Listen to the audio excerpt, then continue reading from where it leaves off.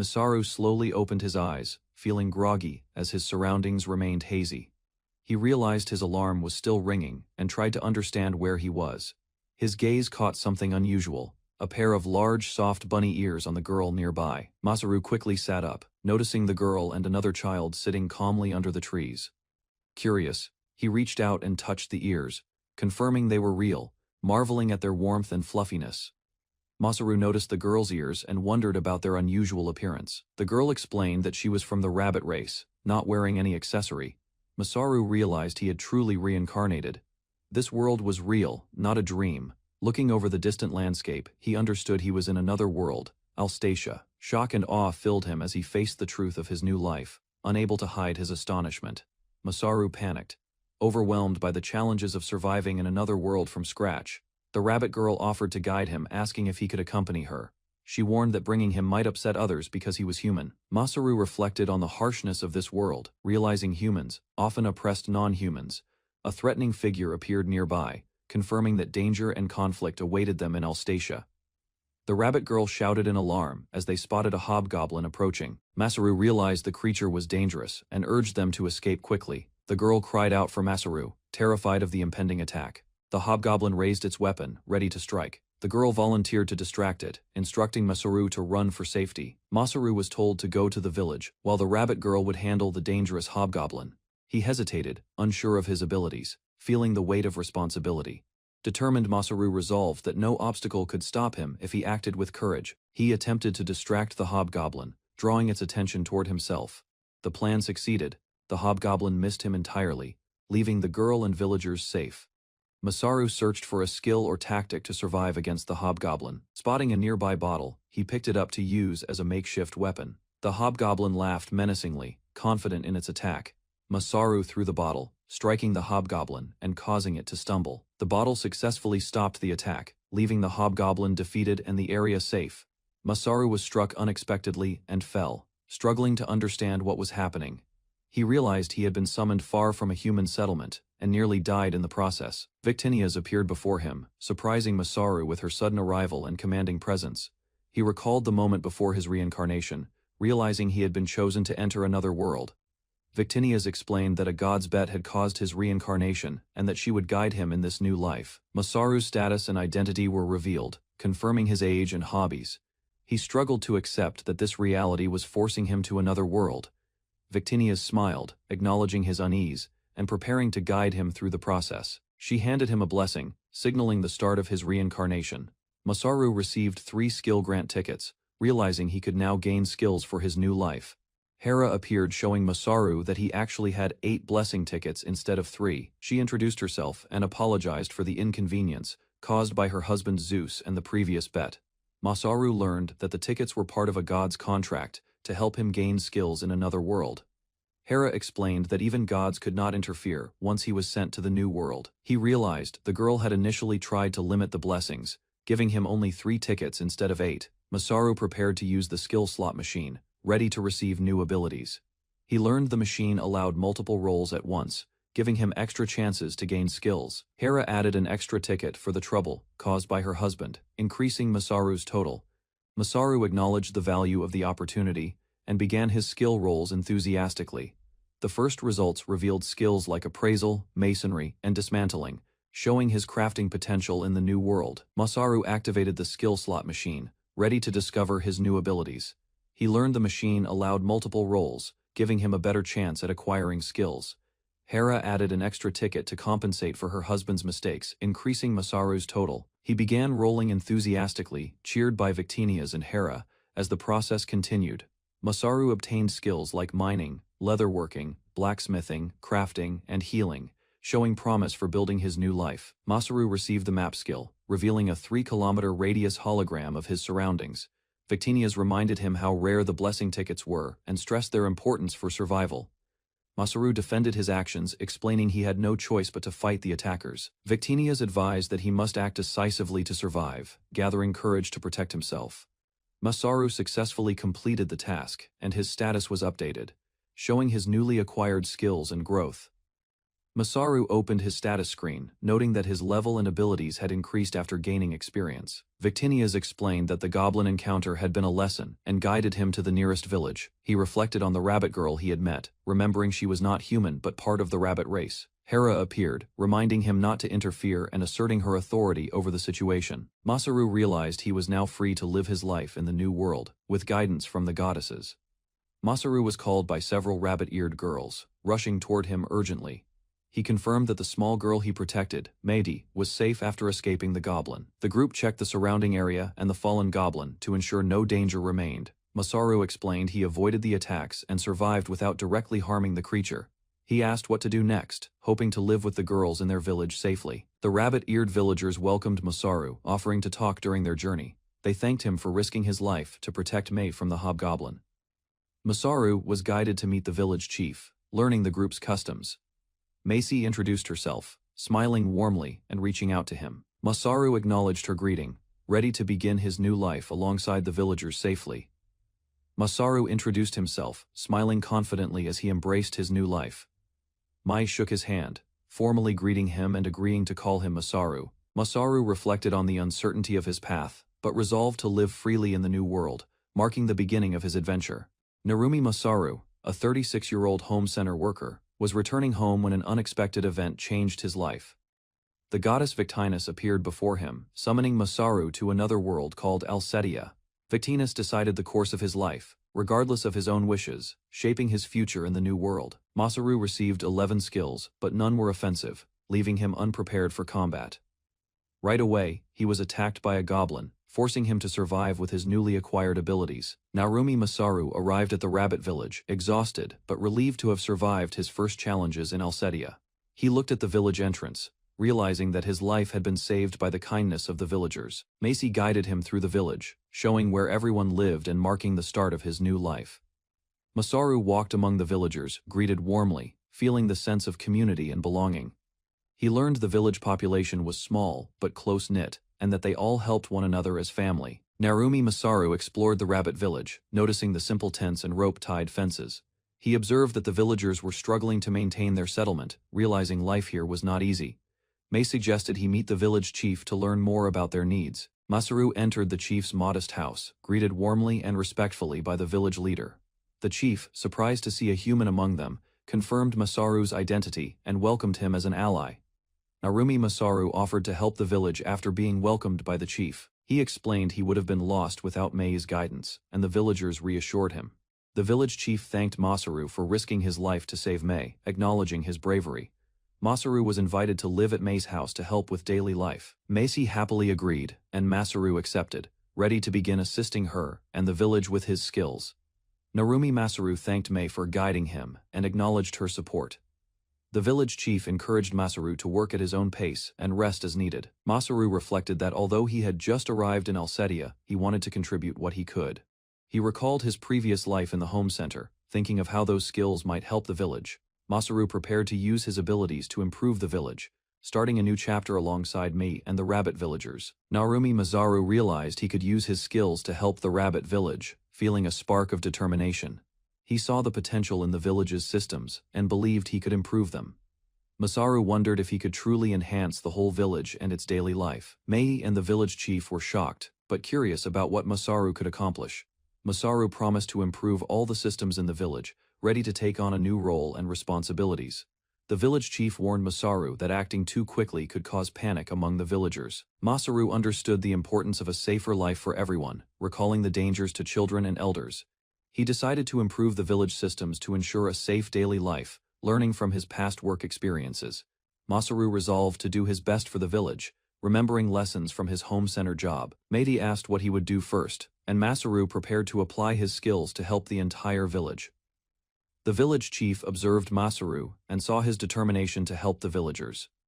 Masaru prepared to check his skills in the forest to see what he could accomplish. He tested his abilities, recalling that the skills he gained from the slot machine had evolved. Masaru focused on appraising a simple knife, amazed at the details and potential of his skills. He decided to use the skills he had borrowed from Meiti to begin practical improvements for the village. Narumi Masaru selected the cutting skill and decided to test it without tools. He tried to cut a tree using only his skill. Initially nothing happened, causing surprise. Suddenly, the tree split perfectly, and Masaru realized his skill worked effectively. He monitored his magic points carefully, noting how dangerous some skills could be. Masaru moved on to test building and masonry skills, preparing to use them for village improvements. Narumi Masaru successfully created a perfect cube from stone, amazed at his skill's precision. He examined the tree he had cut earlier, preparing to dry it for future use. Masaru planned to use the tree as building material, knowing moisture must be removed first. He realized that normally drying wood could take months, but his skills could accelerate the process. Masaru tested the skill to dry wood instantly, ready to use it for improving the village efficiently. Narumi Masaru prepared himself, taking a deep breath before using his skills. Mei called him for dinner, but Masaru continued working, determined to test his abilities. He collapsed under the weight of a large log while practicing, startling Mei. Masaru reassured her he was safe, exhausted from the effort but still focused. He realized that his mana was limited, and that very large tasks could strain him beyond his usual capacity. Narumi Masaru successfully dried a log without overstraining. Satisfied with his progress, he returned home to Mei's house, greeted warmly and feeling welcomed by the villagers. Masaru met Ruru, a new rabbit villager, and learned about the village's small community and daily life. Mei explained that the house offered basic shelter, encouraging him to make himself at home. Thanks to the kindness of the villagers, Masaru could live safely in this new world, starting his peaceful life. Narumi Masaru resolved to start a new life in the rabbit village, committing himself to helping the villagers. He acknowledged that he didn't yet know the full extent of what he could do, but he would try his best. Masaru prepared for the village's improvement plan, determined that tomorrow he would begin actively using his skills to enhance their daily life. Masaru arrived at the rabbit village, ready to begin his construction project. He decided the first task was to reinforce the village fence. Masaru's practical skills guided every step of the plan. The villagers gathered around, impressed by his ideas. Masaru emphasized prioritizing safety, showing how a strong fence would protect them from monsters. He concluded by explaining the stone guard, a foundation from the wood to the ground, ensuring long-term defense and stability. Masaru revealed he had collected stones from the cliff with Mei to start reinforcing the fence. He displayed a huge pile of stones from his item box skill, astonishing the villagers. Masaru instructed the villagers to begin moving the stones carefully, planning the wall's construction. The villagers carried the stones, following Masaru's lead, ready to begin building the reinforced fence. Masaru explained stones must be placed precisely to prevent collapse, ensuring the fence's strength and durability. Masaru stood beside the stone pile, signaling the start of carefully arranging the wall foundation. He explained the importance of what was behind the stones, showing the before and after effect. Masaru demonstrated leaving gaps while stacking stones, explaining that the gaps added structural strength. He compared two stone placements, teaching the villagers that even gaps prevent walls from collapsing. The villagers considered using pebbles if attacks increased, following Masaru's strategy for long-term defense. Masaru explained placing larger stones outside and pebbles inside, letting rainwater pass freely through walls. He instructed villagers to remove gaps between stones, ensuring a stronger and more stable wall. Masaru smiled and promised to teach the proper methods for constructing a good, reliable wall. He nervously admitted he wasn't experienced in teaching, hoping the villagers could understand his instructions. The villagers expressed amazement, asking how Masaru came up with such brilliant ideas effortlessly. Masaru thought of building a stone furnace to assist the villagers with cooking efficiently. The villagers appeared stunned, realizing Masaru was serious, and he joked about the demons of kitchen. He confidently explained he would use stones for the furnace, making the project straightforward. Masaru laughed, showing the villagers how difficult cooking could be, teaching them to appreciate the effort. The villagers stood in front of stone furnaces, ready to try the new method under guidance. Masaru asked villagers to help with heavy lifting, while he would handle most of the furnace. He requested additional materials and instructed villagers to gather them to complete the furnace properly. Masaru specified using clay, grass, and sand as essential components for strengthening the furnace structure. He explained how mixing grass and sand into clay would make the furnace much easier to build. The villagers learned that adding grass and sand forms a strong bond, reinforcing the furnace effectively. Masaru asked Meisi to start helping with a few villagers, delegating some of the tasks. He offered his assistance freely, telling villagers to ask for help with anything else needed. Villagers requested tables, chairs, forks, and spoons for the entire rabbit village's upcoming meals. Masaru agreed, estimating the mana cost, confident his skills would allow him to complete the work. He suggested creating a roofed area, enabling the villagers to have occasional meals together comfortably. The villagers admired Masaru's skills in building, impressed by his knowledge and construction abilities. They asked about his prior experience, curious how he knew so much about practical work. Masaru explained he had worked at a countryside home center, performing ordinary construction tasks. He encouraged everyone to help, emphasizing collaboration to accomplish many projects together efficiently. Villagers joined Masaru, carrying large stones and following his guidance to reinforce the village walls. Masaru supervised the construction of roof frames, ensuring each piece was correctly aligned by villagers. He directed villagers to prepare ingredients for the communal meal, distributing tasks efficiently. Masaru and Meidi tested the food, making sure the cooking results met their expectations. Villagers carried wooden benches and tables, occasionally dropping planks, while Masaru coordinated and helped lift them. Together, Masaru and the villagers arranged all furniture, preparing a functional communal area for everyone. An elder smiled, watching Masaru and villagers work, proud of their cooperation and accomplishments. Masaru celebrated completing the stone-backed wooden fence, feeling accomplished alongside the villagers' teamwork. The villagers enjoyed a communal meal in the newly built gathering area, lively and cheerful. They praised the furnace's strength and the roofed area, grateful for Masaru's thoughtful planning. Masaru noticed villagers preferred chopsticks he made, smiling contentedly seeing them happy and satisfied. The village chief welcomed Masaru, acknowledging his arrival and the improvements he brought to the village. Masaru humbly credited the villagers, explaining that the work was a collaborative effort. The village chief expressed gratitude, smiling warmly and thanking Masaru for his guidance and leadership. The villagers celebrated the success of the plan, praising Masaru for organizing and leading the project. Masaru and Maid shared a joyful moment, proud of the village's accomplishments and happy faces. Masaru and Mei appeared in God's realm, observed by divine beings as everything went smoothly. Victinus was told her intervention wasn't necessary, reflecting on the villagers' accomplishments under Masaru's guidance. Hera and another goddess argued, frustrated at Masaru's stubbornness and the 11 skills he had obtained. Victinus remarked that someone with too many skills shouldn't exist, hinting at divine limits. The gods discussed how many skills a normal person should have, contemplating how to respond. A goddess lamented the world's stagnation for over 400 years, frustrated with inaction among mortals. She decided Masaru must act as the detonator, igniting change among humans in the village. Villagers praised Masaru for his leadership and hard work, impressed by the improvements he orchestrated. Masaru reassured everyone, showing the village was safer and more functional thanks to their efforts. He began planning further improvements, like toilets and strengthened houses, aiming to develop the village further.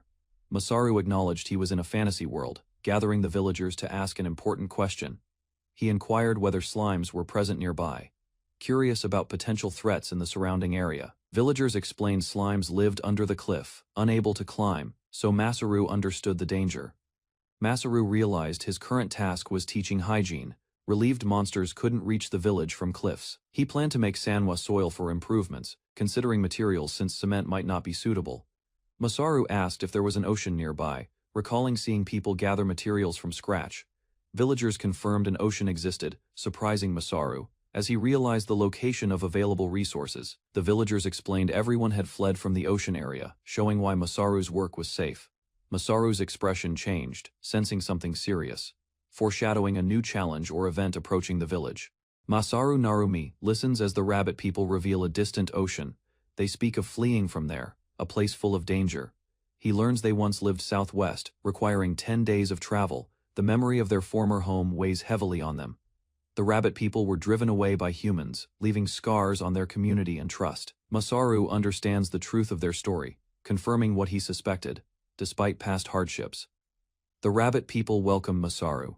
He begins a new life, accepted and safe among them. Masaru Narumumi decides to gather materials near the ocean to help improve life in the rabbit village. He feels responsible and wants to repay their kindness. He chooses not to ask the rabbit people for help, knowing their bad memories of the ocean would make it painful. Masaru resolves to make the journey alone, determined to face the challenge by himself. With resolve, he sets his sights on the distant ocean, ready to act. The next morning, Masaru leaves the village entrance, beginning his solo journey toward the ocean. Macy questions Masaru, tired and reluctant, about why he insists she come with him. Masaru explains he wants her company despite the dangers, and knows she cannot fight goblins alone. Meidi points out that he is equally inexperienced, only defeating enemies by luck, rather than strength. The rabbit villagers warn Mei not to risk her life, reminding her of her limitations. An elder offers Masaru a gift and a favor, preparing him for the journey ahead. Masaru receives armor from the elder and is told to show humans from the old village that the rabbit people live safely. He prepares to investigate the former village and promises to return with news, leaving the others in charge. Masaru tells Mei to stay behind, waving goodbye as he sets off on his journey. He finally spots the distant ocean, marking progress in his adventure, while facing minor challenges along the way. Masaru recalls being attacked by bandits the previous day, emphasizing the dangers he must overcome on this path. Masaru and his companion arrive at a site where he can practice combat, preparing for encounters ahead. He swings his weapon against enemies, using strength and strategy to fend them off. Masaru faces multiple opponents at once, staying alert and focused on defending himself and others. After the fight, he notes that these opponents were weaker than previous goblins he had faced. A guiding figure reminds him of justice and morality, reinforcing that bad people have no rights, shaping his worldview. Masaru uses healing magic to help an injured companion during their journey, showing skill and care. He reflects on his reluctance to harm others, realizing he cannot bring himself to kill even if needed. After sparing his enemies, he takes useful potions and herbs from them, letting them go unharmed. This exchange allows Masaru to acquire the weapons he desired while letting others survive, creating a win-win situation. Using his map skill, Masaru detects a signal, guiding him to the next point in his adventure. Masaru reaches the seaside town where Mei once lived, surveying it from a distance. He notices signs of attack, the entrance and watchtower left abandoned, and plans to disguise himself as an adventurer. Goblins occupy the town, moving about aggressively, holding weapons in their hands. Masaru greets them cautiously, noting that even if he excuses himself, they might not let him pass. The goblins charge at him, forcing Masaru to prepare for immediate combat and defend himself. Masaru prepares to fight the goblins, knowing they attack in numbers and he must act decisively. He swings his weapon, striking quickly and relying on his skill to handle multiple opponents. Masaru recalls the sword he acquired from bandits, realizing his existing abilities can now be applied effectively. He recognizes his kendo skills from childhood as a valid combat skill, boosting his confidence. Using precise techniques like a wrist strike, Masaru continues to fend off the goblins, combining skill and strategy.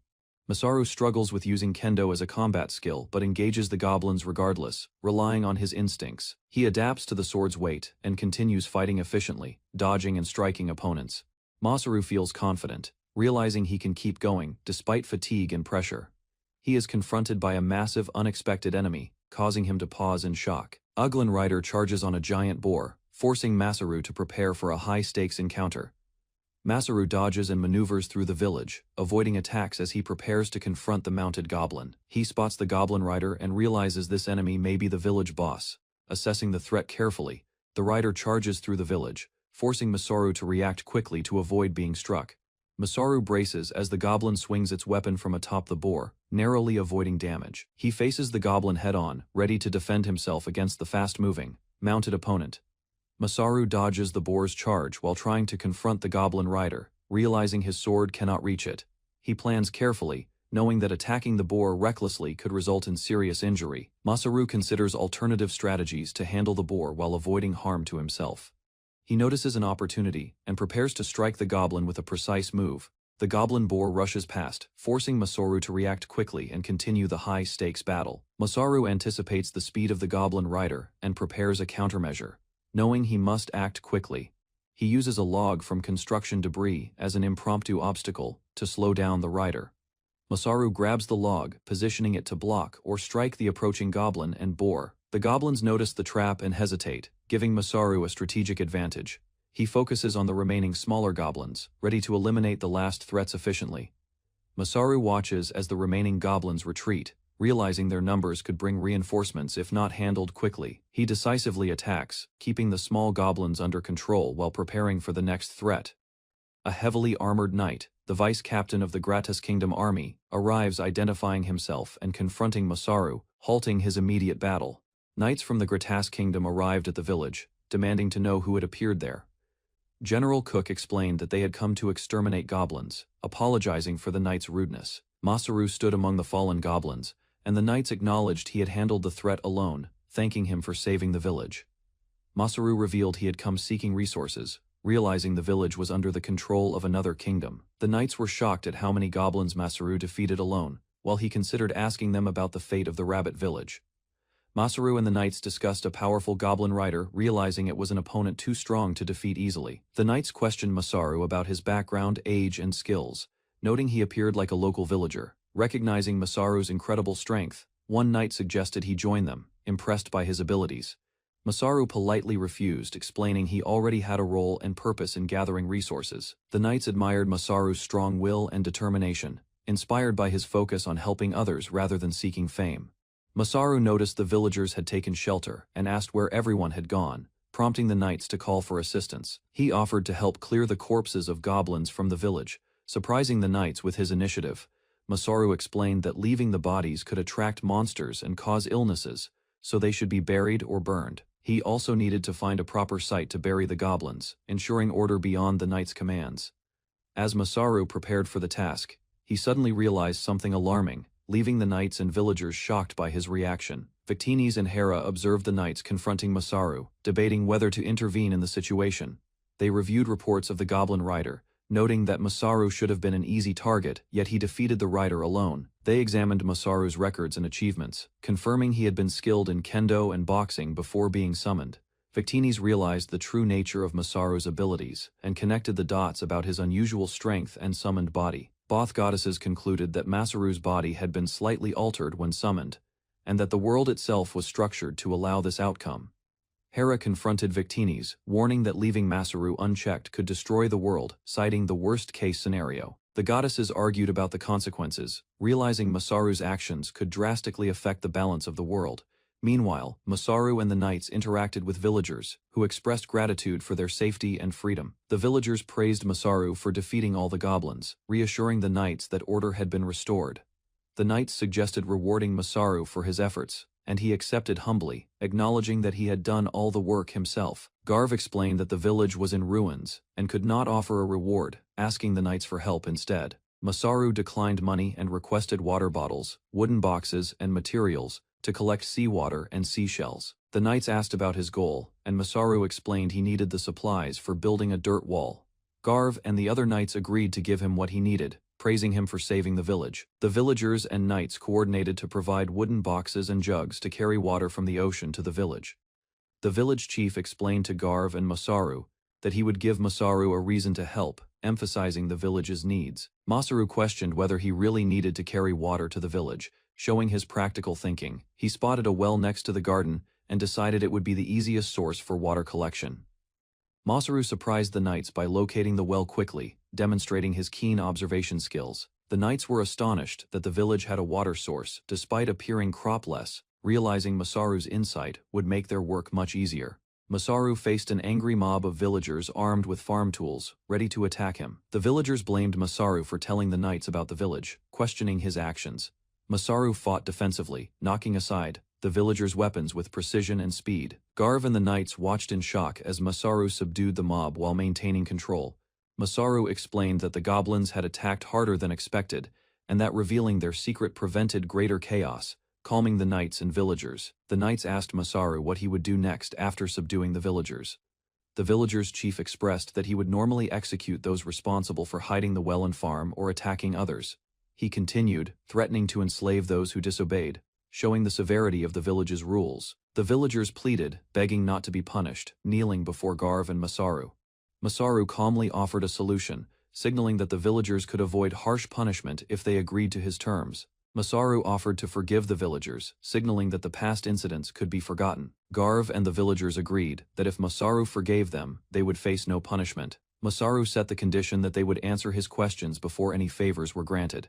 He asked the villagers about the history of the village, learning it had been owned by rabbit people 2 years ago. The villagers were shocked by the interrogation, questioning the knights about the legality and purpose of Masaru's questioning.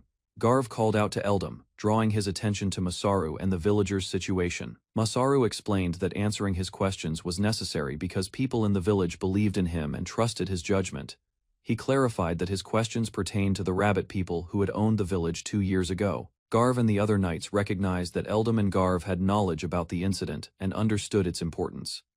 Masaru acknowledged Eldam's strength and requested that he speak openly, setting the stage for Eldam to reveal the truth. Eldam explained that the events started 5 years ago under the rule of the last king, who expanded his country aggressively. Garv recalled fighting alongside Eldam to capture the village as part of one of the king's campaigns. After the battle, the rabbit people were forced to flee, and Garv appointed a new village chief. Masaru reflected that the land was once a separate country before humans intervened. He realized that humans, not pirates or outsiders, had expelled all the rabbit people from the village, changing the region's history. Masaru asked about the rabbit people who didn't flee, learning that they were captured and taken as slaves. He realized that even today, the rabbit people mourned those who had been taken away. Masaru confronted Eldam and the knights with anger, challenging the injustice inflicted upon the rabbit people. He demanded that all the rabbit people be released immediately, facing the knights with determination. Garv tried to calm Masaru, explaining that immediate release was impossible. But Masaru insisted on taking action, questioning the ethics of slavery and demanding a resolution. Masaru confronted the knights angrily, questioning how they could justify enslaving innocent rabbit people. He shouted at them, declaring that the invaders had no right to speak of justice while committing such acts. The knights were stunned, standing silently as Masaru's conviction challenged their authority. Masaru calmly requested that they take time to decide how to respond, giving them a chance to reflect. He paused, allowing the knights to consider the consequences of their actions and the moral implications of slavery. Victines scolded Masaru for acting recklessly, questioning why he was yelling at villagers and fighting unnecessarily. Masaru ran with Victines, explaining that he didn't hate her but needed to act, despite the emotional tension. He reminded her that she brought him there without his consent, complicating their situation. Victines admitted she couldn't fight an entire army alone and needed to lay low temporarily. Masaru reassured her, noting the danger but encouraging her to trust him while they navigated the crisis together. Victines panicked, asking Masaru what was happening to her body as he held her hand. Masaru began to explain, promising to clarify the situation in simple terms. He revealed that Victines had the ability to fight an entire army alone, showing the magnitude of her power and her potential in the battle ahead. Masaru Narumi learned that his body had been adapted for magic upon reincarnation. The goddess revealed he could fight entire armies alone. She explained that his magic recovery had accidentally been enhanced, making him a spirit-class talent. Masaru struggled to understand the concept, realizing it placed him on the same level as magical creatures. His physical abilities were heightened, magic was easier to control, and running barely tired him. Masaru realized he had already experienced some of these extraordinary enhancements firsthand. Masaru Narumi was informed that increasing his magic would also boost his recovery and other stats. Though he was still considered low-level, he acknowledged that something had felt off and apologized, realizing the goddess had acted without fully considering his situation. Victinias appeared quietly, observing Masaru with a calm expression, her presence solemn and authoritative. Masaru noticed her suddenly, shocked by her unexpected appearance and presence. The next morning, Masaru awoke, called by her voice, ready to face new challenges with heightened abilities. Masaru was approached by Captain Cook and other knights, curious about the current situation. Captain Cook explained that releasing the villagers and beastfolk had been challenging, and not all regions would cooperate easily. Masaru asked about the status of other villages, including the numbers and species of beastfolk living there. The captain confirmed they had records in the city and agreed to accompany Masaru to meet local leaders. Relieved by Masaru's calm demeanor, the knights felt less tense as they prepared for their next mission. Masaru asked Captain Cook if anything had happened the previous night, curious about the events. He admitted he had expected negotiations to fail, and might have had to solve issues with his fists. Surprising the knights, the group prepared to depart, boarding a carriage to travel to the city together. Captain Cook described the city as a city of knights, giving Masaru an idea of its structure. Several hours later, Masaru arrived at the base of the coastal knights of Greta's kingdom, ready to continue his mission. Masaru arrived in the city of Powderiem, observing it as a typical city of knights with well-built houses. He noted the poor sanitation compared to his previous village, and felt reluctant to live there long-term. Masaru considered using his influence to aid in the release of beastfolk, planning ahead for diplomacy. Captain Cook and the knights watched Masaru nervously, sensing his ambitious intentions. Masaru reached the Adventurer Guild, surprised to discover he had not yet registered for a card, despite being of age. Masaru prepared to place his hand on a magical tool at the Adventurer Guild, relieved he had been saved by Captain Cook's intervention. The tool began creating his guild card automatically, fascinating Masaru with the divine technology behind it. He learned that the card would keep his personal information secure and could only be used for identification. Masaru was impressed by the safety measures and felt confident handing over his hand for the final step. The guild officials confirmed the process was complete, and Masaru successfully received his guild card, officially registering as an adventurer. Masaru finally placed his hand on the guild card, activating it and revealing his adventurer stats. The card displayed a status screen resembling a god-made interface, surprising the knights around him. The number of skills on Masaru's card astonished everyone, showing far more abilities than normal adventurers possessed. The knights noticed multiple titles and powers on Masaru's card, amazed at its uniqueness. Masaru panicked slightly, begging them to overlook the details, and assuring them he was not a spy or criminal. Masaru and the knights prepared to report the events that had transpired, concerned about how it would be received. They arrived at the Poutriem Assembly Hall, greeted warmly, and directed to the first meeting room. Inside, Masaru was informed he would meet the city's representative, who was also the leader of the knights. Masaru entered the room, feeling the weight of the meeting and the eyes of the knights upon him. He was introduced to Lancelot, the man who ruled over the city, marking the start of a critical negotiation. Masaru faced Lancelot, noting his aura was different from other knights, and anticipating a difficult negotiation. Lancelot explained that Masaru had come to negotiate the release of the beast folk, personally. He added that the negotiation depended on what Masaru was willing to offer in exchange, without money or items implied.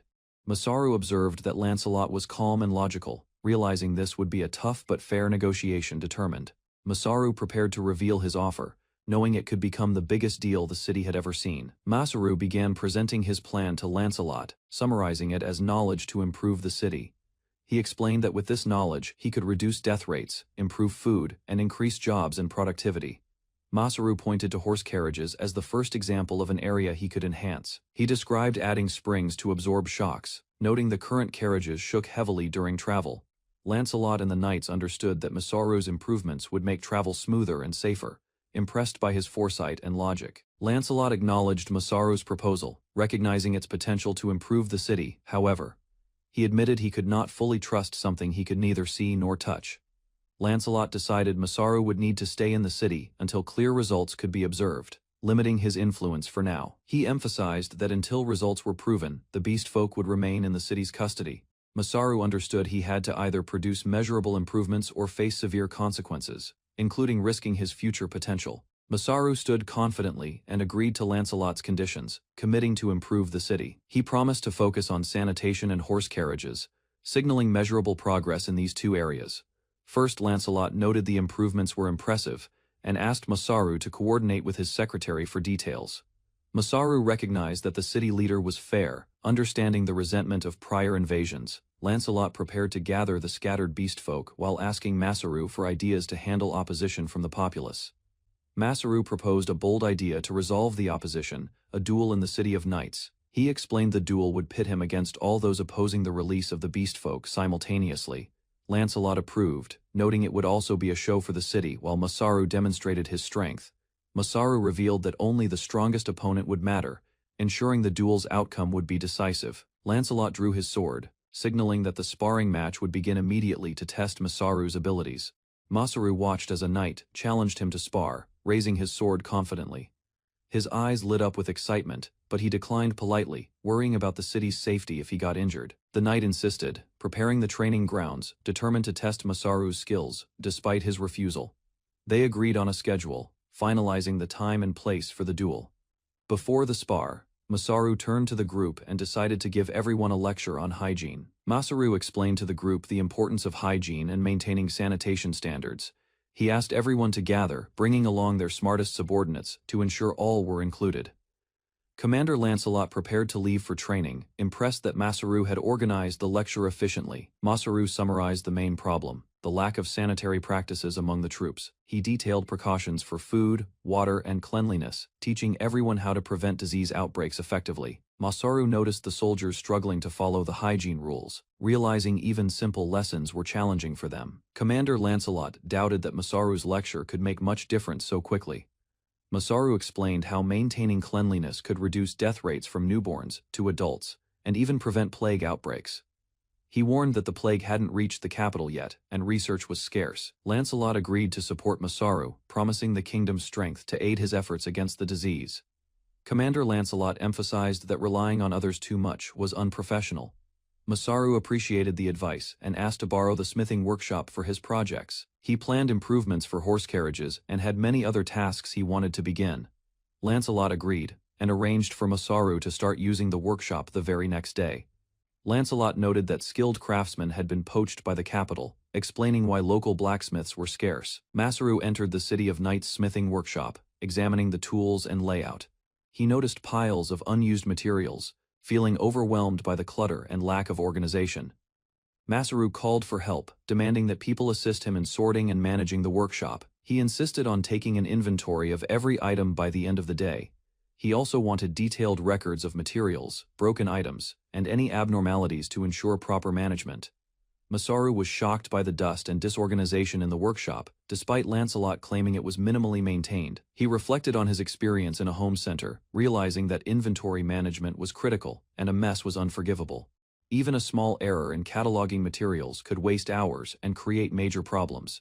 Masaru instructed Lancelot to organize the workshop and bring his men to help. He declared that he would demonstrate the true meaning of inventory management to restore order.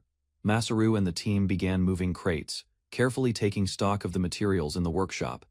He explained issues like rodents and material irregularities, emphasizing the importance of proper storage. The work continued from day to night, ensuring that every item was properly organized. By the end, Masaru noted the workshop looked significantly cleaner and more efficient. He began analyzing the materials, realizing he needed more knowledge about certain ores and their uses. Masaru realized there were still more materials to organize, and the workshop was far from complete. He explained that some ores were tied to long-term contracts, limiting how they could be used immediately. Despite unfamiliarity with many materials, Masaru planned to experiment to create useful alloys.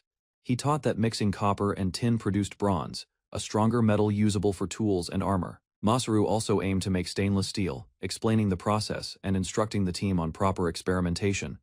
Masaru explained that metals could be mixed with other elements to form alloys, creating new properties for practical use. He stressed that inventory documents needed careful organization to avoid wasting materials. With the workshop now cleaned, Masaru decided to begin experimenting with smelting and metalworking. He discovered that his smithing skill level 2 allowed him to create metal objects just by imagining them. He realized the skill granted precise control, turning the experiments into highly efficient and almost cheat levels crafting. Masaru placed 2 iron ingots in front of him, preparing for his first practical experiment. He decided to start small, testing the limits of his smithing skill to see what he could create. After several hours, he successfully formed a knife. Observing the results of his work, he examined the handle parts, carefully stopping at embedded components to ensure quality.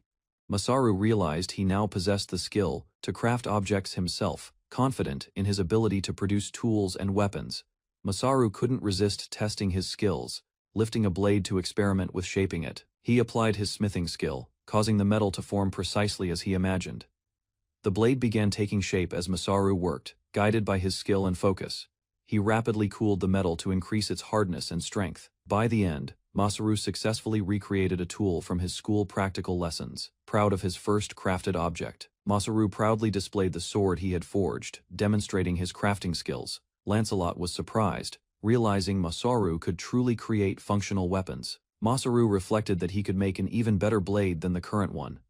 Lancelot offered his sword for practice, and Masaru considered improving it further by testing it. Masaru became curious about other tools and materials on the table, eager to experiment with them next. Masaru told Lancelot that he had something new to discuss and planned to reveal it the next day. He began the next stage of work while Lancelot observed, curious about his actions. Lancelot noted that Masaru's eyes showed the same intensity as when wielding a sword. Masaru paused, reflecting on the knight and his growing skills and abilities. He realized he had overproduced some tools, but his confidence in creating and crafting continued to grow. Masaru reflected that, although he enjoyed making people happy, at heart he simply loved creating things. He planned to bring his crafted tools into town the next day, continue his sanitation lectures, and keep creating a little longer into the night. Masaru slowly wakes up, groggy and confused, as May urgently tries to rouse him. He opens his eyes to see a young woman before him, and wonders who she is. The woman explains she is running errands because all the knights are busy studying, revealing her role as a messenger. Masaru listens carefully as she delivers an important message about an upcoming duel with Lancelot. He realizes the duel is mandatory and feels the weight of responsibility, preparing himself for the challenge ahead. Masaru learns that Lancelot is a battle maniac who chose the duel himself, surprising him with the challenge. He stretches and prepares mentally, while Macy and the messenger remind him to be careful and not overdo it. Masaru steels himself, promising to do his best and avoid hurting Lancelot too badly. He confidently plans a small demonstration, testing his own skills before the duel. Lancelot appears, facing Masaru, ready to see his strength in action, marking the start of the confrontation. Masaru works in the well, installing a new contraption to pump water, while Lancelot and others observe. He gathers everyone to demonstrate a new tool that makes drawing water easier. Masaru instructs the villagers on how to use the device, emphasizing its simplicity and effectiveness. He encourages everyone, regardless of age or gender, to participate in the demonstration. Masaru explains the process step by step, showing how the pump works and ensures water can be drawn efficiently. Masaru completes the installation of the water contraption in the well, preparing for the first test. Water gushes from the pump. Surprising the villagers who witness the successful demonstration, he explains that the tool, called a plump, will be installed at all important wells for public use. Masaru shifts his attention to improving horse carriages, examining the primitive designs and thinking of enhancements. He inspects the metal axles under the carriage, planning modifications to make the vehicles more efficient and stable. Masaru sketches plans for a carriage, explaining how the passenger portion will be suspended above the wheels using springs. He admits he hasn't fully tested the mechanism yet, but intends to build a solid foundation first. Masaru marks the blueprint on the ground, guiding Lancelot and others on the construction layout. He assembles the wheels and wooden frame, checking that all components align properly. The prototype carriage is completed, standing as a functional model ready for further testing and improvement. Masaru suggests taking the carriage prototype for a slow test ride, while Lancelot fetches horses. The carriage moves smoothly as they ride, demonstrating the effectiveness of his suspension system. Lancelot feels that the ride is unusually comfortable and stable, realizing Masaru's mechanism works. Masaru explains the difference between rigid axle and independent suspension, showing diagrams to illustrate his ideas. He plans future improvements, aiming to make carriages larger and capable of carrying up to 10 people efficiently. Masaru and Lancelot admire the improved carriage, recognizing how it will make expedition campaigns more enjoyable. Villagers eagerly line up to take turns riding the new vehicle, expressing excitement and curiosity. Masaru gestures to show the proper way to operate the carriage, demonstrating the mechanisms and safety measures. Lancelot agrees that Masaru's improvements make life noticeably easier, praising the convenience of the new designs. Masaru explains that he plans to teach the craftsmen how to replicate and repair these tools for continued use. Masaru recalls a previous meeting where Lancelot emphasized the importance of balanced agreements. Lancelot confirms that their current offer is sufficient, but asks Masaru what he desires. Masaru requests an agreement to halt all invasions of beastfolk and humans, along with possession of excess ore. Both men exchange a serious look, ensuring clarity and fairness in the arrangement. Lancelot agrees, finalizing the deal with a handshake, marking a successful diplomatic resolution. Masaru expresses relief that the agreement benefits both sides while ensuring the beastfolk can live in peace. Lancelot warns him to be careful, acknowledging that he cannot oppose entire countries alone. Masaru looks at Lancelot, affirming the importance of caution while pursuing the agreement. He thanks Lancelot sincerely, appreciating his understanding and cooperation in securing peace. Lancelot leaves, joking about the duel in 3 days, reminding Masaru of the upcoming challenge. Masaru feels grateful that Lancelot, an honest man, will uphold their verbal agreement to halt invasions. Exhausted from a long day of work and magical effort, Masaru decides to go straight to bed. He is suddenly called upon to help with a shovel and pulley, interrupting his attempt to rest. Masaru feels overwhelmed and stressed, realizing he cannot handle everything at once. Collapsing from fatigue, he reflects on how teaching and explaining technology to others is physically and mentally exhausting. Masaru reflects on the lessons he learned at the home center, thanking his instructors and Oya-san for his craft license. He realizes he is no longer under the same sky as before, now driven by a new purpose. Victinias appears outside, and Masaru greets her with surprise and respect. Victinias explains that a message has been permanently separated, emphasizing its importance. Masaru shares a poem from his hometown, revealing his inner thoughts, and Victinias connects it to the person he admired. Masaru asks Victinias about the people from his past, curious to understand who they were. He recalls the first time he saw her working diligently, instantly captivated and falling in love at first sight. He admits stumbling when confessing his feelings and later congratulates her on joining someone else's family. Macy, a girl from the rabbit village with the same name, surprises Masaru, making him reflect on coincidences. Victinias apologizes softly, and Masaru listens, feeling the weight of past memories and the connections between people. Masaru realizes the meaning of Victinia's previous words. Understanding the depth of their parting, he feels motivated and inspired by meeting the rabbit people, gaining renewed purpose to do his best. Masaru thanks Victinia's, acknowledging that she was the goddess who brought him to this world. Victinia smiles warmly, showing quiet pride and satisfaction in Masaru's growth and gratitude. Masaru teases Victinia's about being a useless goddess, but both share a light-hearted moment together on the rooftop. Masaru thanks Victinia's sincerely for bringing him to this world, expressing deep gratitude. Victinia's smiles warmly, reassuring him that everything is all right and encouraging his confidence. Masaru decides to head to the smithing workshop, feeling more energetic and motivated to work. They both pause to admire the moonlit night, sharing a calm moment while reflecting on the day's events. Masaru spent 3 days after Victinia's incident, tirelessly teaching villagers practical skills to prepare them. In every free moment, Masaru trained and honed his abilities for the upcoming dangerous battle. The duel with Lancelot finally arrived, and Masaru approached the massive arena, observing the anxious crowd. Lancelot appeared in the waiting room, stretching and preparing, while Masaru confronted him calmly and firmly. The duel began. Masaru stood determined, refusing to retreat, facing Lancelot in a tense confrontation. Lancelot demanded his sword back, frustrated, while Masaru calmly prepared to explain the situation clearly. Masaru revealed he broke Lancelot's sword for reference, leaving Lancelot shocked and bewildered by the confession. Lancelot accepted a new black greatsword, stronger than the original, readying himself for the duel. Masaru confidently drew his own sword, standing prepared and determined for the imminent confrontation. Both fighters exchanged smiles of respect, ready to duel, aware of the battle's intensity ahead. Masaru and Lancelot discussed their past experiences, respecting each other while recalling lessons from previous duels. Lancelot admitted he never lost against humans, while Masaru smiled, confident in his own preparation. They talked strategy briefly, acknowledging risks and Masaru's efforts defeating goblin riders, each readying for action.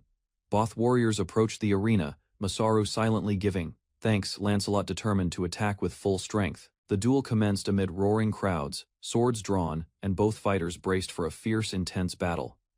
Masaru noticed a messenger in the audience, curious about her identity while preparing for the duel. The messenger waved cheerfully from the stands, drawing Masaru's attention as the arena audience roared around them. Masaru and Lancelot faced each other in the arena, the referee standing between them formally. An announcer declared the duel officially starting, introducing Masaru and Lancelot as the crowd erupted excitedly. Both fighters confirmed the duel's rules, agreeing to a fair fight without unfair or dishonorable incidents. The duel began. Masaru and Lancelot charged at each other, their eyes locked in intense focus. Masaru and Lancelot clashed swords, both careful and strategic, each testing the other's strength carefully. At first glance, they appeared evenly matched, surprising both themselves and the watching audience in awe. Lancelot taunted Masaru to show his true strength, eager to test his limits fully today. Masaru countered swiftly, parrying and attacking with precision, demonstrating skill and determination against Lancelot's strength. Lancelot swung his massive sword fiercely, forcing Masaru to dodge quickly to avoid serious injury. Lancelot noted Masaru's stance and skill, surprised that he clearly had experience with the sword. Masaru countered, but Lancelot commented that his technique was still imperfect, testing Masaru's abilities carefully. The fighters clashed at close range, tension high, each refusing to give ground to the other. Masaru parried Lancelot's strike, demonstrating alertness and sharp senses, while keeping his focus on defense. Masaru struggled to move as he wanted, realizing battle experience mattered more than raw skill. He recalled Victinia's advice, analyzing the duel while confirming the strategy he needed to succeed. Lancelot readied his stance, preparing to execute his ultimate move against Masaru's defensive positioning. Masaru focused, combining his home center knowledge with learned combat skills, preparing to unleash everything. Using his skill, item box, Masaru manipulated the arena, creating obstacles against Lancelot's powerful attacks. Lancelot was shocked, realizing Masaru's a skill user, completely unaccounted for in his status report. Masaru continued using item box, surprising Lancelot, forcing him to adapt quickly to unexpected obstacles. Lancelot fell for Masaru's trap, tripping over strategically placed items created from Masaru's skill usage. Masaru chained his skills, combining woodworking, smithing, and construction to manipulate the battlefield creatively against Lancelot. Lancelot tried to defend against massive wooden traps, struggling as Masaru's skills controlled the duel's pace. Masaru's siege weapons surprised Lancelot, forcing him to dodge projectiles launched from multiple directions simultaneously. Masaru explained his advantage using skill and magic, creating battering rams and traps instantly during battle. Lancelot realized Masaru's strategy, understanding the hidden plan behind his creative battlefield manipulation immediately. Lancelot swung his sword violently, trying to destroy Masaru's traps while maintaining offensive pressure carefully. The messenger watched closely, evaluating the duel, while Lancelot wondered if Masaru was truly underestimated. The messenger analyzed Masaru's movements, predicting his use of skill to scatter materials strategically across the battlefield. Lancelot noticed the messenger's warning and braced himself, unsure how Masaru would exploit the opportunity fully. Masaru fired a massive arrow using his siege weapon, carefully positioning it to target Lancelot's path. Lancelot dodged the projectile but struggled to maintain attack momentum while reacting to Masaru's inventive strategy. The audience watched intently as Lancelot's confidence wavered, realizing Masaru's creative skills turned the duel unpredictable. Masaru raised his sword high, preparing for a decisive strike while assessing Lancelot's defensive position. Masaru lunged forward, attacking Lancelot with full strength, forcing him to react quickly in close combat. Lancelot analyzed his stance, realizing only his arm could defend against Masaru's powerful approach accurately. Lancelot's eyes widened as Masaru closed distance, leaving him little room to maneuver or counterattack effectively. A massive strike descended. Lancelot braced, sweat dripping, fully aware Masaru's attack could overwhelm him instantly. Masaru narrowly avoided falling debris, using skill and strategy to maintain balance, determined to finish the duel. The duel ended. Masaru emerged victorious. The audience erupted cheering while Lancelot acknowledged his hard-earned defeat. Masaru faced an opponent in the arena, his sword raised as the crowd watched. His enemy attempted to break his weapon, confident in victory. Masaru remained calm, analyzing the blade and the challenge, revealing a quiet confidence that surprised his opponent. He explained that he had deliberately cut the sword beforehand as a test. The battering rams and giant bow were part of a calculated plan. Masaru demonstrated his knowledge of siege weapons, showing how even dangerous attacks could be countered with skill and foresight. His opponent realized that Masaru had anticipated every move, using openings strategically to gain the upper hand and secure victory. Masaru explained that true skill lay not just in fighting, but in the quality of the weapon. He handed his opponent a specially made sword. The opponent received the sword, astonished by its craftsmanship and the thoughtfulness behind it. Masaru offered it as a token of appreciation, showing respect for the duel and the challenge faced. The opponent tested the sword, realizing that its power ensured few could defeat Masaru. Masaru observed quietly as the opponent accepted the gift, acknowledging that he had become a warrior worthy of respect. The knight reflected on his love for fighting, enjoying the experience and growth from every battle. He remembered comrades who shared his passion, gathering naturally around him as he wielded his sword. Over time, he had become unmatched, polishing his skills daily, leaving few battles worthy of his effort. Masaru's duel forced him to confront his own limits, revealing the consequences of handling challenges alone. For the first time in a long while, he felt true enjoyment, realizing that the fight with Masaru had been meaningful. Masaru and the knight smiled at each other, agreeing to grow stronger for future battles. The knight fulfilled his promise, formally recognizing Masaru as the winner of the duel.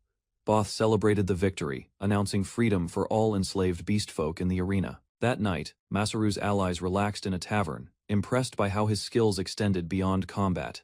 Everyone acknowledged Masaru's talents, surprised at the range of abilities that had allowed him to succeed so decisively. Commander Lancelot entered the tavern, surprising everyone with his presence. He scolded the others for their behavior, demanding they explain everything about Masaru. Lancelot questioned the two who brought Masaru to the city, insisting they reveal all knowledge of him. Reviewing Masaru's records, Lancelot noted that his skill level deviated unusually from the norm. He compared Masaru's current abilities to the report, realizing the young warrior's talents were far more impressive than expected. Lancelot considered the duel, regretting that his connection with Masaru was ending but accepting the outcome. He questioned whether to keep an eye on Masaru, weighing cooperation versus caution. A messenger arrived, hinting at new developments and potential freedom for others in Masaru's influence. A few days later, Masaru approached the assembly hall, preparing to discuss the aftermath of his actions. Masaru confirmed the release of the beastfolk and coordinated with Lancelot on final improvements before leaving, ensuring his work had lasting impact. Lancelot considered the duel, regretting that his connection with Masaru was ending but accepting the outcome. He questioned whether to keep an eye on Masaru, weighing cooperation versus caution. A messenger arrived, hinting at new developments and potential freedom for others in Masaru's influence. A few days later, Masaru approached the assembly hall, preparing to discuss the aftermath of his actions. Masaru confirmed the release of the beast folk and coordinated with Lancelot on final improvements before leaving, ensuring his work had lasting impact. Adelina confronted Lancelot, questioning him about Masaru's care and plans. She explained her desire to expand her horizons, showing determination and independence. Masaru reassured her, noting that traveling with him and helping the village would be safe. Adelina observed Masaru closely, finding him interesting and capable. Masaru laughed, acknowledging Adelina's courage, while Lancelot admired the traits she inherited from his family. Adelina expressed excitement about joining Masaru, surprising Lancelot with her enthusiasm.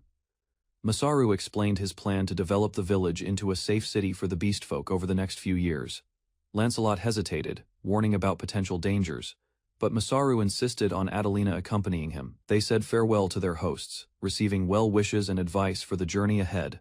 Masaru and Adelina set off, having solved the rabbit folk problem and gathered allies, ready to expand and improve the village together. Masaru returned to the village, greeted enthusiastically by the rabbit folk and his companions. He quickly explained the situation to the rabbit folk, coordinating next steps. Masaru outlined the plans and strategies needed to develop the village and protect its residents. The rabbit folk listened attentively, motivated by Masaru's guidance and leadership. One young rabbit folk expressed excitement to fully participate and enjoy the improvements Masaru promised. Masaru acknowledged their enthusiasm, noting progress with a sense of accomplishment as new messages and updates arrived from the wider world. Masaru surveyed the village at night, gathering resources beyond expectations. The bunny folk and villagers observed his work, impressed by his skills and ingenuity.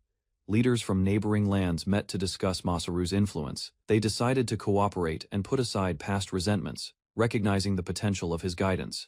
Concerns arose about the technology Masaru had shared. Fears of conflict were tempered by the hope that peace could endure if diplomacy and careful planning continued. Masaru inspired the villagers to build a new settlement.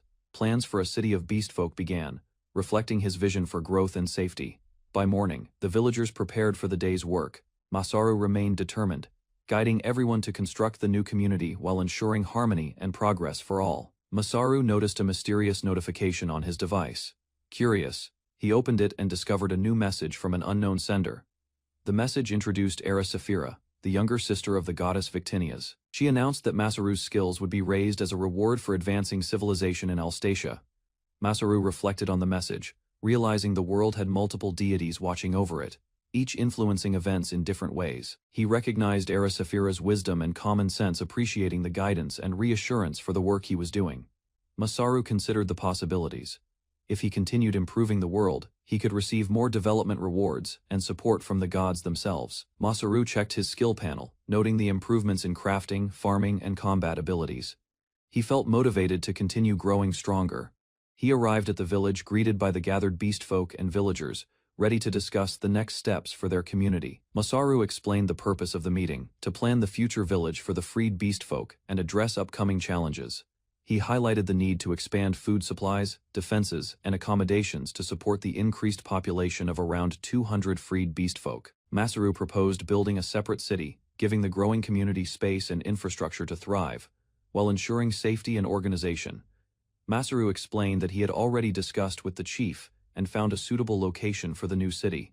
Some villagers questioned if it was really possible to build a city. He described his vision, a safe, inclusive, and cheerful city for the beastfolk, designed to provide security and community. The villagers reacted with optimism and trust, willing to follow Masaru's lead and work together to make the project real. One villager emphasized the importance of cooperation and added encouragement, boosting morale among everyone present. Masaru began sharing more about himself, expressing his thoughts and intentions to foster trust and transparency with the villagers before work on the new city began. Masaru began to reveal his truth to the villagers, explaining that they had never known much about him. He shared that he, Narumi Masaru, had been brought to this world by the gods from another world, leaving the villagers stunned. Silence fell over the crowd, as none could easily believe the extraordinary story Masaru told. The villagers bombarded him with questions about the gods and his knowledge, trying to understand how he arrived. One villager reflected that Masaru's sense of detachment now made sense, realizing that he had always felt out of place in their world. Masaru discussed the existence of gods with the villagers, explaining that this world allowed divine influence and that they should trust him. A villager reassured Masaru that anyone who protects them and lives as part of the community is considered family, earning their trust. Curious, the villagers pressed Masaru to describe the humans and gods from his world, wanting to understand his origins and knowledge. Masaru promised to share more about himself and the gods later, suggesting he would create a bronze statue of them as a reminder. He then shifted focus back to practical matters, guiding the villagers to begin the temporary setup for the city expansion, ensuring the project moved forward efficiently. Masaru addressed the two villagers personally, saying he had something important for them to help with. He explained that they were going to help him make slaked lime, a key material for construction. The villagers were unfamiliar with slaked lime and asked Masaru what it was and how it would be used. Masaru revealed it would serve as a secret weapon in building their city, entrusting the task to his most trusted companions. The three of them stood together, ready to begin mixing and preparing materials, setting the foundation for the city's construction. Masaru instructed the villagers on how to make slaked lime, beginning with placing seashells into a furnace. He showed them the bellows system, explaining how to blow air continuously to maintain the fire's heat. Masaru described how the air passes through a tube into the furnace, allowing it to reach temperatures over 1,000 degrees Celsius. The villagers expressed shock and concern, asking how hot that really was, and if it could be managed safely. Masaru explained that iron melts at 1,200 Fethasand, 500 degrees, putting the process in perspective and demonstrating his knowledge of advanced techniques for city construction. Adelina asked Masaru how he measured the furnace temperatures and processes with such precision. Masaru admitted that even he didn't know exact measurements, emphasizing that practical work often exceeds theoretical knowledge.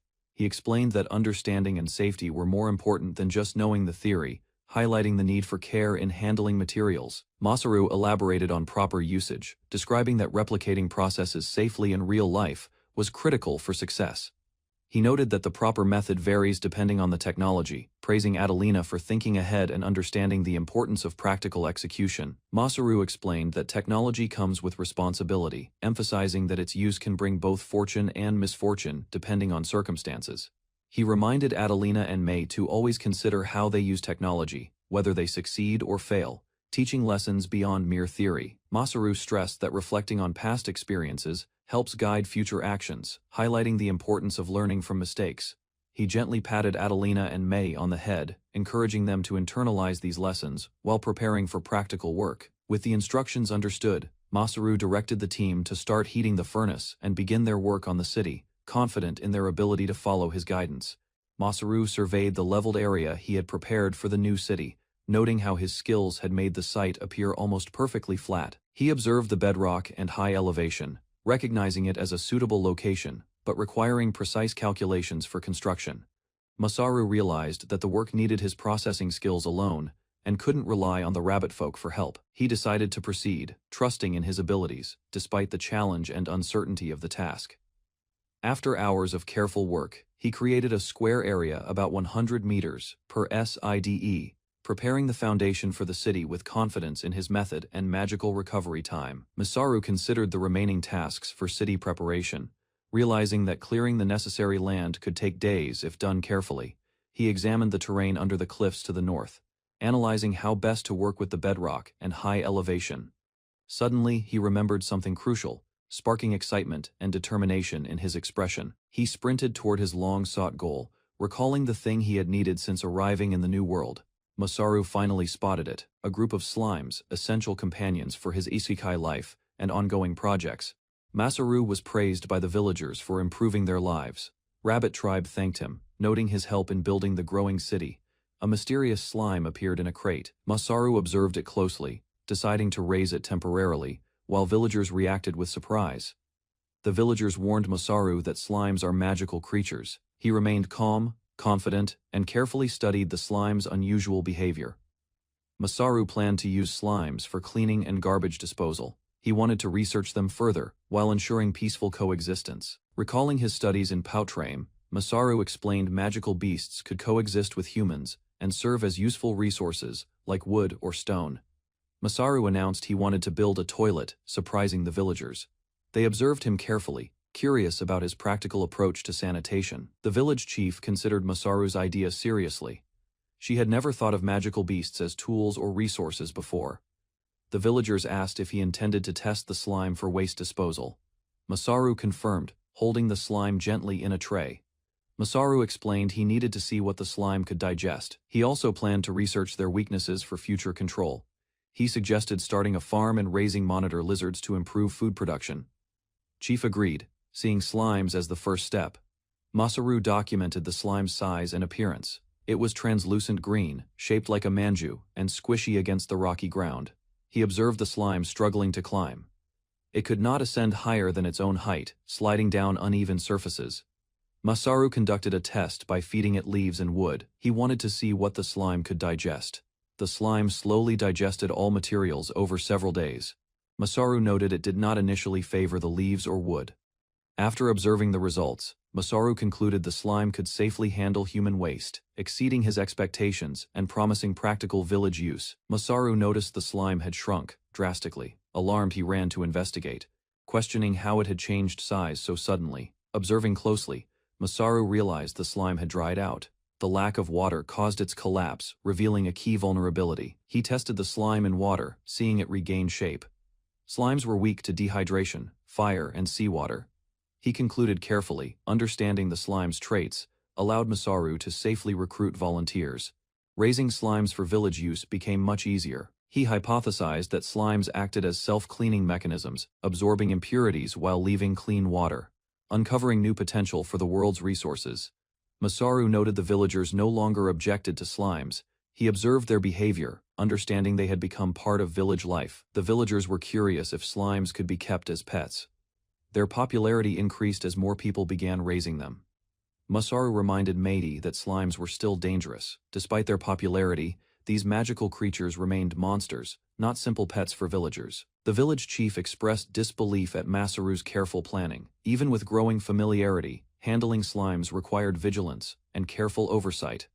Masaru explained his amazement at the slime's unique traits. Villagers were busy, but inspired by his practical educational slime management. Villagers questioned Masaru's departure to gather resources. The chief encouraged patience, trusting his judgment as they prepared to hear his reasoning. Masaru explained that they lacked sufficient materials for future city management. He wanted to preserve surrounding areas for long-term planning. Villagers and rabbit tribe volunteers eagerly agreed to help Masaru gather resources. Cooperation grew as they committed to his plan. Masaru requested assistance collecting tree seeds and saplings. Villagers questioned the purpose, but he clarified it was part of future preparation.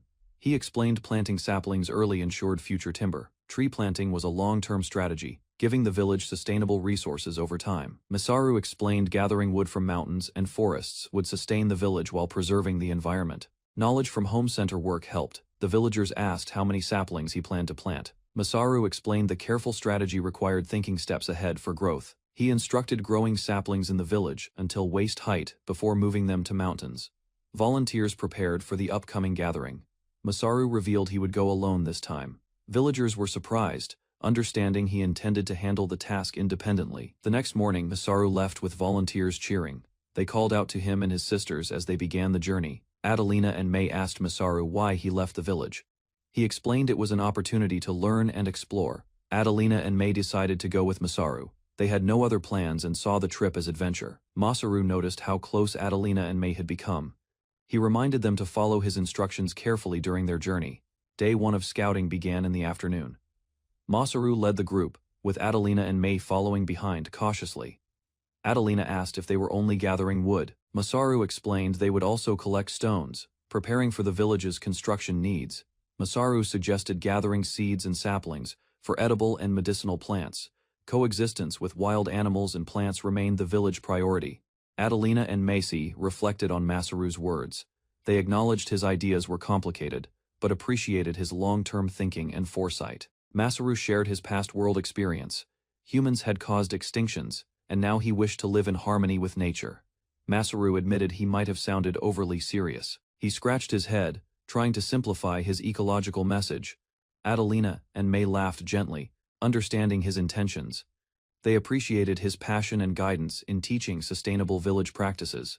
Masaru received a playful whack from Adelina. She teased him, showing their comfortable sibling-like relationship while preparing for gathering materials. Adelina and May encouraged Masaru to join them.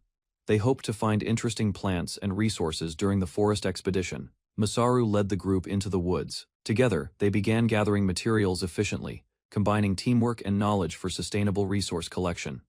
Adelina stacked logs expertly. She felt satisfied with her contribution, demonstrating the importance of careful handling and planning in resource management. Mei noticed Masaru was absent. She decided to call him, ensuring everyone stayed coordinated while keeping track of their gathered resources. Mei and Adelina heard swords clashing nearby. Curious, they wondered if Masaru was fighting. Rabbit ears helped them detect sounds efficiently. Adelina called out to Masaru, concerned about his safety. She rushed forward, ensuring he was all right amid forest gathering activities. Masaru swung his sword, skillfully cutting a large object flying toward Adelina. He acted decisively to protect the group. Adelina caught the object, but was shocked by its unexpected weight and movement. Masaru observed, ensuring the situation remained safe. The object slipped from Adelina's grasp, causing a small chaotic moment. Both girls reacted with surprise, while Masaru remained calm. Masaru apologized for thinking a dangerous magical beast would dodge him. Adelina threatened playful retaliation, showing their familiar sibling-like teasing relationship. Mei revealed a large worm in the area. The group observed it carefully, considering its potential role in the forest ecosystem. Masaru explained worms aerate soil and help plants grow. Similar creatures existed in his world, improving fertility naturally for crops. Mei asked about the holes the worm dug. Masaru examined it, unsure where it entered or exited the ground. Adelina noted worms shift earth as they move, leaving no holes. Masaru was surprised, realizing these worms could use magic. Mei explained, worms' muscle can be used to make bows. Masaru realized their value, noting they fetched good prices in pouchframe. Masaru examined the worm closely. Its muscles were elastic and durable, usable for bowstrings, armor, and other crafting purposes. Adelina questioned the practicality. Masaru explained only a few people could hunt worms, emphasizing the rarity and usefulness of the material. Mei praised Masaru, impressed by his foresight and skill in recognizing the worm's value as a resource for villagers. Masaru considered adding hunting magical beasts as an extra activity. He noted these creatures could provide useful materials sustainably. Masaru considered hunting magical birds for food. Mei listened carefully, noting the unique sounds of the birds to locate them efficiently. Suddenly, a large creature appeared. Mei reacted in fear, ducking instinctively while Adelina and Masaru observed the threat cautiously. Masaru compared Mei's reaction to the first encounter with a stray goblin. He analyzed her fear to ensure safety. Masaru noted the danger was closer this time. He carefully positioned himself to protect both Adelina and Mei. The creature grabbed something. Masaru considered intervening, knowing Mei's strength, while preparing to react to the unexpected forest threat. Mei warned Masaru not to fight. She pleaded, fearing he would die if he engaged the dangerous forest threat. Masaru promised Mei he would not fight. He prepared to move carefully through the forest, keeping Adelina and Mei safe. Masaru gripped Mei's hand and discussed confirming the threat's nature. He ensured safety while cautiously approaching the mysterious forest creature. Masaru pulled Mei and Adelina forward. He scanned the forest environment carefully, maintaining alertness for any sudden attacks or dangers. A massive bear appeared. Masaru and the girls reacted with shock, realizing the forest contained even more dangerous creatures than expected. Masaru walked through the forest when a massive bear charged from the shadows, teeth bared and claws digging into the ground. He scrambled behind a tree, heart racing, narrowly avoiding the bear's rampage. Relief washed over him as he caught his breath. Masaru examined the creature closely. It was unlike any magical beast he had encountered, terrifying yet fascinating in its size and form. Nearby, an enormous horse lay on the forest floor. Masaru analyzed it with his appraisal skill, noting its strange anatomy and 6 legs. He discovered it was an assault savanna horse, a mutated species with copper-hard horns, evolved for survival and hunting in the wild. Masaru examined the dead horse and noticed the bear-like creature that had attacked it was gone, leaving him puzzled and cautious. He stepped outside as rain began to fall, feeling the wetness and realizing the forest was changing around him. Masaru decided to stop his gathering for the day and thought to report his findings to Mei and Adelina. He reached the village, noticing the rain intensify, and reflected on the bear's unusual strength and sudden disappearance. The chief explained it had been a demon bear, a rare magical beast, and that the giant horse was also a mutated species. The chief reassured Masaru and Adelina that they were fortunate this time, avoiding a direct encounter with the demon bear.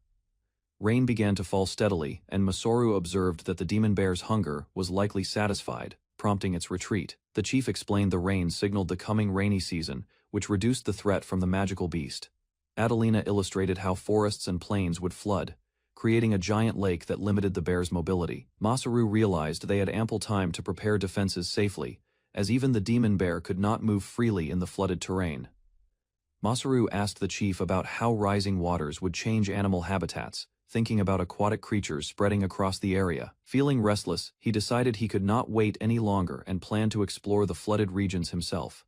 Masaru expressed frustration with the village diet, craving different food, and dashed off to seek something new to eat. He ran across the flooded plains, delighting in the abundance of water and the untouched terrain to explore. Suddenly, he encountered a giant crab, leaping to defend himself and using his items to hold it down while strategizing. Masaru explained to the chief that rising waters would shift animal habitats, particularly aquatic creatures spreading across the flooded plains.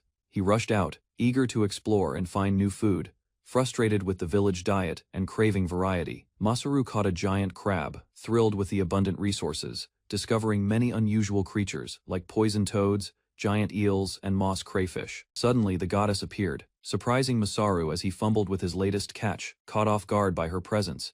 She playfully claimed some of his finds, showing that even in a magical world, Masaru's adventurous spirit and hunger created lively interactions. Victinias questioned Masaru about his intentions with the crabs, curious if he planned to eat them or experiment. Masaru teased her, explaining that anyone seeing the abundant creatures would naturally be interested, enjoying the playful moment. He invited Victinias to taste the food with him, sharing the catch and savoring the rare treats together. The two admired the temporary base Masaru had constructed, appreciating its simplicity and effectiveness amid the rainy landscape. Masaru prepared the crab, smiling as he encouraged Victinias to eat, showing a light-hearted bond between the two, amid adventure. Masaru boiled the crabs over a fire while Victinias watched, curious about his cooking and the aroma in the rainy air. He flinched as something soft landed on his head, realizing Victinias had placed a fluffy towel there to help him. Victinias gently adjusted the towel, making sure Masaru stayed dry while he continued preparing the food, showing care in her actions. Masaru struggled slightly as she fixed the towel, moving under her guidance while appreciating her assistance. She reminded him to stay still, teasing gently, while Masaru expressed mild frustration, but he was thankful for her attention and support. Victinias told Masaru to stop worrying and just watch the fire, explaining that her actions were selfish but personal. Masaru acknowledged her reasoning, realizing she was showing appreciation for his work helping the village and surrounding towns. Victinias gently adjusted Masaru's towel, keeping him dry while they shared a quiet, tender moment by the fire. Masaru proudly presented the boiled crab, finally ready, feeling satisfied with their teamwork and efforts in the rainy weather. Victinias instructed him on how to properly eat the crab, guiding Masaru with care as they prepared to enjoy their meal. Victinias tasted the crab and exclaimed it was delicious, showing genuine delight and appreciation for Masaru's cooking. Masaru enjoyed his own portion, noting the rich balance of flavors and umami, carefully watching Victinias eat. Victinias requested some food to bring back for her sister, and Masaru prepared extra, making sure it would stay fresh. Masaru recalled a previous note from her sister, realizing she was the one who had sent it, and smiled at the thought. He placed the leftover crab in his item box, noting it could be kept safely, planning to deliver it later. Victinias told Masaru that watching him work was fascinating, whether he made food, tools, or weapons, appreciating his skill. Masaru reminded her that she had granted him the skills, noting that abilities alone aren't enough without creativity and knowledge. Victinias explained that skills are the most basic foundation, and without imagination or experience, they would not be effective. Masaru reflected on his time at the home center, explaining how he learned to make things and help others. He described managing plants, seeds, and saplings throughout the seasons, showing how practical experience combined with skills shaped his abilities. Masaru explained how he learned to build and dismantle coops, sheds, lay bricks, and handle various items from woodworking to electronics. He told Victinias that having so much knowledge was essential because he worked with countless products and managed information carefully. Masaru vented about lazy managers, needing to constantly learn new products, while lacking enough staff, showing his frustration and diligence. Victinias admired his efforts, surprised and proud, noting Masaru even made a bronze statue of her, expressing joy and pride. Despite all his skills, Masaru knew they still had to address the threat of the demon bear to protect the new city. Masaru admitted he came out hunting to distract himself from thinking about the demon bear, revealing his inner conflict. Victinias refused to acknowledge that he was running away, asserting that he faced challenges bravely despite his fears. She expressed frustration at the thought of Masaru being weak, praising his achievements and growth since arriving in the new world. Masaru recalled his own bronze statue and laughed, acknowledging her admiration while considering how far he had come. Victinias declared she would never forgive him if he gave in to fear, showing her firm encouragement and expectations. Masaru, embarrassed, reacted to her words, realizing the goddess's high standards pushed him to keep improving and not slack. Masaru's team worked tirelessly to strengthen the village walls. Tents and wooden stakes dotted the area. Workers mixed lime, dirt, and seawater. Masaru observed the progress from above. Villagers and allies reported completion near the entrance. Masaru's guidance ensured the fortifications were precise. The palisade stood tall, with pointed stakes reinforced at the base. Masaru inspected the structure, satisfied with its durability and design. He discussed lookout posts with his team. Platforms were added for archers, providing full coverage. Masaru ensured all defensive positions were effective. Masaru requested more stone for traps outside the town. He coordinated material distribution smoothly. Villagers and allies continued preparations under his supervision. Masaru planned the city's expansion after clearing land. He coordinated materials with allies, ensuring each section would develop efficiently and safely. He observed the village's progress. Rainy season defenses and demon bear countermeasures were advancing smoothly, reinforcing the settlement's security and stability. That night, Masaru reviewed notes while eating. He discovered a new skill had appeared, unrelated to combat, but useful for future development. Meiti questioned him about the skill. Masaru considered its potential, realizing it could enhance the village's abilities beyond expectations. He confirmed the skill involved fire magic. Masaru noted that one of the rabbit folk might wield it, adding new strength to their community. Masaru and Mei discussed recruiting the fox people for magical support. He considered sending Lancelot to contact them first. Adelina explained that beast folk rarely had magical abilities. Masaru evaluated who among the villagers could potentially use magic. Masaru reflected on magic usage since arriving in the world. He realized he had rarely seen magic at the rabbit folk village. Adelina counted the magic users Masaru had encountered, noting two who could produce water, hinting at useful elemental skills. Masaru thought about the goddess who brought him here. He was frustrated by the lack of magic compared to expectations of swords and spells. Masaru received a new message from goddess Ericephora. Mei and Adelina looked on, curious about the sudden alert appearing on the device. The group examined the message. Masaru noticed writing on the screen, something unfamiliar that they had never encountered before in this world.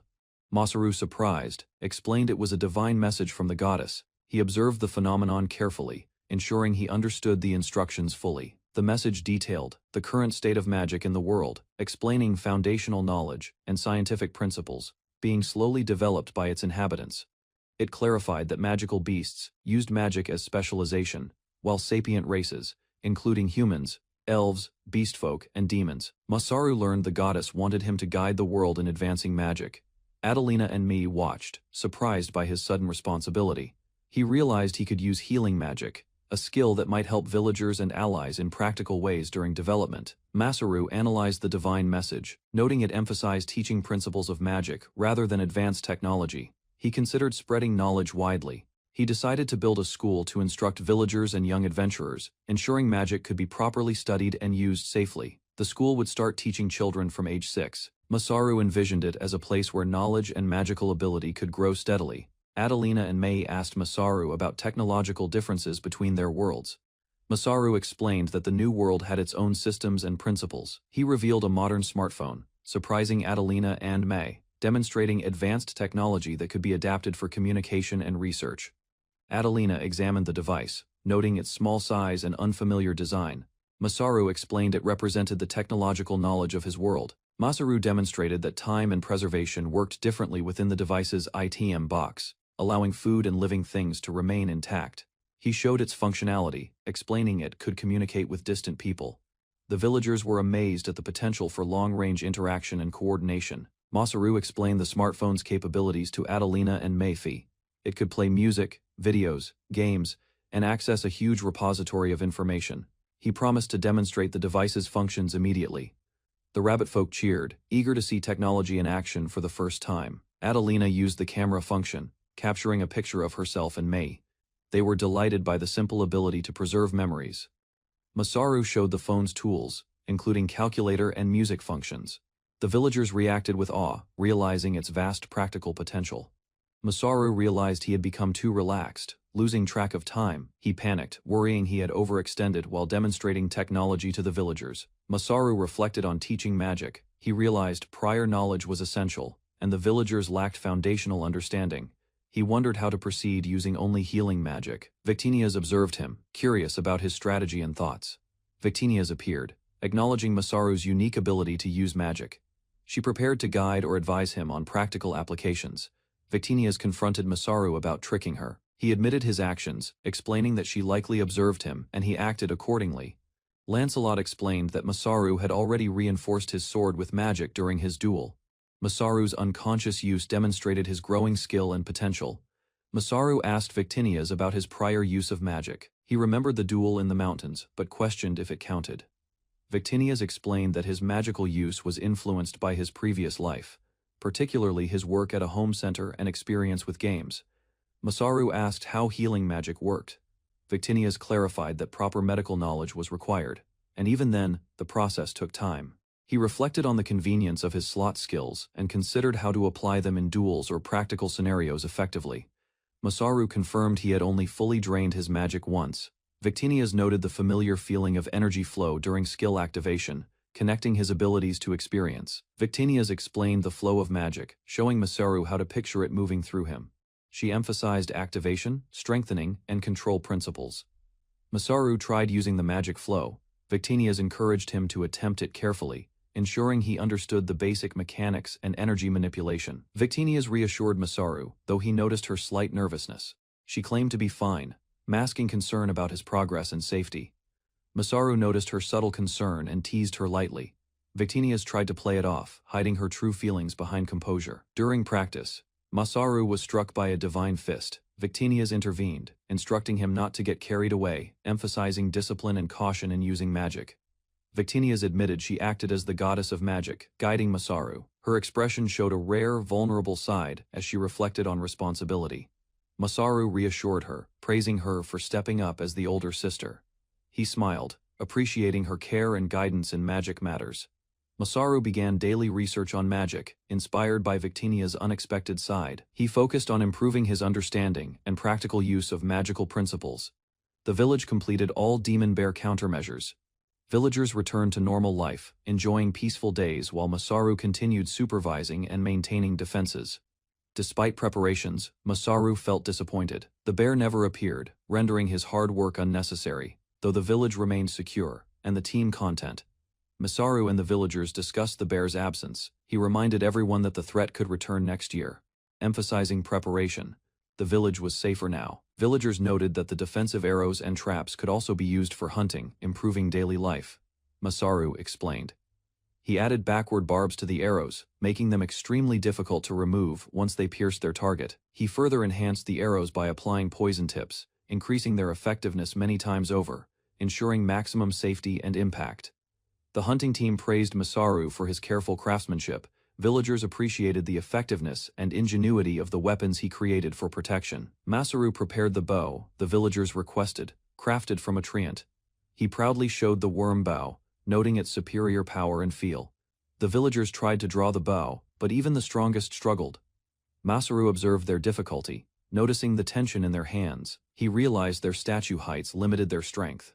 The villagers trembled while attempting to use the weapon properly, struggling to control the draw. Masaru demonstrated proper technique.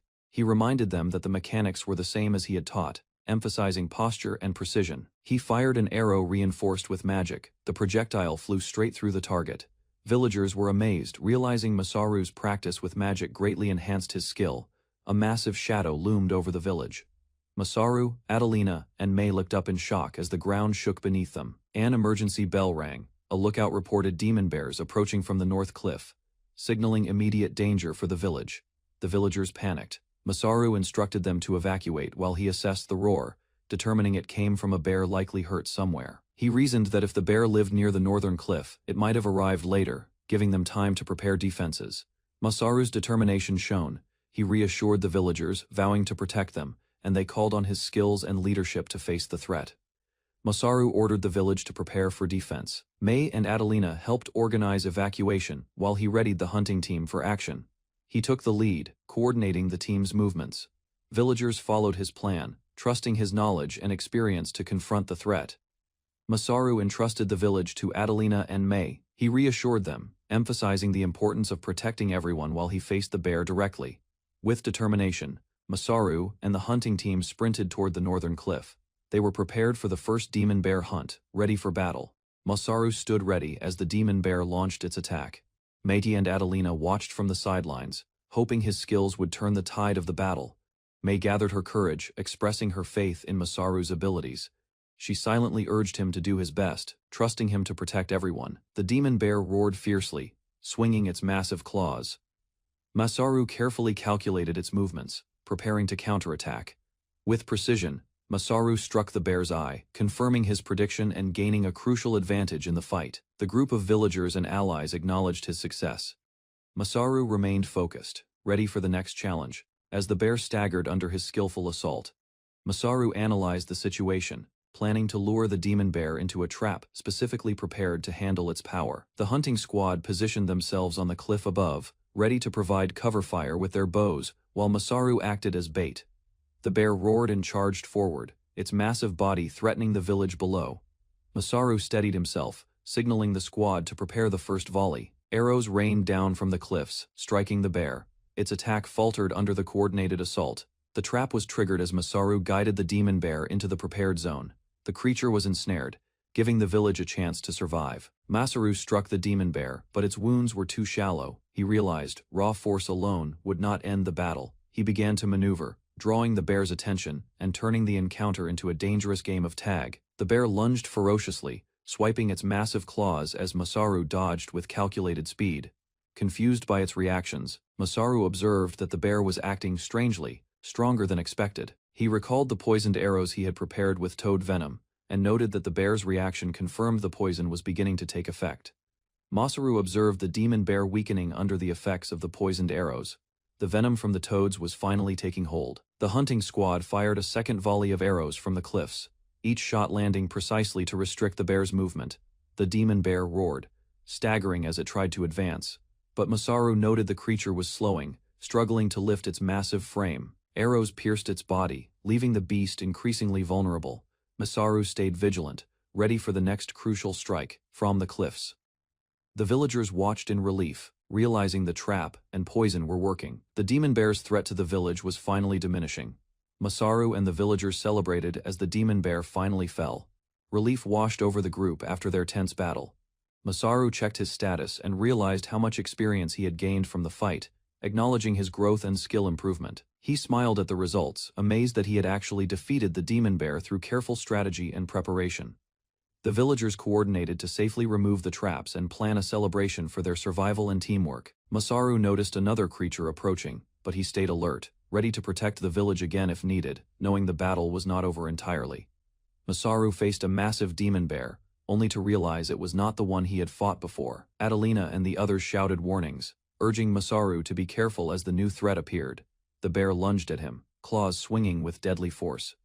Masaru barely blocked the attack, struggling to maintain control. To his horror, he discovered there were two more demon bears, both massive and ferocious, surrounding him. Masaru's heart raced as he assessed the situation, realizing the fight was far from over and the danger had multiplied. Masaru dodged a massive claw swipe as one of the new demon bears charged, forcing him to leap aside to avoid being crushed. An arrow struck the bear, but it barely slowed its advance.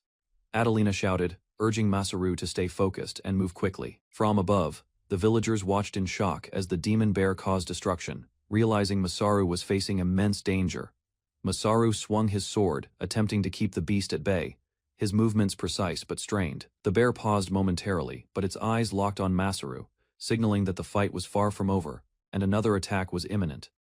Masaru dodged another swipe from the demon bear, rolling aside as its massive claws crashed into the ground. He smirked, taunting the bear to keep its focus on him while preparing his next move. Adelina and the other allies shouted for Masaru to retreat, alarmed by his wounds and the beast's relentless attacks. Despite the danger, Masaru stayed calm, thinking about the traps he had set and the remaining options at his disposal. He sprinted toward the trap, determined to reach it in time, knowing that success or failure would determine the village's fate. Masaru dodged a massive swipe, barely avoiding the demon bear's crushing claws. He taunted the bear, keeping its attention focused on him while thinking of a plan to survive. Adelina and the others shouted in panic, urging Masaru to escape, alarmed by his severe injuries. Masaru pressed forward, determined to reach the traps he had set, knowing they might be the key to turning the fight. Despite exhaustion and wounds, Masaru stared down the bear, refusing to give up, ready to risk everything for the village's survival. Masaru narrowly dodged another brutal swipe, his sword ready but his body strained from earlier wounds. He considered his limited options, knowing he had to reach the traps and use them strategically to survive the multi-bear threat. Adelina stepped forward decisively, offering her help. With determination in her eyes, she prepared to join the battle, showing that the fight was no longer Masaru's alone. Adelina struck the demon bear with precision, while Masaru watched closely, stunned by her strength and swift reflexes in the forest. Adelina explained she succeeded thanks to Mei-chan, giving credit to her. Masaru realized teamwork was crucial in dangerous situations. After the demon bear incident, Masaru returned to the village. Mei-chan expressed faith in him, reassuring the others about his abilities. Adelina and Mei-chan observed Masaru's efforts, reflecting on their relationship with him, feeling both admiration and cautious concern. Mei-chan shared her thoughts openly. Adelina listened carefully, acknowledging the need for mutual respect and understanding in their ongoing journey.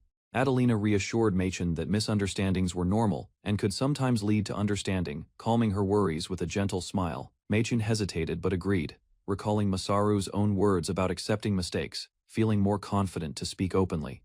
The two stood outside the village as distant roars echoed from the mountains, signaling the presence of multiple bears nearby. Mei-chan described hearing a second bear, realizing the danger was real, her anxiety growing as she considered the previous attack. She cried out desperately for Masaru's help, while he and Adelina prepared to respond, ready to protect the village once again. A massive bear emerged from the forest, towering over the clearing, growling with menace as Adelina prepared to face it.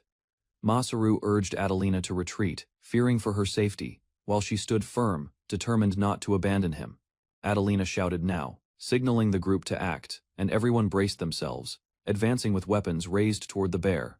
Mei-chan led the charge with Adelina's encouragement, while the villagers joined, following the plan to attack together without faltering. From a distance, the group advanced in unison, keeping forward momentum, showing courage and cooperation as the massive bear approached them. Adelina pushed the massive bear toward the cliff trap, urging everyone to give it one final shove to finish the plan. The bear struggled violently, nearly escaping, causing panic among the group as the trap didn't work exactly as expected. Masaru and Adelina coordinated the attack, striking decisively while Mei-chan and villagers followed their lead, refusing to retreat. The bear fell into the trap, and the group breathed in relief, praising each other for their courage and teamwork. Masaru reflected gratefully on the support of everyone, finally able to recover and move after being injured during the battle. Masaru prepared for his ultimate attack, standing firm against the massive bear, ready to protect Adelina, Mei-chan, and the villagers. He unleashed his powerful move, swinging with incredible force, aiming to stop the bear in its tracks as it lunged forward. The bear roared furiously, barely dodging the impact, as the group watched, tense and determined to follow Masaru's lead. Masaru continued his assault, striking precisely, forcing the bear to stagger under coordinated attacks, while Adelina and Mei-chan stayed ready. The villagers and friends fought together, inspired by Masaru's courage, combining their efforts to defend themselves and finally overcome the threat.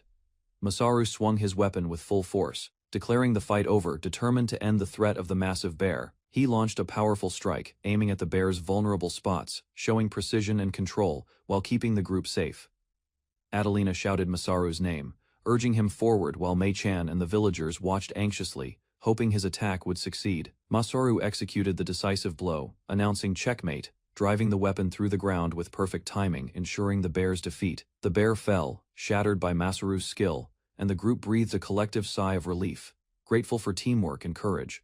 The bear tumbled into the trap, Adelina watching anxiously as Masaru fell with it, ensuring the monster was contained safely. Adelina shouted Masaru's name, fearing he might be injured, while Mei-chan and villagers gathered around, tense but hopeful. Masaru struggled, but reassured everyone he was alive, emerging from the chaos with determination and relief etched on his face. Adelina climbed carefully toward Masaru, checking for injuries, her concern evident as she made sure he was unharmed. Masaru smiled faintly, moving with effort, expressing gratitude for everyone's support, realizing the power of teamwork and trust in the group. Masaru landed safely after the battle, Adelina rushing toward him, shouting his name with relief and concern for his well-being. Masaru scolded Adelina playfully, teasing her over worrying too much, while she responded with an annoyed expression, though smiling slightly. The group examined Masaru's actions, marveling at his ability to summon a log mid-fall to save himself from the bear's attack. Masaru acknowledged Adelina's help, pointing out that her intervention also shielded him and supported the group's survival. The villagers cheered in triumph, celebrating their victory over the demon bears, relieved and joyful that the battle had finally ended. Masaru collapsed from exhaustion after the battle, Adelina and Mei-chan rushing to check on him, worried he might be hurt. Masaru had fallen asleep instantly, snoring softly, leaving the group surprised at his sudden rest after the intense fight. Adelina smiled warmly, noting that Masaru's behavior was typical, showing her affection and relief that he was safe. Masaru, still resting, expressed gratitude silently, appreciating the support and acknowledging everyone's help during the battle. The group prepared to return home, victorious and relieved, proud of their teamwork and the successful outcome against the demon bears. Masaru arrived at the rabbit village, observing the residents building new homes. He studied their techniques and began planning structural improvements for safety. Masaru helped the villagers construct bridges and wooden frames. Victinias and helpers assisted, and everyone celebrated progress with smiles and laughter. In God's space, Victinias watched Masaru's accomplishments on a magical map. She praised his efficient methods and dedication to community building. Hera acknowledged Masaru's achievements, noting his clever use of skills.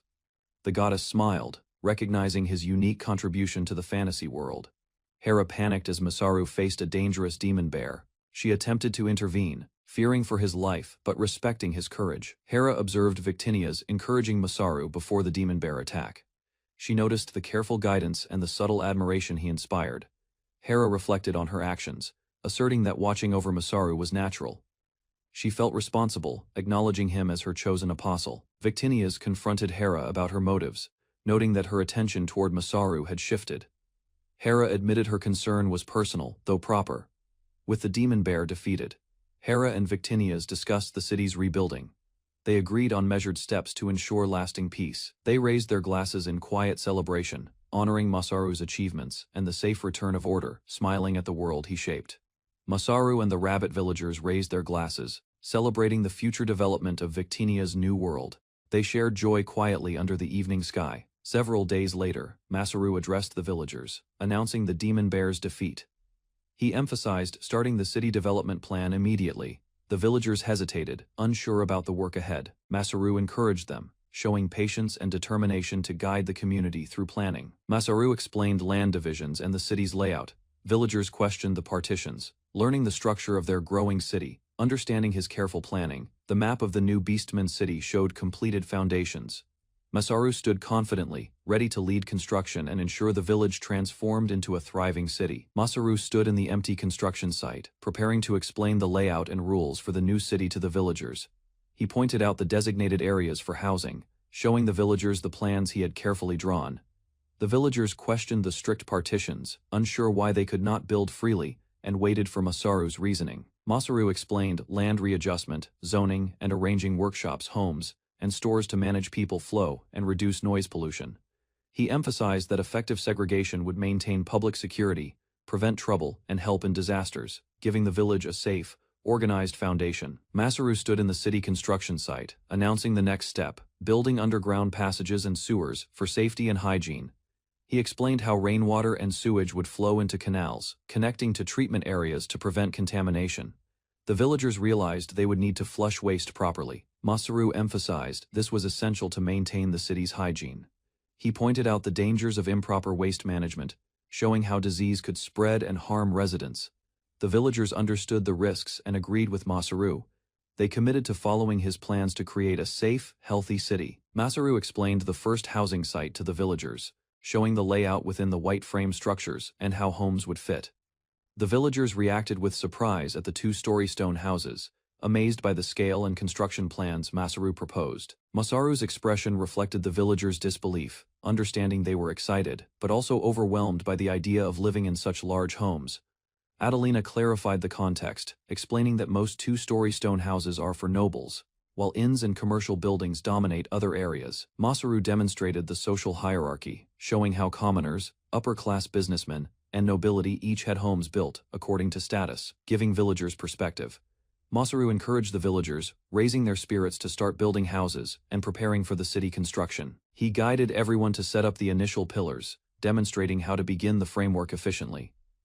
The wooden partitions rose, showing the foundations for each house, while villagers observed Masaru's planning and structure. Masaru explained that the intricately cut wooden frames fit together like puzzles, ensuring safety and stability. He instructed placing stones between pillars for stone houses, teaching villagers to follow the framework carefully and maintain construction standards. Masaru introduced the plaster mixture to the villagers, showing how seashells, hemp, seaweed, and slaked lime created durable material for construction. He explained how the materials could also make concrete for roads and increase the durability of stone walls. Masaru recounted his experience delivering these materials to craftsmen, showing the villagers how his knowledge from his old job applied to the city. He emphasized that using his techniques allowed him to create materials even for complex frameworks, compensating for his inability in other areas. The villagers were surprised and asked about legality. Masaru reassured them, showing that some practices were technically gray but done for city development. Masaru reassured the villagers, promising that even if he sometimes overstepped, his efforts were for their benefit. He prepared all the materials and reminded everyone of the instructions for building, organizing the construction site efficiently. The villagers, motivated by Masaru's guidance, rallied together, ready to begin construction under his leadership. Adelina and the rabbit villagers expressed excitement as they started building, imagining the city growing beautifully under Masaru's plan. Masaru smiled confidently, knowing his knowledge and skills would guide the villagers to create a safe, functional, and wonderful city together. Masaru supervised construction, overseeing wooden frames, stone placement, and general progress, as the village slowly transformed into a proper city. A month later, the first completed buildings stood. Masaru confirmed the city was progressing according to plan. He demonstrated the proper use of the new tools and frameworks to the villagers, showing how to apply them correctly. Meidi struggled at first, but Masaru guided her carefully, correcting mistakes while maintaining the villagers' confidence and morale. Once the installation was complete, Masaru prepared for mass production, ensuring the city could continue expanding efficiently and safely under his guidance.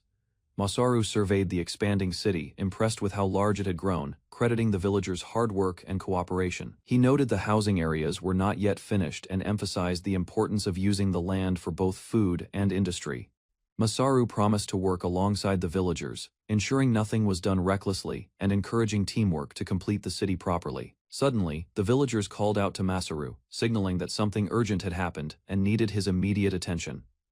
He approached quickly, prepared to investigate the trouble at the gates and respond to the emergency, maintaining leadership and calm. Masaru noticed something was wrong with the transport of construction materials and paused, sensing an unusual situation near the city gates.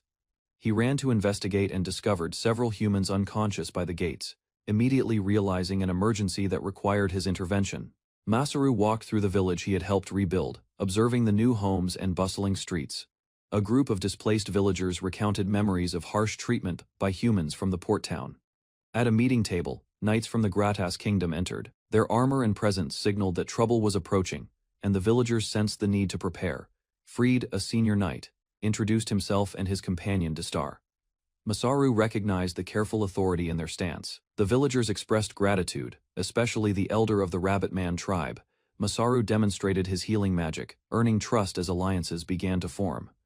Masaru introduces himself to the knights and villagers. His calm presence reassures everyone, signaling a new chapter in their alliance journey. Adelina, Lancelot's niece, appears energetically, surprising Fried and Masaru.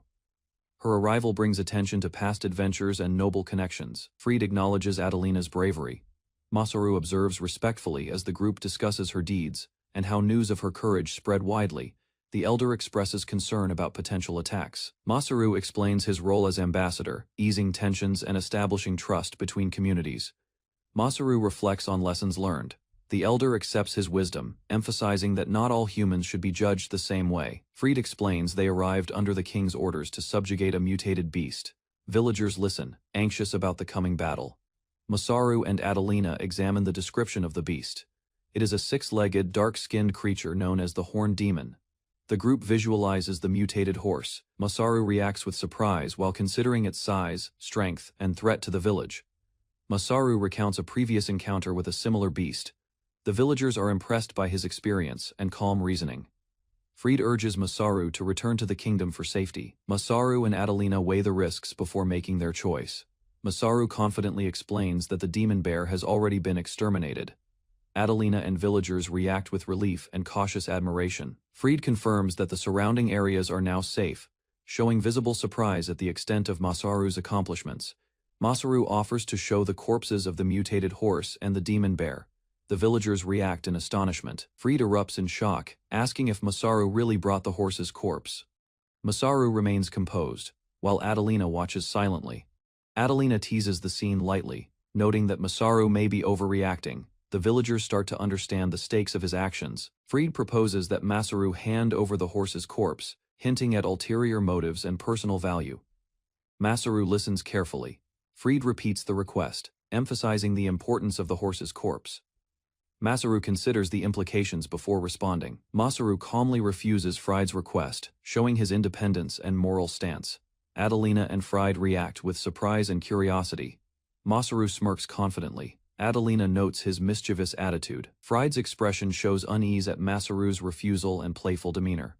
Masaru explains the horse's remains are still useful, despite parts being devoured by the demon bear. Bones and skin can be repurposed. Fried reacts eagerly to Masaru mentioning the horn. Masaru is slightly reluctant, but considers selling it for the kingdom's chivalric order. Masaru suggests the kingdom may pay extra for the horn. Fried reacts in surprise, noting Masaru's clever negotiation tactic. Fried acknowledges Masaru's estimation of the material's value. He notes the horse's remains are worth significant money in the market. Fried offers a deal including bounty rewards, adjusting the offer to match Masaru's conditions. Adelina watches with interest. Masaru calculates the kingdom's priorities, realizing the horn is the king's main concern. He prepares a strategy for negotiation. Masaru reflects on negotiation strategy, considering fame and authority versus monetary value, weighing how far he can push the kingdom. Masaru evaluates reward money, thinking it might be best to go easy, gaining favor with the kingdom's knights. Masaru enthusiastically volunteers to accompany the knights to Gratis, showing initiative and confidence while Adelina and villagers watch. The villagers and knights are shocked by Masaru's decision, exchanging surprised glances at his boldness. Masaru proposes conducting the negotiation himself, confident that the resources will satisfy the kingdom, while Adelina and Fried look on. Fried warns Masaru about negotiating directly with the king, highlighting risks. Adelina and the others listen with concern and respect. Fried emphasizes the difficulty of dealing with high-level merchants, cautioning Masaru not to underestimate the challenge of negotiation. Masaru proudly declares he has experience as a broker from his home center days, showing confidence in his negotiation skills. Fried considers Masaru's experience. Adelina and the villagers observe, realizing he can manage negotiations and represents a reliable ally. Masaru announces his decision to proceed, taking control of the negotiation. Adelina and Fried accept, impressed by his leadership. Masaru plans to leave temporarily after ensuring Fried and his men are rested. Adelina reacts impatiently, but understandingly. Adelina shows frustration, expressing her feelings while Masaru reassures her. They prepare to leave for business negotiations with careful planning. Masaru promises the journey will be safe. Adelina reminds him to apologize for past misunderstandings. Villagers observe the interaction. Masaru begins building the outer walls of a house. Adelina assists, and the rabbit man watches, as he emphasizes efficiency. Adelina and Masaru discuss city construction, beds, and mountain slopes. They plan logistics to optimize house delivery before leaving the city. Masaru discovers a natural hot spring, imagining a public bathhouse for the city. Adelina and the rabbit man watch curiously. Masaru emphasizes that a bathhouse is essential, especially from a Japanese perspective, insisting this step cannot be skipped in construction. Adelina and the rabbit man struggle to understand Masaru's vocabulary. He clarifies it's simply a hygge bath, bridging cultural knowledge. The bathhouse begins taking shape. Villagers and companions marvel at Masaru's planning, appreciating improved hygiene and comfort in the city. Adelina discusses practical challenges. Large firewood requirements make daily use difficult, and two-story bathhouses are only for wealthy families. Masaru explains the hot spring concept. Adelina and the rabbit man look confused, unfamiliar with natural hot springs and their benefits. Masaru notices their confusion, asking if they understand what a hot spring is, clarifying for cultural differences and knowledge gaps. He diagrams the hot spring's geological formation, showing underground water heated by magma, explaining how it can be channeled for baths. Adelina questions the feasibility of digging. Masaru reassures them, noting that only well water typically comes out, discovered by chance skill usage. Using his map skill, Masaru identifies an underground water vein and nearby lava river, showing a precise location for bathhouse construction. Masaru struggles to plan the hot spring excavation using his skills. Adelina and the Rabbit Man watch him carefully, anticipating his strategy. Adelina excitedly points out the goddess's statue and shrine, reminding Masaru of its importance to the community and traditions. The Rabbit Man emphasizes building a residence for the goddess. Masaru and Adelina discuss whether constructing a shrine is really necessary.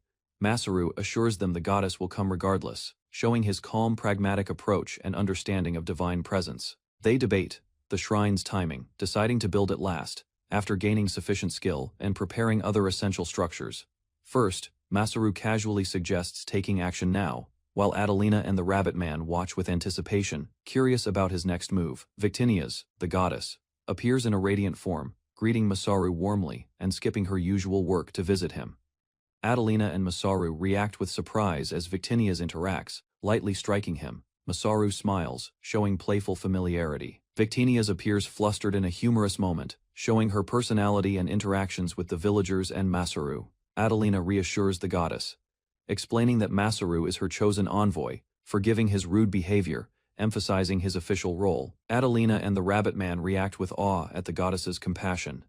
Masaru and Victinias observe the villagers' admiration. Isla Safira introduces herself formally to Masaru, expressing happiness at finally meeting him and establishing friendly rapport with the group. Masaru Narumi met Isla Safira and her companions in the hall. He confirmed her identity as Victinias' sister. Observing her calm and intelligent demeanor, Isla expressed gratitude for Masaru's efforts, explaining that her sisters were hopeful about the world's development. Masaru noted her composed and thoughtful presence. Isla invited Masaru to discuss a magical matter from a prior message. The group gathered, listening closely as Masaru prepared to share his idea. Isla suggested starting with a simple conversation, postponing difficult topics. The group adjusted their focus following her lead. The characters took their seats around a large table. Plans and discussions began, marking the start of their collaborative work on the world's development. Masaru examined the cups and seats on the table, noticing their precise arrangement. Isla explained it was a skill allowing items to appear or disappear at will. Isla emphasized that skills in this world had no absolutes and could be used in various ways depending on the user's intent. She highlighted that Masaru's innovative use of production skills advanced magical development, praising his creativity and accomplishments. The discussion shifted toward a proposed statue, with Masaru questioning its necessity. Isla and others insisted it was an important topic. Both Isla and Victinias' sister passionately confirmed the statue's importance, demonstrating their strong belief in its necessity for the community's development. The group discussed creating statues for Victinias' sisters. Masaru prepared to work on their designs, while they expressed excitement about seeing the final result. Isla offered to send pictures for reference, while Masaru asked for frontal shots to guide his work. Everyone cooperated to provide visual details. One character blushed as Masaru examined the images, feeling embarrassed by the revealing outfit, while Masaru focused on using them for crafting. Masaru attempted to extract the necessary measurements from the pictures, prompting urgent protests. The group stressed deleting sensitive images immediately. Masaru explained the data was for the statue's accuracy, particularly capturing the 3 sizes. Though embarrassed, the group accepted it was for the sake of the project. Masaru insisted that everyone contribute pictures for reference. He suggested it would improve the accuracy of the statues. The sisters reacted with embarrassment as Isla and the others began to provide visual references. Realizing the underhanded methods Masaru implied, a magical demonstration occurred, and Masaru observed the intense concentrated power, amazed by the energy's density compared to ordinary magic. Outside, villagers watched as Masaru completed a significant construction task, showing the practical applications of his production and magic skills.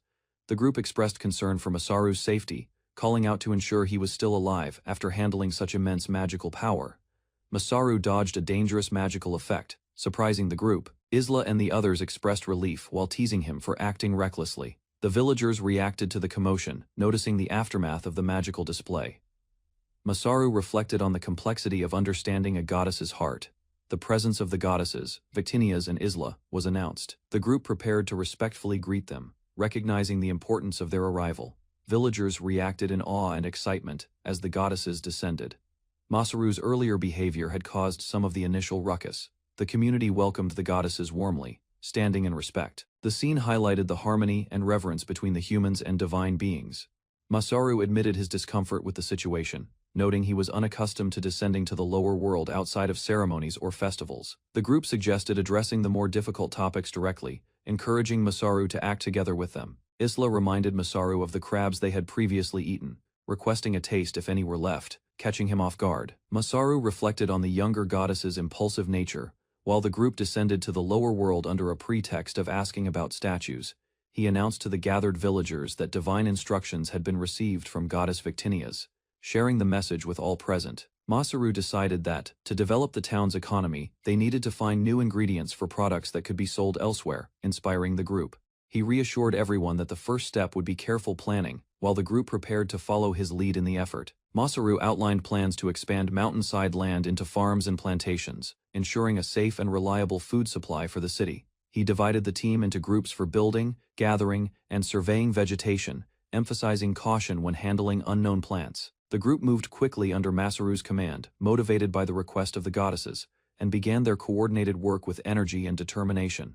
Masaru explained that building plantations throughout the city would be challenging but necessary for self-sufficiency.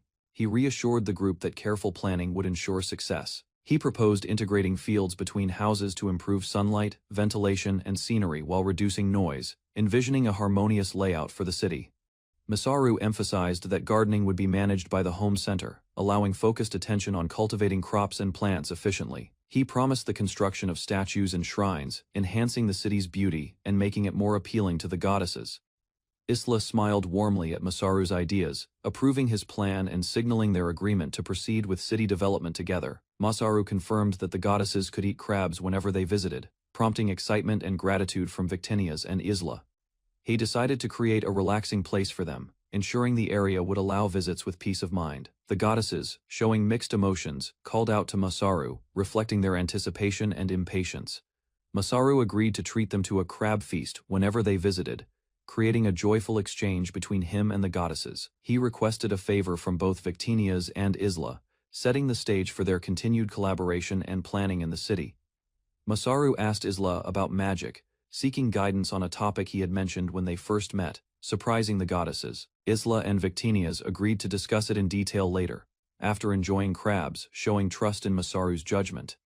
Masaru assured Victinias he would only intervene when necessary, carefully balancing his involvement in magical matters. He informed the goddesses that he planned to visit the capital after their allies recovered, coordinating future actions. A few days later, Masaru arrived at the capital of Gratus, preparing for negotiations with the king's army. The king questioned whether Masaru had obtained the mutated beast's horn, revealing the high stakes of the upcoming mission. Masaru and Fried arrived at the city gates. A carriage awaited them, signaling the capital's prestige and Masaru's rising reputation. The journey proved exhausting.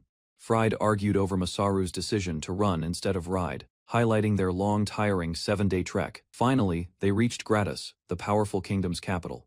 Masaru observed its grandeur while planning his next steps carefully. An older advisor greeted Masaru, granting him authority to act freely in upcoming negotiations and decisions within the city. Masaru assessed the situation with pragmatism, aware of potential threats and past conflicts that shaped the city's present dynamics.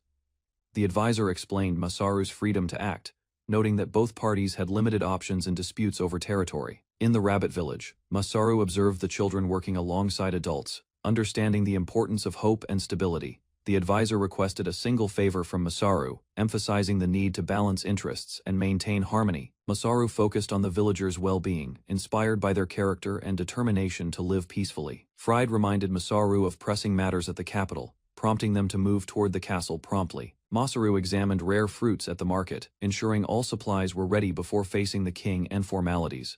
Fried noticed Masaru's plan to gather information at the Adventurers Guild first, understanding the importance of preparation. Inside the guild, Masaru observed experienced adventurers and felt the bustling energy of capable veterans working on various requests. He approached the guild receptionist, expressing his intent to try working as an adventurer and learning the local system. Masaru inquired about the market value of a newly appeared mutated beast, aiming to make informed decisions for upcoming tasks. Masaru asked about mutated beasts' market value, The receptionist explained pricing, noting Masaru's preparation and readiness. He studied reference materials, noting coin values for normal monsters, magical beasts, and rare dragon-class creatures. Fried explained that mutated beasts were extremely strong, valuable, and even fought over by armies, illustrating their rarity. Masaru calculated potential worth, realizing even a single part could cost thousands of gold coins. He expressed shock at the staggering total, grasping the immense value of the materials he already possessed. Masaru returned from the guild, still smiling. Fried scolded him for giggling, worried about causing trouble in the capital, he assured. Fried it wasn't intentional, explaining that his focus remained on the upcoming audience with the king. They entered the palace. Guards announced their arrival, and Masaru felt the weight of entering the king's presence. The king observed Masaru and Fried, signaling his awareness and the importance of their visit in the grand hall. Fried noted the king's gaze. Masaru recognized him as the ruler previously mentioned by the advisor, preparing for their formal discussion. Masaru entered the throne room, finally seeing the king, ruler of the human race, towering above him with authority. He struggled to show respect, but quickly reminded himself to stay composed, keeping a plan hidden up his sleeve. Fried urged Masaru to kneel, but Masaru refused, determined to maintain his own stance in front of the king. Masaru introduced himself confidently as Narumi Masaru, explaining who he was and asserting his identity in the capital. The king observed Masaru's boldness and insolence, but found it admirable, pardoning him for his audacity and acknowledging his spirit. The king warned Masaru to act carefully, noting the consequences if his good mood was ruined. Fried reported the Beastman's city building progress and Masaru's delivery of the mutated beast materials, earning the king's attention. Fried praised Masaru for his efforts, confirming the success of their mission against the one-horned mutated beast. Masaru presented the head of the one-horned mutated beast, showing the king the tangible proof of their victory. The king accepted the beast's head, acknowledging Masaru's and Fried's achievement, offering recognition and blessings for their service. Masaru apologized for his bold words, insisting he hadn't intended disrespect, while explaining the role of a king's influence. He recounted how the king's coronation had been a nervous moment, sharing a little story he had learned from a bird. The king listened intently, intrigued by Masaru's observations and confident, clever way of presenting events to illustrate his point. Masaru began to leave, signaling he had finished his report and wanted the king to consider his suggestions carefully. The king suddenly called him back, stopping Masaru and Fried, leaving tension in the air as the king considered his next words. The king shouted, "Wait," at Masaru, stopping him mid-step. Surprised by the confidence and boldness of the young adventurer, Masaru revealed he knew about the coronation details, astonishing the king with his awareness and the source of his information. Masaru confidently recounted what he learned from a little bird, asserting control over the situation while moving to start the main event. Victinia's appeared, fulfilling her promise. Her arrival brought relief and awe, highlighting her divine presence and Masaru's connection to the goddess. The king stood frozen in shock as Masaru appeared in the throne room. Guards knelt, uncertain of the newcomer's intentions.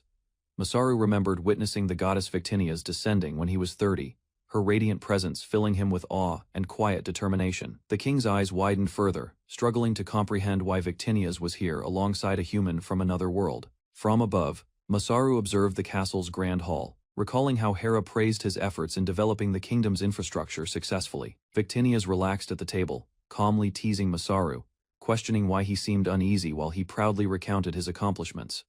Victinia's explained that she already began fulfilling Masaru's request, showing him the image confirming her efforts quietly. In a classroom filled with bunny-eared villagers, Victinia's demonstrated the progress, impressing everyone with her efficient guidance.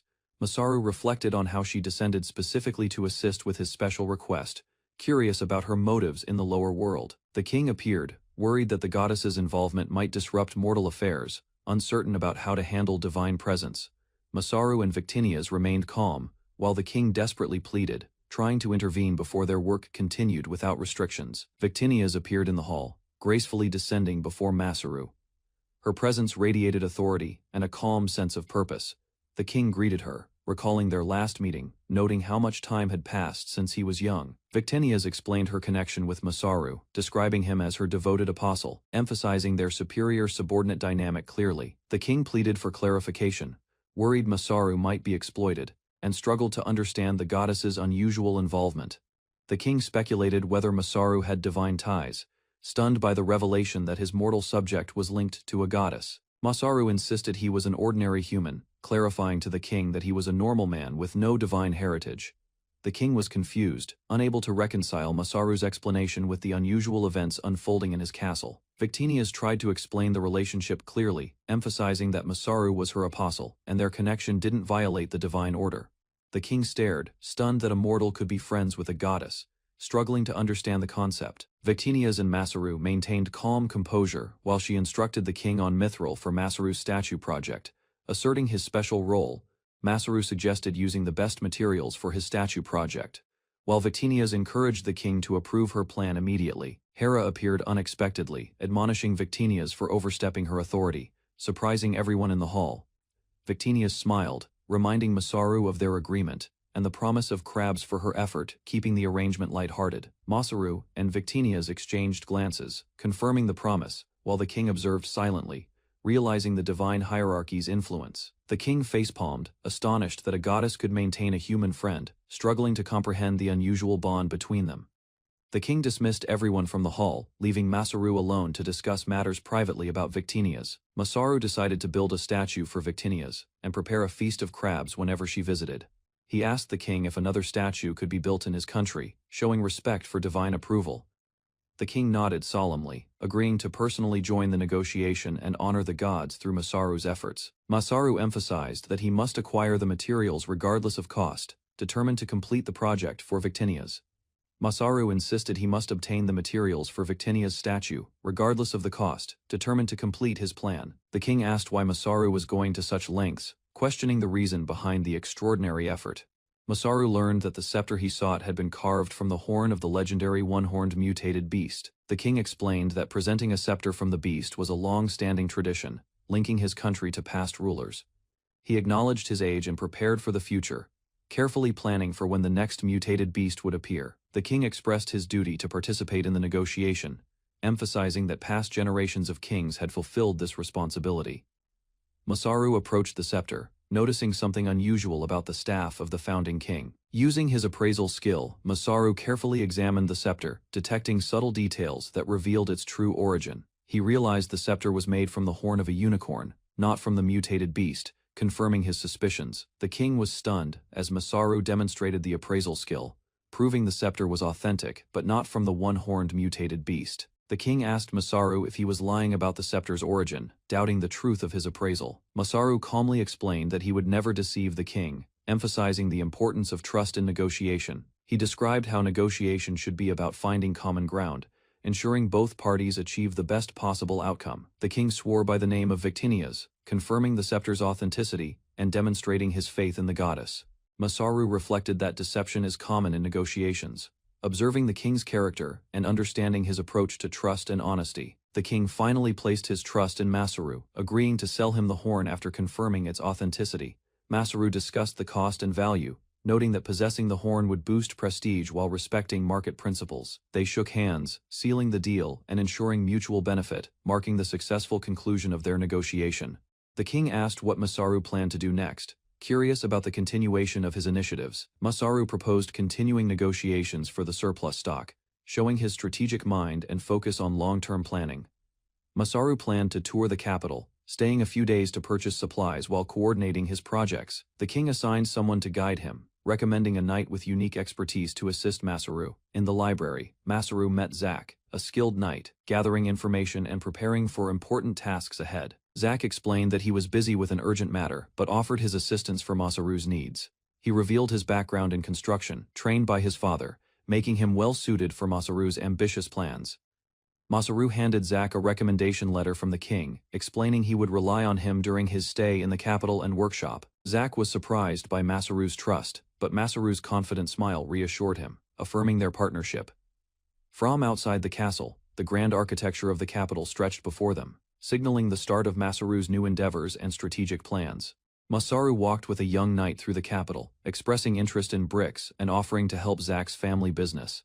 Arriving at the store, Masaru observed the worn wooden planks, scattered materials, and disorganized supplies, planning how to restore it efficiently. The store appeared in disarray. Masaru noted the ruined bricks and damaged structure, realizing the family needed guidance to save business. He inspected several bricks carefully, confirming they were properly fired in a kiln, appreciating their quality and potential for construction improvement. Masaru analyzed the logs and stones, recognizing careful craftsmanship, and began planning to organize the store into a functional, productive workspace. Zack urged Masaru to meet his father, explaining he needed to give a lecture about business before starting any work. Masaru and Zack approached the store, calling out to Zack's father to notify him about a customer arriving unexpectedly. Zack's father appeared, muscular and focused, pausing in his work as he looked at Masaru, and Zack standing nearby. Masaru observed the brick kiln process for the first time, amazed at the father's skill and attention to detail. Zack's father shouted about the lack of money, expressing worry for survival, while Masaru realized the challenges of managing the business. Masaru observed Zack's father, realizing he was a classic example of a good-for-nothing parent, caring only about his passions. The father explained he hadn't paid the workers for months, and Masaru noted the chaos and missing discipline in business. Zack and Masaru reacted in shock, questioning how such mismanagement could occur, wondering where the siblings and workers had gone. The father lamented that his daughter was absent, worried she might be doing anything to help earn money. Masaru discovered she went to work at a rival workshop, leaving the father frustrated. While Masaru prepared to resolve the situation, Masaru angrily scolded Zack's father, frustrated at his neglect, demanding accountability for managing the store and properly tracking brick inventory. The father admitted he didn't know the stock or cashier procedures, revealing Diana wasn't present, leaving the store improperly run. Masaru noted that few customers frequented the store, understanding that without proper management, even high-quality bricks could fail to sell. Zack explained the store's bad reputation hurt sales, while the father complained customers were blind to the high-quality bricks available. Masaru advised improving the store's presentation, emphasizing trust and impression as critical for success. Before products could even showcase their value, Masaru explained organizing inventory could improve customer perception, arranging materials clearly, ensuring potential buyers could immediately understand stock quantities and quality. Zack agreed to calculate supplies with his sister, while Masaru prepared to stay at the store to monitor and manage operations. Masaru completed a payment for the one-horned mutated beast, planning to finish negotiations and secure the reward money the following morning.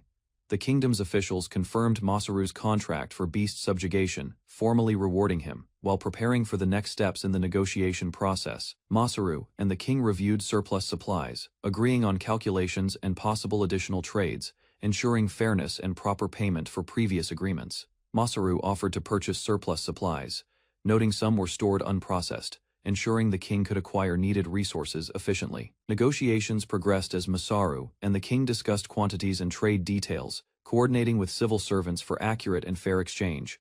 The deal was finalized, and Masaru celebrated completing the negotiation, securing agreements while maintaining trust between the kingdom and suppliers. Zack reflected on the successful negotiation, noting that direct involvement with the king and officials helped Masaru influence kingdom affairs effectively. A civil servant questioned Masaru about the unusually large stock of supplies, and he replied, it was essential to future planning. Masaru considered stock for invasions and military campaigns, reflecting on past tragedies like the rabbit folk disaster, planning accordingly for future crises. The king expressed skepticism, calling some expeditions wasteful, while Masaru listened carefully, preparing to balance strategy with kingdom efficiency. The king justified expeditions as necessary to ensure prosperity, highlighting the perspective of leadership and the responsibility to maintain national growth. Masaru warned about possible unrest and instability if expansion policies were mishandled, emphasizing the need to consolidate and stabilize the realm first. Masaru offered advice respectfully, stressing differences in perspective and reminding the king that friendship and counsel can guide effective governance decisions. Masaru advised the king to focus on city development and prosperity, rather than relying solely on expeditions or invasions. He highlighted the Beastman City project as evidence, showing how careful planning improved living standards and demonstrated practical, sustainable governance. Masaru suggested coexistence and cooperation, stressing that despite divine favor, settling differences peacefully benefits the kingdom and avoids unnecessary conflict. He reminded the king not to look down on other races, encouraging respect and fair treatment for all people within the realm. Masaru reflected emotionally, confident that careful guidance and ethical leadership could foster prosperity while balancing compassion with strategic responsibilities. The king reflected on Masaru's advice, showing surprise and realization, considering the strategic and moral implications of his decisions carefully. The king announced the session's conclusion, reminding everyone to pay in gold coins, and Masaru prepared to depart the capital. As the king departed, Masaru and Zack remained, observing the ruler's movements, noting his contemplation and reflections on governance. The king questioned whether past choices had been correct, expressing doubt while Masaru and Zack observed respectfully, prepared to offer guidance. The king's advisor affirmed Masaru's advice, acknowledging that his suggestions benefited the kingdom and reinforced prudent, people-focused decision-making for long-term prosperity. Officials acknowledged Masaru's arrival as divine will, preparing Beastman City and ensuring proper coordination with the King's Guard for upcoming events. The king announced no weapons were needed, requesting only pens for a ceremonial occasion, emphasizing diplomacy and documentation over combat. Masaru thanked Zack for picking him up at the castle, confirming negotiation success, and verifying his sister handled the accounting accurately. Zack reminded Masaru not to act rashly in front of his sister, ensuring proper conduct and respect during formal proceedings. Masaru explained his logical actions, while Zack reassured him as a guest, entering the workspace to meet Masaru's sister for updates. Masaru met Zack's sister, Diana, who welcomed him warmly while handling supplies, introducing herself, and setting a collaborative atmosphere for the store. Masaru noticed the extensive inventory, realizing the warehouse contained countless materials, and acknowledged the scale of operations his father had accumulated. Diana invited Masaru to look around the warehouse while she continued her accounting, ensuring all stock was managed and properly documented efficiently. Masaru examined the handcrafted materials, feeling excitement at their quality and potential, planning to use each item to improve production. He asked Diana about a special plate, curious if it was steel or ceramic, while she explained its unique properties and purpose. Masaru learned about a rare plate his father had invented, understanding its lightness, sturdiness, and the high production cost preventing mass production. Diana explained she had already removed a troublemaker who tried to mortgage the house, ensuring operations and inventory remained secure. Masaru realized a large customer could help settle debts, deciding he could buy everything in the store to stabilize finances.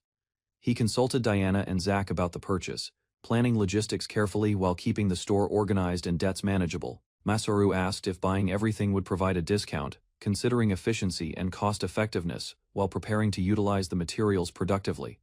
Masaru celebrated being able to buy all the goods at a discount, delighting Diana and Zack, while securing materials efficiently. Diana agreed, acknowledging the arrangement as fair and ensuring the transaction settled properly, confirming that Masaru's proposal would benefit the store. Masaru earnestly asked Diana and Zack to hear his proposal, hoping for cooperation to execute his plan effectively and responsibly. Masaru stood in the storage room as one of the villagers expressed unease, confessing a bad feeling about what was about to be proposed. She hesitated, asking Masaru to explain his intentions first, while Masaru reassured her that her circumstances would make his plan beneficial. With open arms, Masaru proposed that she and her father move to the city he was developing, emphasizing safety and opportunity. The villagers reacted with shock and disbelief, struggling with the idea of leaving their home and traveling to the capital. She questioned Masaru about the Beastman City he was building, trying to understand the future he envisioned for them. Masaru smiled warmly as he explained that he hoped the villagers would move to the city he was building to help with its construction. He detailed the benefits: 3 meals a day, support for their work, and a workshop for the father to make bricks with assistance. The villagers were astonished, realizing that Masaru's Beastman City offered far more than they had imagined, with comfort and opportunities. Despite the appealing offer, they hesitated, worried about leaving the familiar village and the city's lack of human residents. Masaru reassured them, suggesting he could get permission from the king to hire additional craftsmen and ensure the city thrived. Masaru explained that with additional manpower, he could also secure more resources, making the process easier and more efficient for the villagers. He emphasized that having more workers would benefit the city's development, and asked if they felt excited about the potential. The villagers tried to understand Masaru's reasoning, acknowledging the difficulties of learning new techniques and skills in the city. Masaru shifted the conversation to the supplies, proposing a 10% discount deal to make the transition smoother. They considered the payment options, discussing gold coins and how to manage the remaining balance, gradually agreeing to Masaru's plan. Masaru encouraged the villagers to act quickly so they could settle debts before further problems arose, assuring them it would be exciting to help the city. The father reacted angrily at repeated knocking on his closed workshop door, worried about the intrusion and disruption. Masaru and the villagers checked the brick shop, hoping to arrange support, but realized they no longer had money to borrow. The female villager reluctantly agreed to assist, thinking about the plan despite her embarrassment and hesitation. The father threatened resistance, but Masaru and the villagers insisted they were only there to repay debts, trying to maintain order and focus. The villagers were stunned to see the brick shop had earned enough money to cover their debts, leaving them in disbelief. They realized this would allow them to escape the spiral of debt, feeling relief and gratitude for Masaru's guidance. Despite their surprise, they acknowledged the effort involved and Masaru praised the amount gathered as a success. The villagers began to question if there were additional debts, especially related to the father, and tried to clarify the full situation. Masaru reminded them about the rented warehouse, ensuring they understood all aspects of the financial arrangements and how it contributed to resolving their debts. The villagers confirmed that the bills for the warehouse had been paid, hoping there would be no further complications.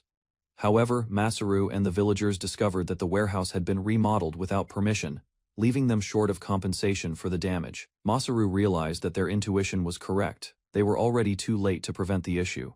The group tried to find a solution, deciding to restore the warehouse to its original state, despite the complications. As night fell, Masaru admitted feeling mentally drained from handling the day's events, but reassured everyone that the situation could be managed safely. Masaru excitedly declared his plan to shop in the castle town, looking forward to acquiring what he needed for the city's construction. The villagers expressed mixed feelings, partly excited for themselves and partly curious about Masaru's motives for recruiting craftsmen. Masaru explained that the city was still under construction and unnamed, but bringing in skilled craftsmen and high-quality goods would help its development. The female villager considered the challenges ahead, recognizing the difficulty of scaling the father's business to support the growing city. The father focused on brick-making, content to leave the financial management to Masaru, while Masaru enjoyed the process of building the city with enthusiasm. The female villager paused, looking back thoughtfully, and reassured Masaru that nothing was wrong, despite her hesitation. She smiled faintly in the moonlight, showing calm determination as Masaru and the others observed her. Masaru asked about her plans for the morning, curious if she intended to go shopping, which she confirmed. She offered to guide Masaru and Zack through the castle town's marketplace before he began his shopping, showing the town's key areas. Masaru grew excited at the idea of meeting new craftsmen and establishing connections, while the villagers playfully commented on his eccentric enthusiasm. The female villager decided to take a break from accounting, looking forward to spending time in the castle town with Masaru. Masaru, the female villager, and Zack explored the marketplace, surveying the stalls and goods for city development. Masaru observed the large quantity of materials purchased, noting the challenge of managing the market in chaos, while the others reacted with surprise. He introduced a green goat, the widow goat, much to the villagers' shock and curiosity. Masaru revealed that he had also bought mutant beasts, rabbits, and quails from the Adventurers Guild, intending to raise them for the city's development. Masaru happily planned to start raising livestock, excited about the milk, eggs, and rabbits that would help develop the city. The father voiced concern, worried about the safety of the female villager moving to the city, fearing for her well-being.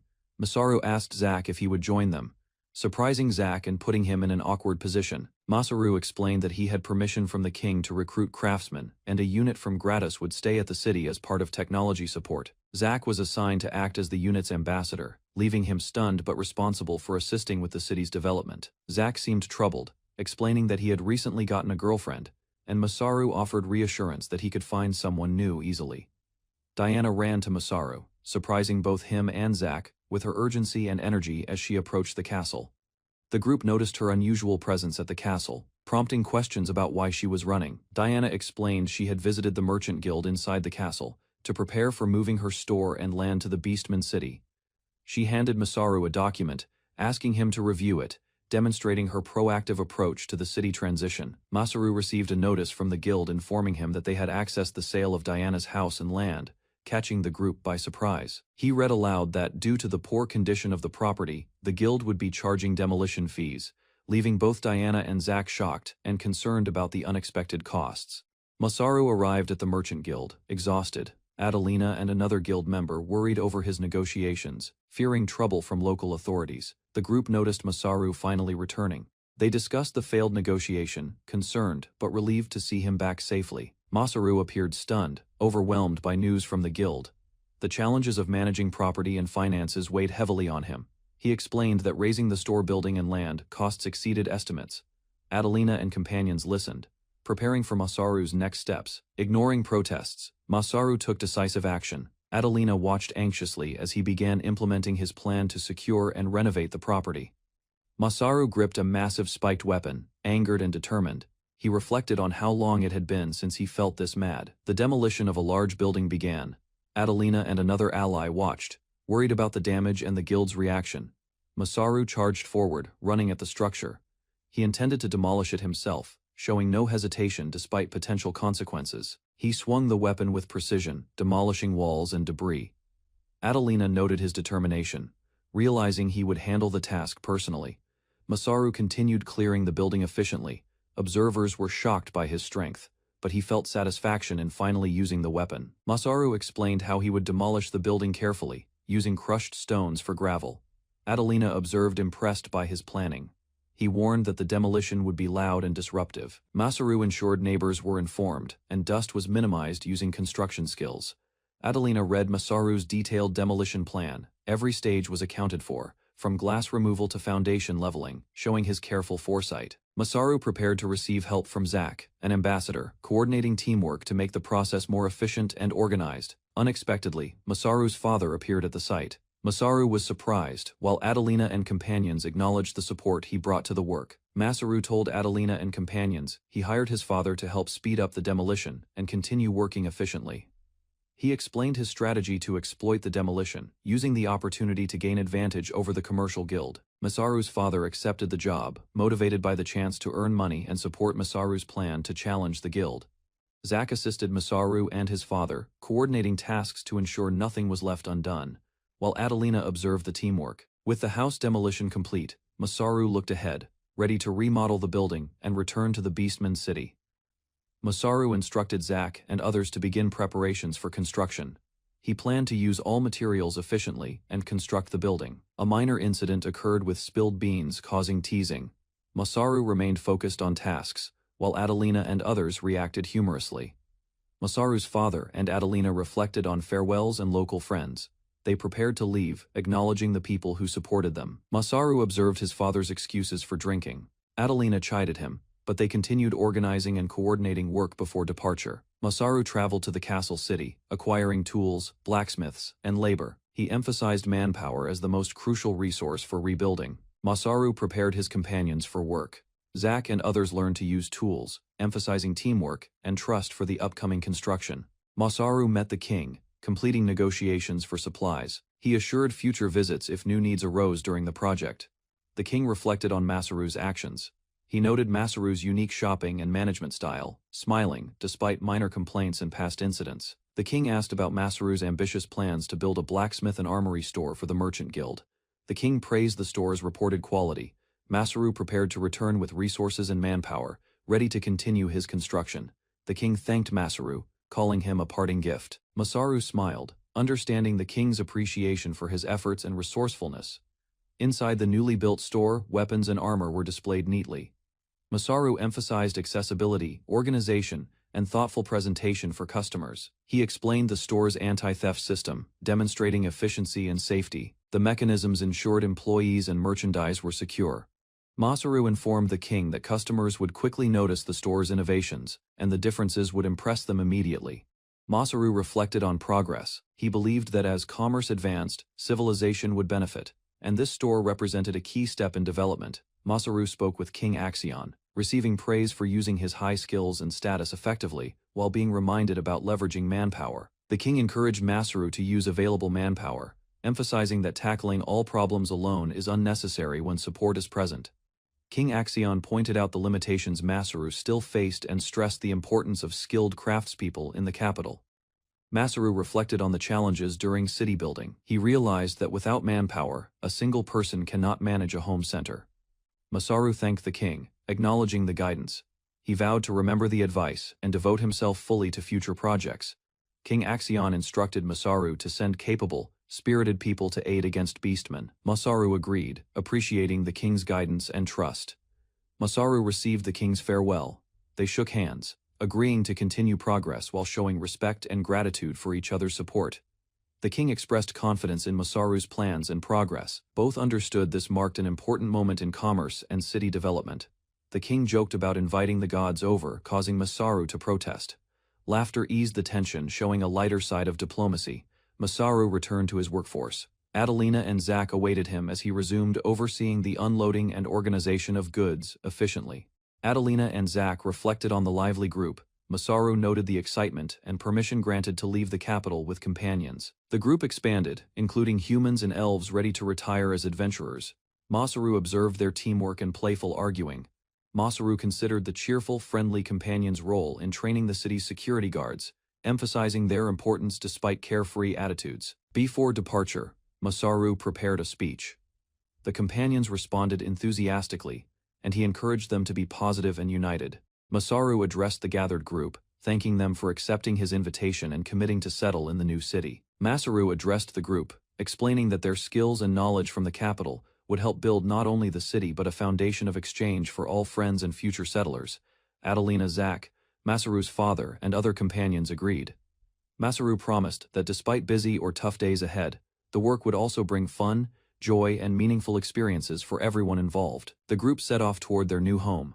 Masaru led the caravan, smiling, confident that together they could build a thriving cooperative community in the new city. Masaru leads the caravan away from Gratus, guiding wagons through forest paths as the group continues their journey toward Mithril. Masaru looks back calmly at his companions, noticing their high spirits after travel, while recalling the satisfying meals they recently enjoyed together. Masaru runs beside the wagon, maintaining pace all day, showing his stamina as others observe his steady movement and continued effort. Masaru stretches lightly while explaining body stiffness, comparing his endurance with others, as the group continues traveling together across the open land. Masaru listens while a companion reflects on encounters, as he considers past experiences and quietly thinks about learning more about different lifestyles. Masaru observes the sky as the sun begins to set, deciding it is the right time to stop and prepare camp. Masaru gives instructions to the group, directing them to set up camp near the riverbed for safety and easier access. The caravan halts near the river as wagons are arranged, and the group prepares their resting place before night fully arrives. Masaru stands near the river, reviewing their surroundings while a companion asks about their arrival, as tents and wagons settle behind. Masaru studies the map carefully, explaining their current position and estimating the remaining travel time toward the Beastman City destination. Masaru notices his companions reacting to the map as they study the route carefully and consider the unusual structure of travel. The group reflects on unfamiliar concepts as they struggle to understand Masaru's explanations about skills and different ways of seeing the world. Masaru explains his past briefly, acknowledging the help he received before, while the group recognizes his role in building and supporting others. The group relaxes near camp, discussing preparations, as Masaru organizes tasks and ensures everyone is ready for the next day. Masaru checks supplies with the cooks, confirming available ingredients and remaining meat, while considering additional resources needed for future meals. Masaru listens as the elf suggests hunting wild birds, while others consider the idea and prepare to gather food nearby. The elf moves through the forest with a bow, carefully aiming as a bird appears, showing her skill in hunting. Masaru watches the elf's technique, realizing the difference in skill, while the group observes how easily she handles the bow. The group learns about the thief bird, understanding its behavior of stealing items and becoming a frequent nuisance to travelers. Masaru agrees to hunt the birds, as the group prepares together, seeing it as both a solution and a source of food. Masaru listens as Zack decides not to join the hunt, while the elf remains confident and prepares to handle the task. Masaru examines the bow carefully, realizing its danger and unfamiliar design, while Zack warns him as they prepare to test it. Masaru admits his lack of experience with bows, surprising the elf, as he quickly explains his limited knowledge before acting. The group reacts with confusion at Masaru's statement, while he clarifies the situation and prepares to demonstrate something unexpected. The elf draws the bow, noticing its strange tension, as Masaru observes closely while testing the weapon's unusual construction. Masaru explains the bow is reinforced with mithril and adjusted to match his strength, as the elf questions his unusual modification. Masaru realizes his mistake when the elf comments on the string tension, as he reflects on misjudging her skill. Masaru prepares to test the bow on a tree, aiming carefully while the elf watches his actions with doubt. Masaru releases the arrow with full force, demonstrating his method while explaining his approach to using powerful weapons. The arrow pierces through multiple trees, shocking the elf as Masaru stands calmly. After showing the true power of his bow, Masaru fires his arrow but loses control, realizing too late that he has hit something unexpected, causing panic among the group. The group hears a scream in the distance and immediately runs toward the source, sensing danger and urgency in the situation. They arrive to find travelers under attack, as a large pack of wolves charges across the plains, overwhelming the fleeing people. A girl is cornered by wolves, struggling to defend herself while Masaru and the others rush in to assist before it is too late. Zack leaps forward and strikes a wolf with force, creating an opening as the group begins fighting back against the attacking pack. Masaru rushes forward to protect the girl, helping her escape while others pull her away, as wolves continue attacking nearby travelers. Masaru swings his weapon at a wolf, but feels unusual resistance. Realizing the enemy is far tougher than expected, Masaru confirms the strange durability as his attack barely affects the wolf, understanding that normal strikes are ineffective against them. The elf quickly fires multiple arrows to support Masaru, warning him as she identifies the wolves as golems. Masaru faces the wolves again, realizing conventional weapons are useless. As the group prepares to change their strategy against the golems, Masaru tells the girl to retreat, but she refuses, insisting on fighting as a knight, despite the overwhelming danger around them. The girl charges forward to attack, ignoring Masaru's warning while the wolves continue surrounding them and closing the distance. Masaru stops her and grabs a wolf directly, realizing restraining them might be more effective than attacking their durable bodies. Masaru holds a wolf firmly, while others approach, creating an opening as his strength prevents the enemies from moving freely. The girl watches in shock as Masaru's method works, realizing his unusual approach is turning the battle in their favor. Masaru struggles as multiple wolves cling to him, biting and holding his body, while he tries to keep them restrained. The girl checks on Masaru from a distance, surprised by the situation as he continues holding the wolves, despite the danger. Masaru complains about the damage to his clothes, realizing the wolves have torn his belongings while he maintains control. Masaru carries the restrained wolves and tells the girl to return to safety while he continues managing the situation alone. Masaru becomes angry as the wolves damage his clothing, shouting in frustration while still holding them firmly in place. Masaru releases his anger and charges forward, swinging with full force as wolves are thrown back and scattered across the battlefield. Masaru continues striking rapidly, crushing the wolf golems, as their bodies break apart under his powerful blows. The remaining wolves shatter into pieces as Masaru finishes the fight, clearing the area with overwhelming strength. After the battle, Masaru stands with Zack, reflecting calmly while the surroundings return to normal and the danger disappears. Masaru considers his condition, realizing the damage he took, while acknowledging how his recovery ability helped him endure the fight. Masaru arrives at the camp with Zack, meeting a woman who recognizes them, as he reflects on the meaning behind the goddess's actions. Masaru speaks with the group outside the tent, learning about their leader before being invited inside to meet the person he rescued. Inside the tent, Masaru sees the elf woman resting with a child nearby, confirming they are safe after the earlier attack. Masaru observes two dark elf women inside the shelter. The warrior stands guard while the other expresses gratitude for his assistance. Masaru enters the room with a companion. He studies the dark elves closely, recognizing something unusual about their origin and situation. The dark elf warrior and the young woman compare each other silently. Masaru notices their contrast and feels confused by their tense presence. Masaru suddenly reacts and pulls both women closer, trying to calm the situation. His actions confuse them, but he attempts to ease tension. After settling down, Masaru asks about the attack. He requests details about the golems, while ensuring everyone inside the shelter remains safe. The young dark elf kneels before Masaru, explaining their hardship. She describes their struggle to find a safe place to settle. With visible anxiety, the dark elf asks Masaru if they can join his group, hoping for protection and a stable future. Masaru listens carefully and quickly agrees. His decision shows trust, despite the sudden and serious request from the Dark Elves. The Dark Elf explains their urgency. She admits they cannot survive long alone and suggests traveling together under Masaru's guidance. Masaru accepts the situation calmly. He prepares to support them, confirming his choice while the others watch the unexpected decision unfold. Masaru explains his group is not ordinary. His companions react casually, already accustomed to his unusual decisions and sudden actions. After several days, Masaru leads everyone toward the Beastman city. The group arrives, marking progress in their journey and plans. Upon arrival, a rabbit girl warmly greets Masaru. He returns safely, and the reunion shows strong bonds within his growing community. Masaru meets Adeline again and checks on the city. Construction continues steadily, reflecting his ongoing efforts to develop the settlement. Masaru brings new people into the city. The craftsmen join his group, contributing skills to expand and strengthen the growing civilization. Masaru explains the situation to Adeline. He mentions meeting dark elves during the journey and plans to prepare a place for them. The group travels through the mountains and reaches a hidden city. The location surprises the dark elves, showing unexpected development in the region. The dark elf observes the city carefully. She realizes it is a cooperative place where humans and beastmen live together peacefully. Masaru walks through the city as residents greet him warmly. His influence is clear, and the Dark Elves begin to notice his importance. The Dark Elf leader reflects on familiar faces and growing trust. Masaru prepares introductions, strengthening connections between the new arrivals and the city.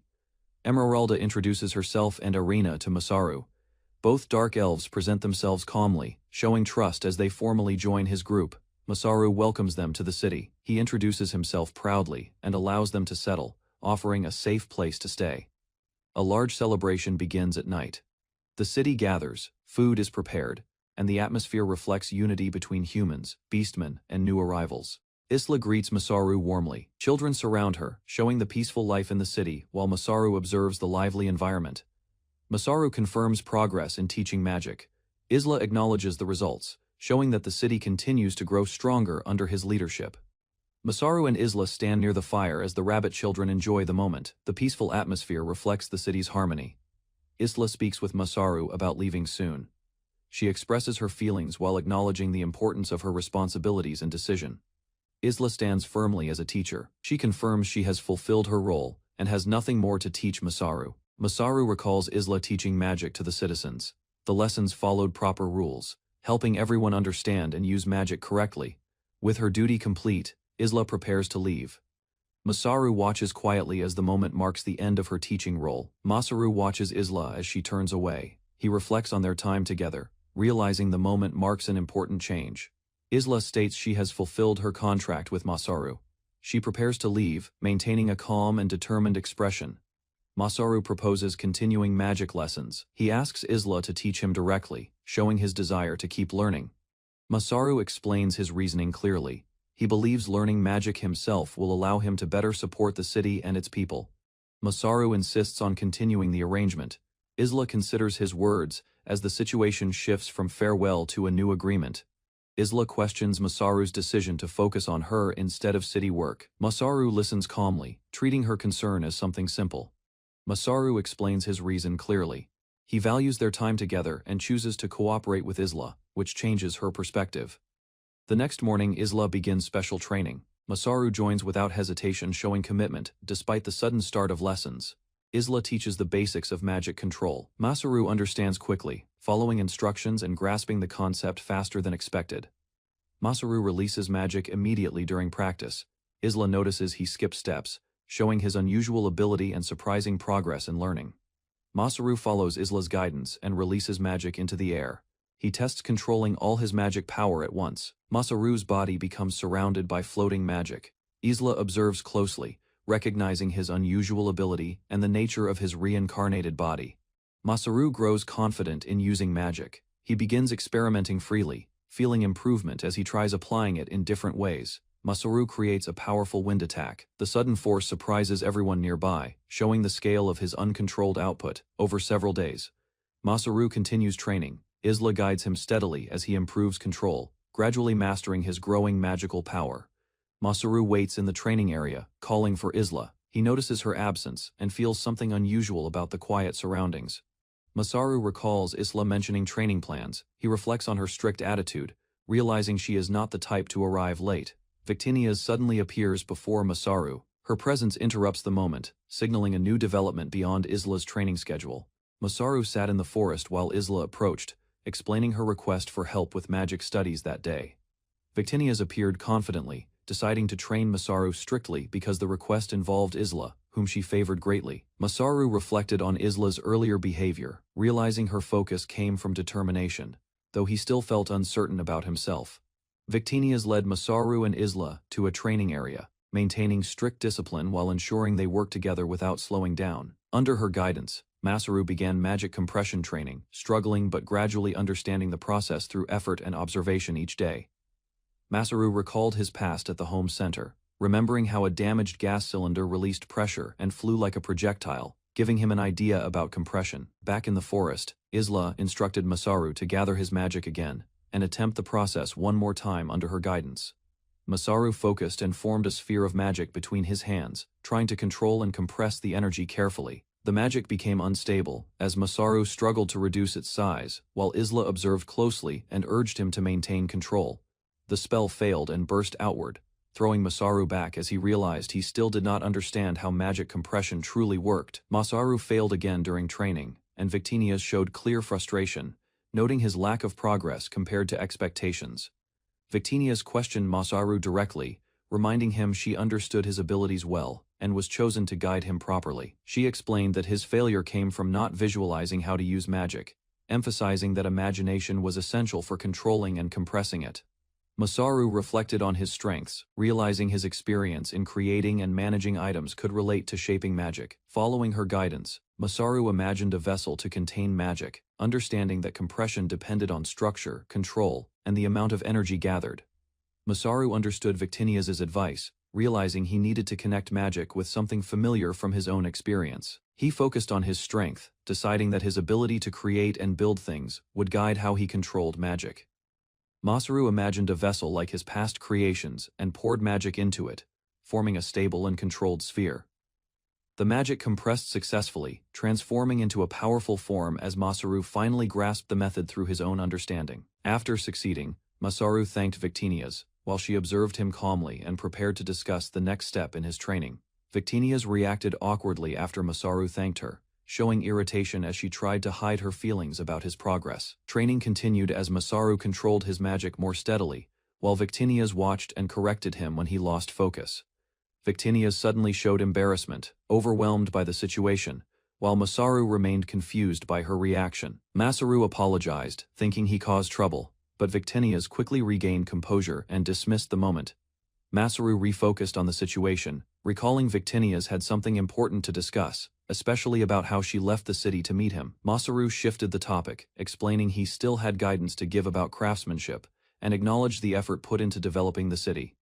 He inspected the workshop and questioned the results, pointing out that the knives produced did not meet his expectations. The craftsmen defended their work, explaining the knives were practical and intended for sale, but Masaru focused on their inconsistencies. Masaru clarified that making the same product meant identical quality, not just similar function, emphasizing precision and standards. He demonstrated the flaws, highlighting uneven finishes and hammer marks, concluding that such products were not acceptable for the market. Masaru prepared a flat surface and tools, introducing items from his past to demonstrate proper measurement and accuracy in crafting. He showed a ruler, explaining its purpose in measuring objects precisely, emphasizing the importance of exact dimensions. Masaru placed two knives side by side and used the ruler to reveal gaps, proving that their thickness and shape were inconsistent. The craftsman observed carefully, realizing the difference in quality and understanding the need for better tools and standards. Masaru explained his background in technical training, showing how precise measurement and strict tolerance were essential for producing reliable and market-ready products. Masaru explained his past experience, describing how craftsmen he learned from could detect extremely small differences without tools, setting a high standard for precision. He presented a knife he made himself and asked them to measure it, surprising the craftsman with its clean and consistent form. Using a ruler, the craftsman examined the blade and found almost no gaps or inconsistencies, realizing the level of accuracy Masaru achieved. Masaru revealed his goal was to test their current ability and promised to teach them proper techniques and additional knowledge. The craftsmen became motivated and eager, asking Masaru to train them so they could master these new tools and improve their skills. Masaru reflected on his teaching, noting that guiding the craftsmen was not easy, but progress had been made over time. He looked to Victinius for a reaction, but she responded plainly, leaving him unsure if his efforts were truly recognized. Masaru continued explaining the city's development, including farming, materials, and plans to build a shrine as the next step. He spoke about the city as his responsibility, acknowledging the people living there and the need to keep improving it. Later, Victinius received a message from Isla regarding recent magic lessons, prompting her to quietly consider the next development. Masaru read Isla's message and met Victinius in the forest, questioning her actions and asking her to speak directly with him first. He tried to understand the situation, wondering if her behavior was related to the message, though he remained uncertain.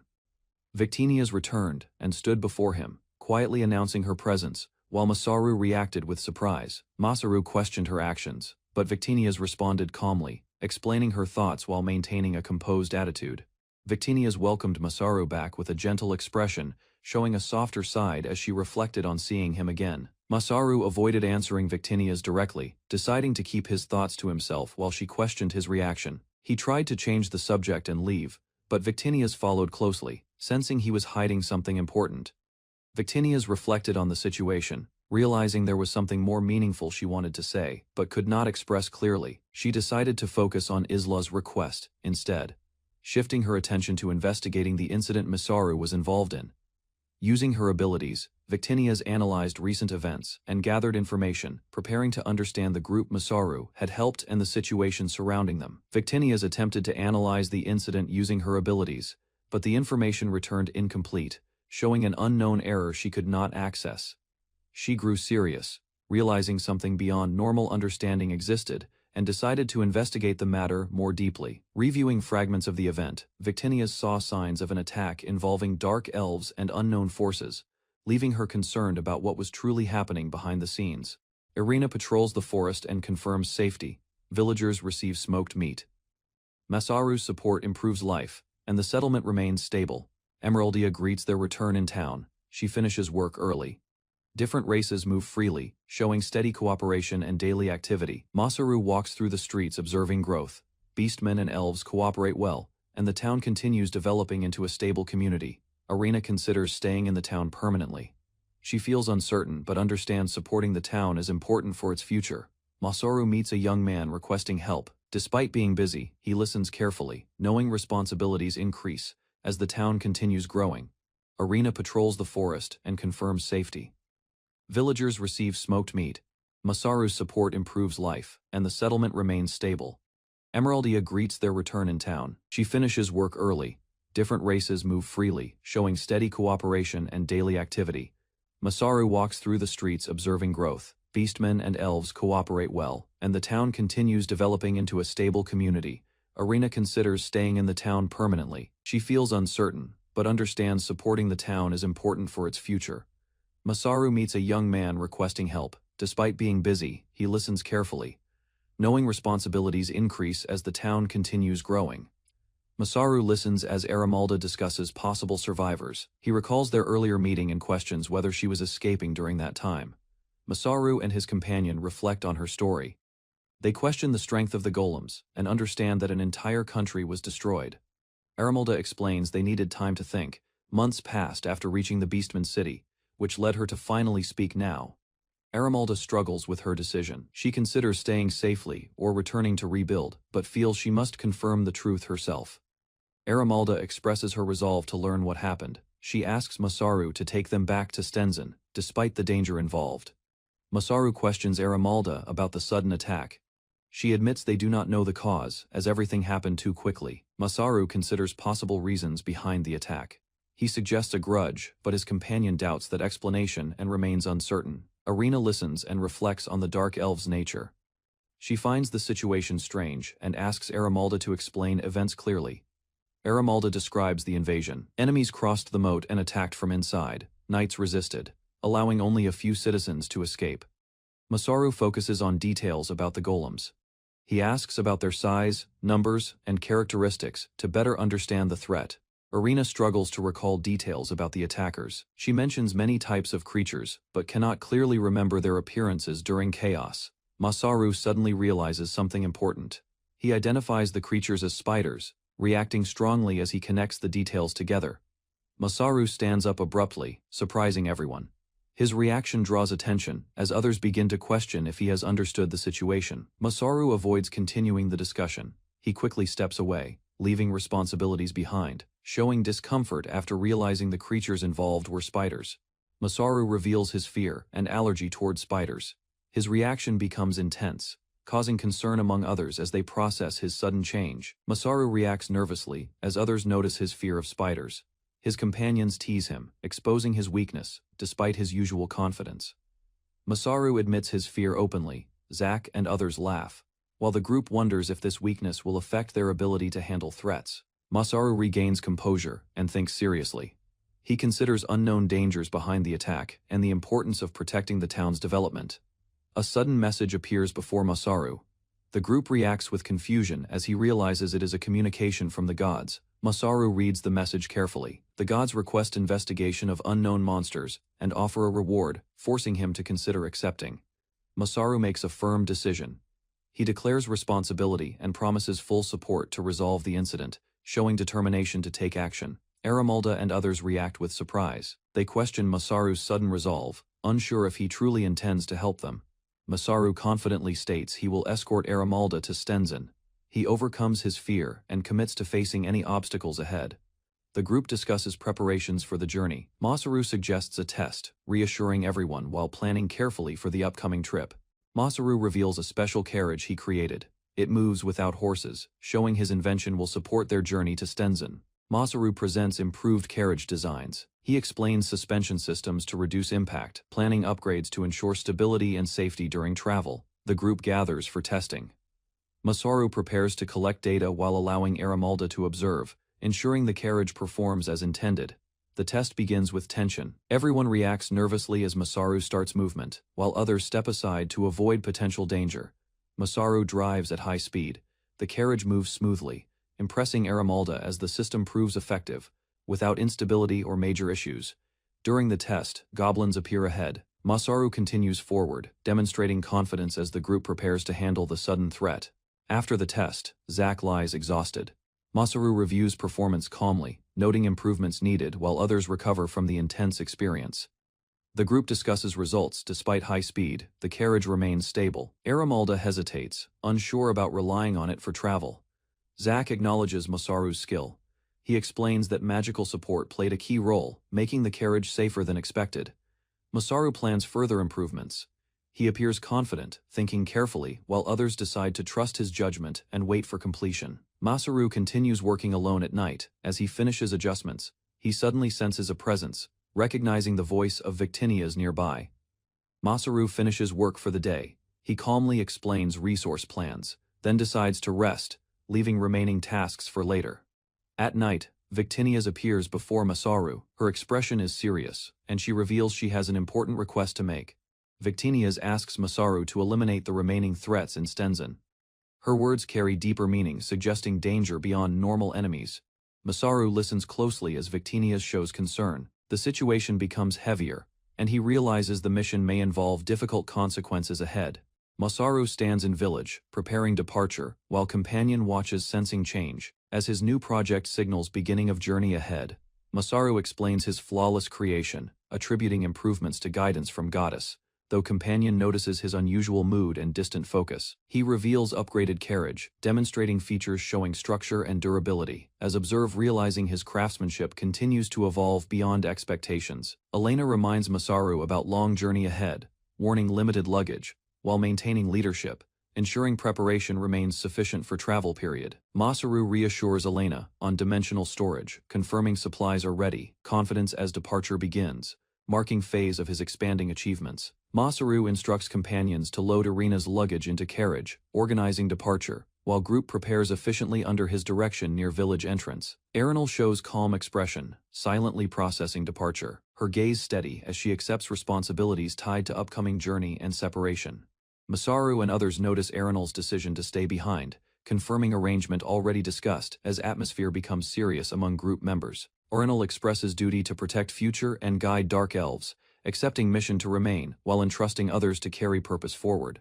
Adelina and companions react with energy, committing to journey as determination strengthens group, marking clear division between those leaving and staying. Adelina accepts role as administrator, deciding to support city management when Masaru is absent, while companion confirms Masaru entrusted responsibility. Masaru explains need for stronger structure, noting increasing population, while encouraging Adelina to begin learning responsibilities and improve her leadership abilities. Zack shows determination to train, requesting evaluation after journey, while Adelina acknowledges effort, expecting visible results from his continued practice. Masaru compares Zack to Lancelot, highlighting difference in strength, while Zack reacts, realizing expectations placed upon him remain significantly high. Group gathers near carriage, continuing preparations, while others observe Masaru's interactions, recognizing his influence as departure moment steadily approaches. A messenger rides toward capital, carrying Masaru's letter reporting Stenzen attack, ensuring information arrives quickly while main group continues journey separately. Masaru discusses situation with companions, emphasizing urgency to spread news, while others express concern about readiness and difficulty of mission ahead. Masaru decides to limit group size, prioritizing efficiency, instructing others to board carriage after final checks, before departure begins. Masaru commits to completing mission quickly, focusing on clear objective, while companion supports decision as they prepare to leave immediately. Masaru assigns remaining responsibilities to Adelina, confirming small team will proceed, promising swift return as group separates to fulfill roles. Masaru drives carriage at high speed toward Stenzen, while companions react with urgency, realizing situation requires immediate action upon arrival. Carriage moves across open land. Masaru maintains control, while Irenal observes calmly, understanding seriousness of mission and pace required. In distant location, Wane-sama appears exhausted, while Isla watches with concern, sensing emotional burden connected to unfolding events. Wane-sama struggles with guilt, unable to forgive herself, as Isla supports her, recognizing internal conflict caused by recent incident. Adelina watches departing carriage, trusting Masaru's mission, expressing hope for safe return, while maintaining composure despite underlying concern. Masaru and Irena travel towards Stenzen, discussing harmony between races, while recalling peaceful forests, unaware of destruction awaiting at destination. From a hill, they spot remains of outer structures, as Irena explains former strength of defenses, suggesting city once stood secure. Masaru observes silently, expression tightening, realizing situation may be worse than expected as they approach fallen capital. Irena struggles to accept reality, recalling past beauty of city, while hesitation shows emotional conflict between memory and present destruction. They arrive overlooking ruined Stenzen, confirming capital has fallen, as devastation spreads across landscape, marking consequence of golem attack. Masaru grabs Irena's arm, stopping her from rushing forward, sensing danger within ruined capital as her emotions begin to take control. Irena insists on entering city, despite risk, driven by shock, while Masaru warns time has passed, and urges focus on survivors. Masaru firmly states no survivors remain, relying on judgment, while Irena struggles to accept conclusion, showing doubt and emotional resistance. Group gathers in tension as Masaru explains reasoning, while Irena questions his certainty, unable to understand his calm reaction. Irena confronts Masaru directly, rejecting claim, demanding proof, as conflict grows between logic and emotion in face of destruction. Irena hesitates but agrees to listen, as companions trust Masaru's judgment, creating brief calm before explanation begins among the group. Group rests under trees, atmosphere quiet, while Masaru prepares to explain reasoning, and others wait, observing his serious expression. Irena reveals suspicion about goddess Victinia's, questioning whether destruction of Stenzen was intentional, shifting discussion toward hidden truth. Masaru confirms awareness of city's condition beforehand, explaining this knowledge led to his conclusion that no survivors remained. Irena reacts strongly, rejecting idea of divine involvement, confronting Masaru directly, as tension rises over truth behind Stenzen's destruction. Irena questions Masaru's claim, suspecting connection to gods, while deciding to search city herself, unable to accept his conclusion. Zack reflects on Masaru's behavior, realizing he knew truth earlier, while Irena considers whether to trust Masaru's explanation about goddess. Group discusses situation, recognizing actions seem unusual as Masaru's knowledge and status create doubt about normal understanding of events. Irena reveals belief that Masaru acts under divine role, explaining his actions as duty, while tension grows over hidden responsibilities. Masaru clarifies relationship with Victinia's, denying authority role, stating simple connection, while others reconsider assumptions about his involvement. Irena questions Masaru about his connection to gods, surprised by truth, while realizing his identity is more complex than expected. Group accepts Masaru's explanation, though uncertain, deciding to follow his orders, acknowledging his ability to communicate with gods. Masaru gives instructions, telling them to observe from distance, deciding to confront remaining golems alone to avoid putting others in danger. Masaru states his objective clearly, targeting both golems and ruined capital, showing determination to resolve situation completely. Masaru declares he will destroy all enemies, sitting calmly, while companions react with shock at his extreme decision and resolve. Masaru sits with two companions near the forest ruins. The group discusses the situation after leaving the royal capital and considers options. Masaru reflects carefully on the crisis. He believes following orders and fixing the situation step by step is the only realistic approach. Adeline questions the plan strongly. She wants immediate action against the golems threatening the city and doubts the need for restraint. Another ally supports Masaru's reasoning. He agrees the threat is too large to handle directly and requires a careful strategic solution. The group concludes the discussion. They believe Emerald would not approve reckless actions, so they prepare to follow a more controlled plan. Masaru listens as Adeline explains. She already discussed the plan with Emerald. She confirms permission was granted, making the decision more serious. Masaru recalls when he first accepted the mission. He remembers speaking with the goddess and the queen before taking responsibility. In the past, Masaru explains his plan in the Beastman town. Victinias and Emerald react strongly, questioning the risks and consequences. Emerald states the situation in Stenzen clearly. The city has no allies left, and the golems remain unmoving since the incident. The group reflects on the meaning of the decision. They understand the risks, but believe this may be their only opportunity. Emerald confronts Victinias and questions her decision. She refuses to accept losing their last home after everything they already sacrificed. Victinias lowers her gaze and shows regret. She understands the pain caused by the decision and quietly accepts responsibility. The room becomes tense. Emerald struggles to accept the answer, while others remain silent, unable to resolve the conflict. Emerald collapses in frustration. She feels abandoned and believes no one, not even the goddess, will save them now. Masaru steps forward to explain. He tries to clarify the situation to Emerald and calm the misunderstanding within the group. Masaru kneels before Emerald and holds her hands. He explains his purpose and believes he was sent to protect her. Victinias offers support despite the situation. She promises to help rebuild if destruction cannot be avoided, showing her commitment. Masaru reassures Emerald calmly. He explains that Victinias still cares deeply for the world and would never act without reason. Masaru asks Emerald to understand later. He hopes she can forgive Victinias once everything is resolved, and the situation returns to normal. Masaru reveals his true concern. He wants to protect his friend and avoid seeing her suffer as the conflict continues. Victinias reacts to Emerald's expression. She notices the pain in her face and understands the emotional weight behind the situation. Emerald admits her feelings honestly. She cannot forgive yet, but she accepts Masaru's explanation and tries to move forward. Emerald regains composure. She decides to live through the crisis and hopes to reach a future where forgiveness becomes possible. Victinias makes a quiet request. She asks Emerald to listen and consider her wish, showing her sincerity and emotional struggle. Masaru explains the queen's decision. Emerald must witness Stenzen's fate herself, and he accepts responsibility to guide her safely. The group finalizes their roles. Masaru will carry out the plan while others support him, and Emerald is assigned to observe closely. Emerald reflects on the past. Memories of Stenzen weigh heavily on her as she prepares to face what remains of her home. Emerald questions the situation again. She realizes there are no allies left in the city and accepts the reality slowly. With quiet resolve, Emerald entrusts Masaru. She accepts that he will witness the city's final moments on her behalf. Masaru and his companions move forward. They promise to stay by Emerald's side until everything is over and the mission is complete. Masaru accepts his role with determination. He dedicates himself to the goddess and the land.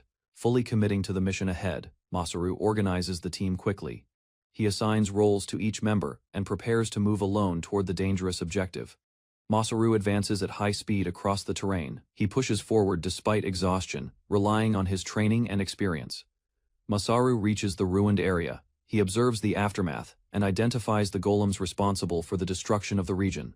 Strange creatures surround the battlefield. Masaru senses something unnatural within the golems and prepares for a more dangerous encounter. Masaru focuses on his plan. He decides to destroy everything with a single explosion to eliminate the threat completely and quickly. Masaru remembers Emerald's tears. He strengthens his resolve, refusing to let her suffer again, and commits to ending the situation. Masaru prepares his technique. He begins spreading material into the air, relying on knowledge from his previous world to execute the plan. Masaru explains the process in his mind. The powder will react with oxygen once ignited and spread through the air. Masaru ensures proper distribution. He understands that even spacing of particles will create a full reaction and trigger a powerful explosion. Masaru activates his plan and controls the air. He creates a barrier over the capital, preparing the environment for the explosion. Masaru uses item box and air control together. He releases materials into the sky, forming a concentrated mass above the city. The powder spreads across the capital. It falls like snow, covering the entire area evenly as Masaru maintains control. Masaru prepares the final step. He channels magic into flame, ready to ignite the mixture and trigger the reaction. Masaru watches the scene below. He accepts the destruction and quietly bids farewell to Stenzen before the explosion begins. Masaru stands alone and activates the final step. He remembers his promise and accepts the burden while facing the creatures below. The explosion begins instantly. The powder ignites and spreads across the area, destroying everything as Stenzen disappears in the blast. A massive explosion devastates the valley, leaving a crater. Arena and Zack observe the destruction, realizing Masaru's overwhelming power caused it. Arena remains composed after the destruction. Masaru reassures her that the capital will be rebuilt, showing confidence in restoring everything again. Masaru returns to the group safely. The others react with relief and mild surprise, confirming that he survived the dangerous explosion. Masaru explains the blast exceeded expectations. He reveals he struggled to control the power, showing the risks behind his abilities. The group acknowledges Masaru's strength. Suddenly, a message interrupts them, surprising Masaru and shifting attention to a new, unexpected situation. Arena stands under the night sky, preparing to leave. Masaru watches from behind as she departs, trusting they will meet again someday. Masaru suddenly receives a new request. He runs across the damaged terrain, focusing on investigating golems and gathering fragments for analysis. Masaru examines a monster corpse. He realizes the creature feeds on magic and turns victims into stone, making the situation more dangerous. Masaru reads a message from Isla Saphira. She requests fragments and promises rewards, but he suspects she is hiding important information. Masaru finishes reviewing the message. He concludes the task but remains uncertain, sensing that the investigation still holds unresolved secrets ahead. Masaru and Zack discuss staying to explain everything. Masaru worries about Mei, knowing she may become angry because he delayed returning. Mei appears upset after waiting. Masaru realizes his absence affected her, while Zack notes they still have responsibilities to finish here. Zack suggests leaving immediately to regroup. Masaru reacts with surprise, considering the plan while looking over the destroyed battlefield again. 2 days later, Captain Fried arrives with knights. He sees the devastation and demands answers, searching for Masaru and Zack urgently.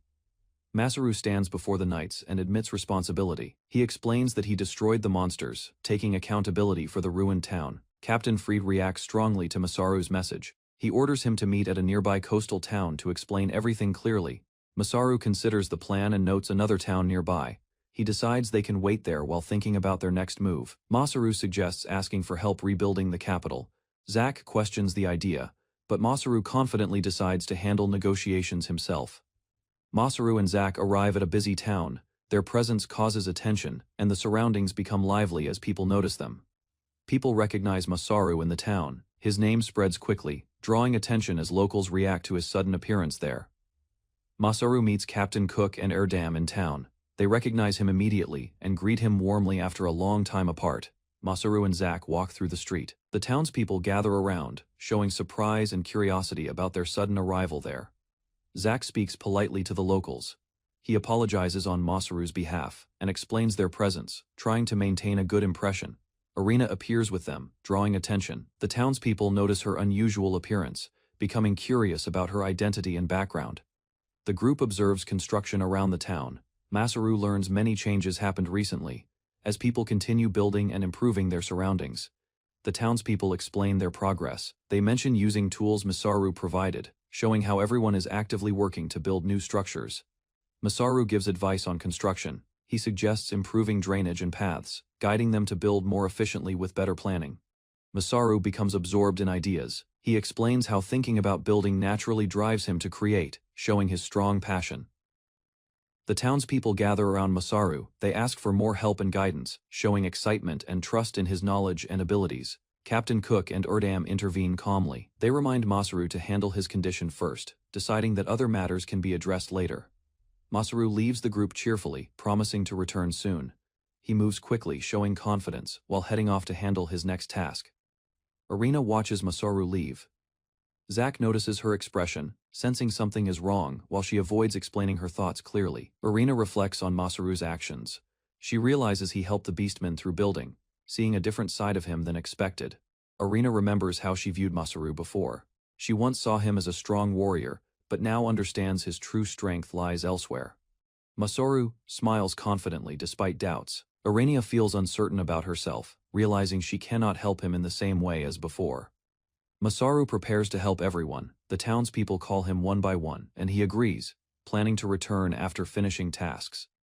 Masaru assists with construction inside a house. He helps build stairs, tools, and fixtures, guiding people while working quickly and efficiently. Suddenly, Masaru is transported to a strange arena.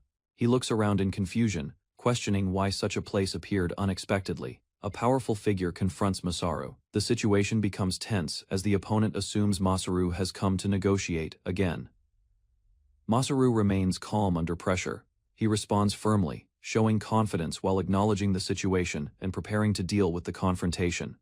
A powerful knight steps forward in the arena, drawing his sword. He challenges Masaru directly, showing confidence and clear intent to fight. The knight confronts Masaru with a mocking expression. Masaru remains composed, recognizing the opponent while preparing himself for the coming battle.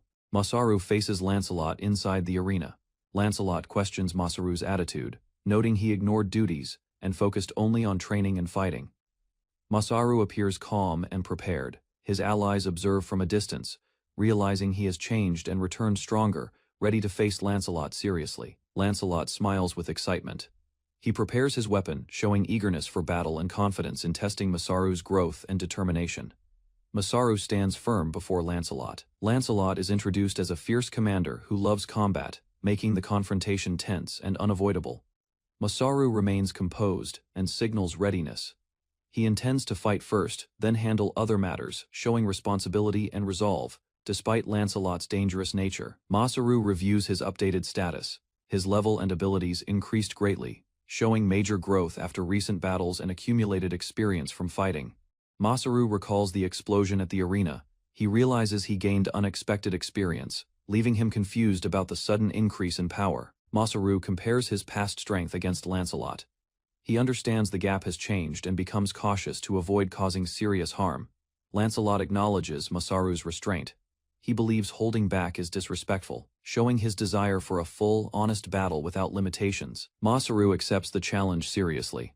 Both prepare to fight without hesitation, recognizing each other's strength and committing fully to the battle. Masaru and Lancelot face each other calmly. Lancelot shows excitement, viewing the fight as long-awaited and worthy of full effort from both sides. Lancelot recognizes Adeline's influence through Masaru.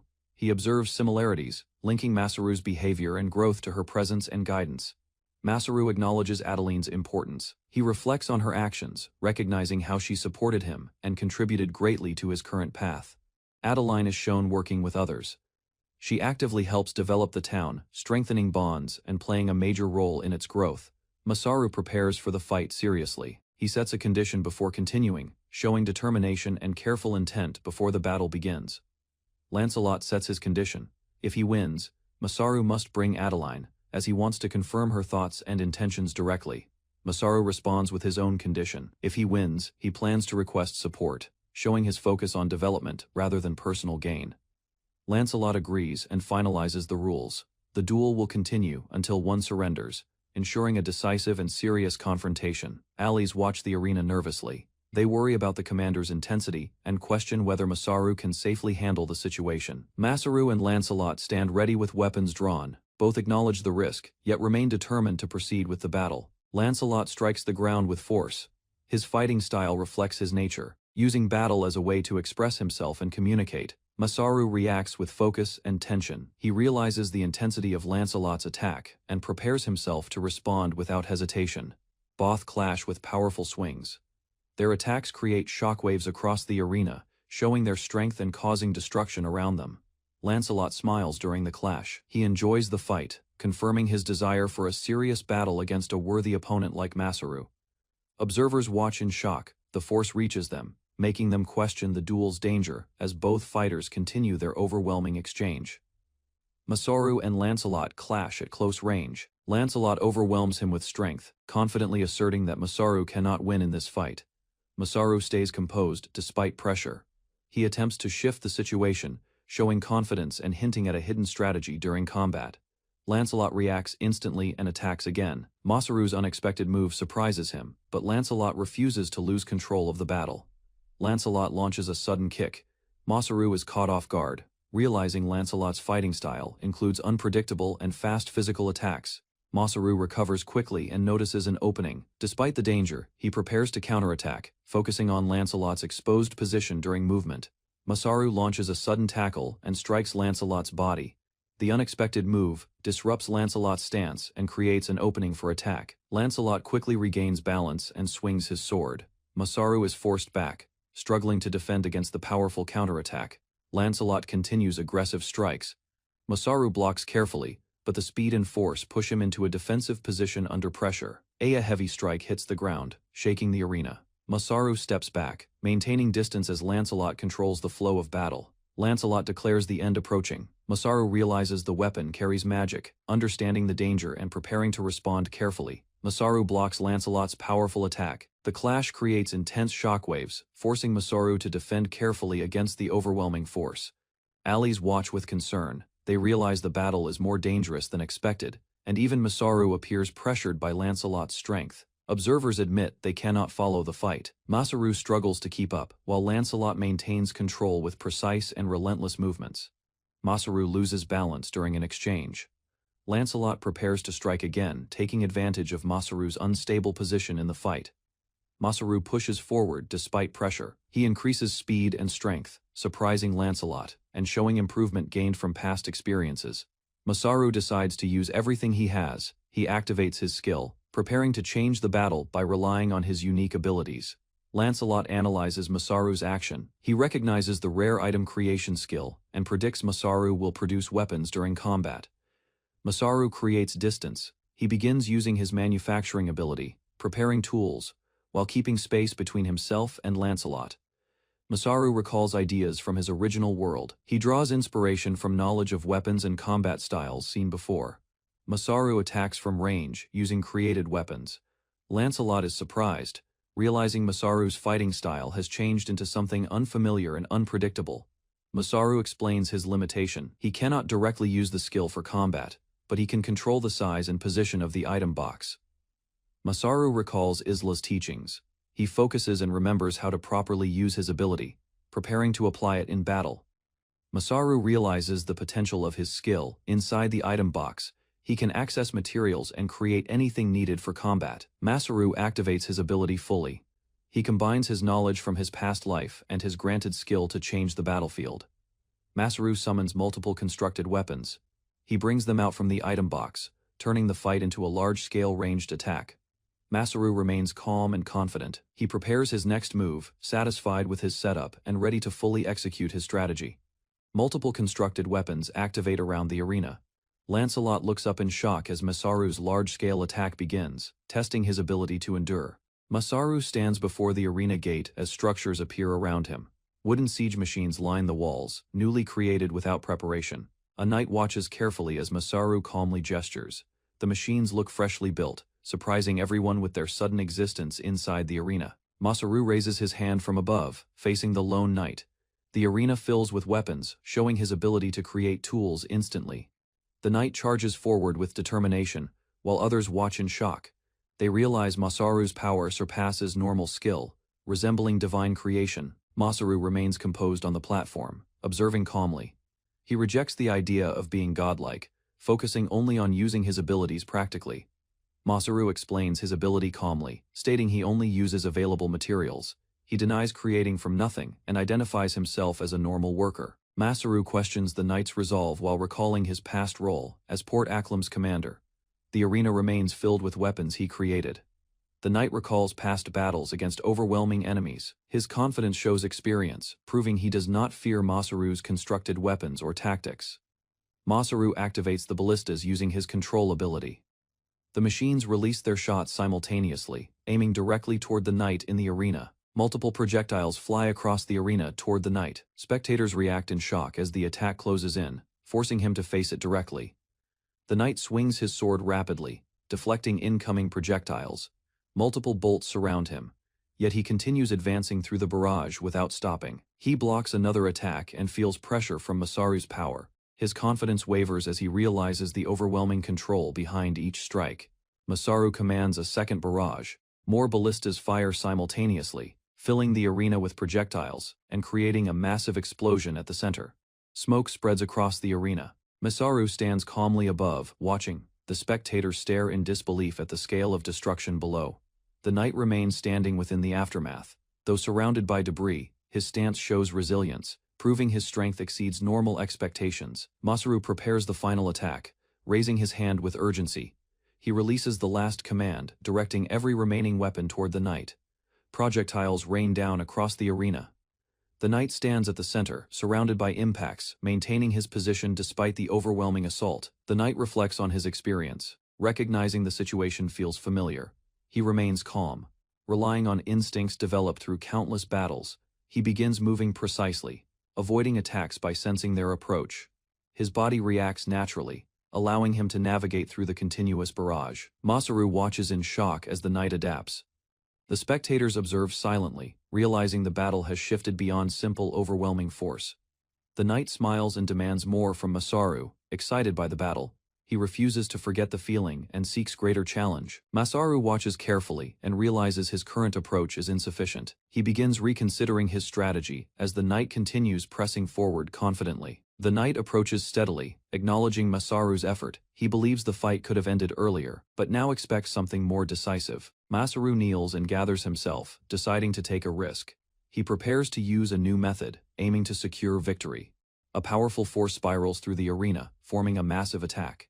The spectators recognize Masaru is now using a different level of ability. Masaru creates a metal rod and prepares to fight directly. The knight watches closely, surprised that Masaru chooses close combat. The knight charges forward and strikes. Masaru blocks with the rod, stopping the attack and holding his ground under pressure. Masaru explains the rod's structure and strength. It withstands the knight's power, proving his crafted tool can match direct combat. The knight steps back and evaluates Masaru again. He recognizes the change in approach and prepares for a different kind of fight. Both engage in close combat, exchanging blows. The knight questions Masaru's abilities, realizing his skills extend beyond simple construction. The knight rushes forward, confident in his superior technique. Masaru holds the rod firmly, preparing to respond despite the clear difference in combat skill. The knight overwhelms Masaru with a powerful strike. Masaru is forced back, struggling to maintain balance as the attack pushes through his defense. The knight believes victory is near as Masaru focuses on defense. He assumes the outcome is decided as pressure continues to build. The knight pauses briefly, sensing something unusual. He begins to question Masaru's defensive stance and notices a possible hidden intention. Masaru remains crouched while the knight analyzes the situation. The knight considers that Masaru may still have a chance using earlier preparations. Masaru remains focused on defense, enduring the knight's pressure. The knight questions his intent, believing the battle will end soon in his favor. The knight launches another powerful strike. Masaru continues blocking, maintaining position while waiting for the right moment to act. Spectators observe the fight closely, noting Masaru's unusual persistence. They recognize his instincts, but assume the knight is close to victory. Masaru reveals his plan, explaining the setup of earlier attacks. The knight realizes too late that something has already been put into motion from above. Delayed projectiles begin descending toward the arena.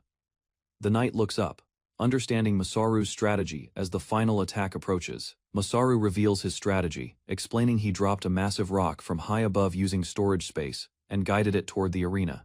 He admits his magic is nearly depleted after controlling the fall. The knight realizes Masaru relied entirely on this final setup. The knight prepares himself. Understanding the situation, he considers surviving the attack, believing endurance will still lead him to victory. With determination, the knight declares his intent to win. He focuses forward, refusing to back down. Despite the overwhelming threat above, the massive rock descends rapidly toward the arena. Both stand beneath it, but the knight finally recognizes the scale of Masaru's final move. The massive rock descends rapidly toward the arena. The knight realizes its weight and speed make it impossible to cut or escape. Spectators react in fear as the rock approaches. They understand the impact will destroy everything within the arena if it lands directly. Masaru activates his ability and opens storage space. The falling rock is redirected and disappears before striking the ground.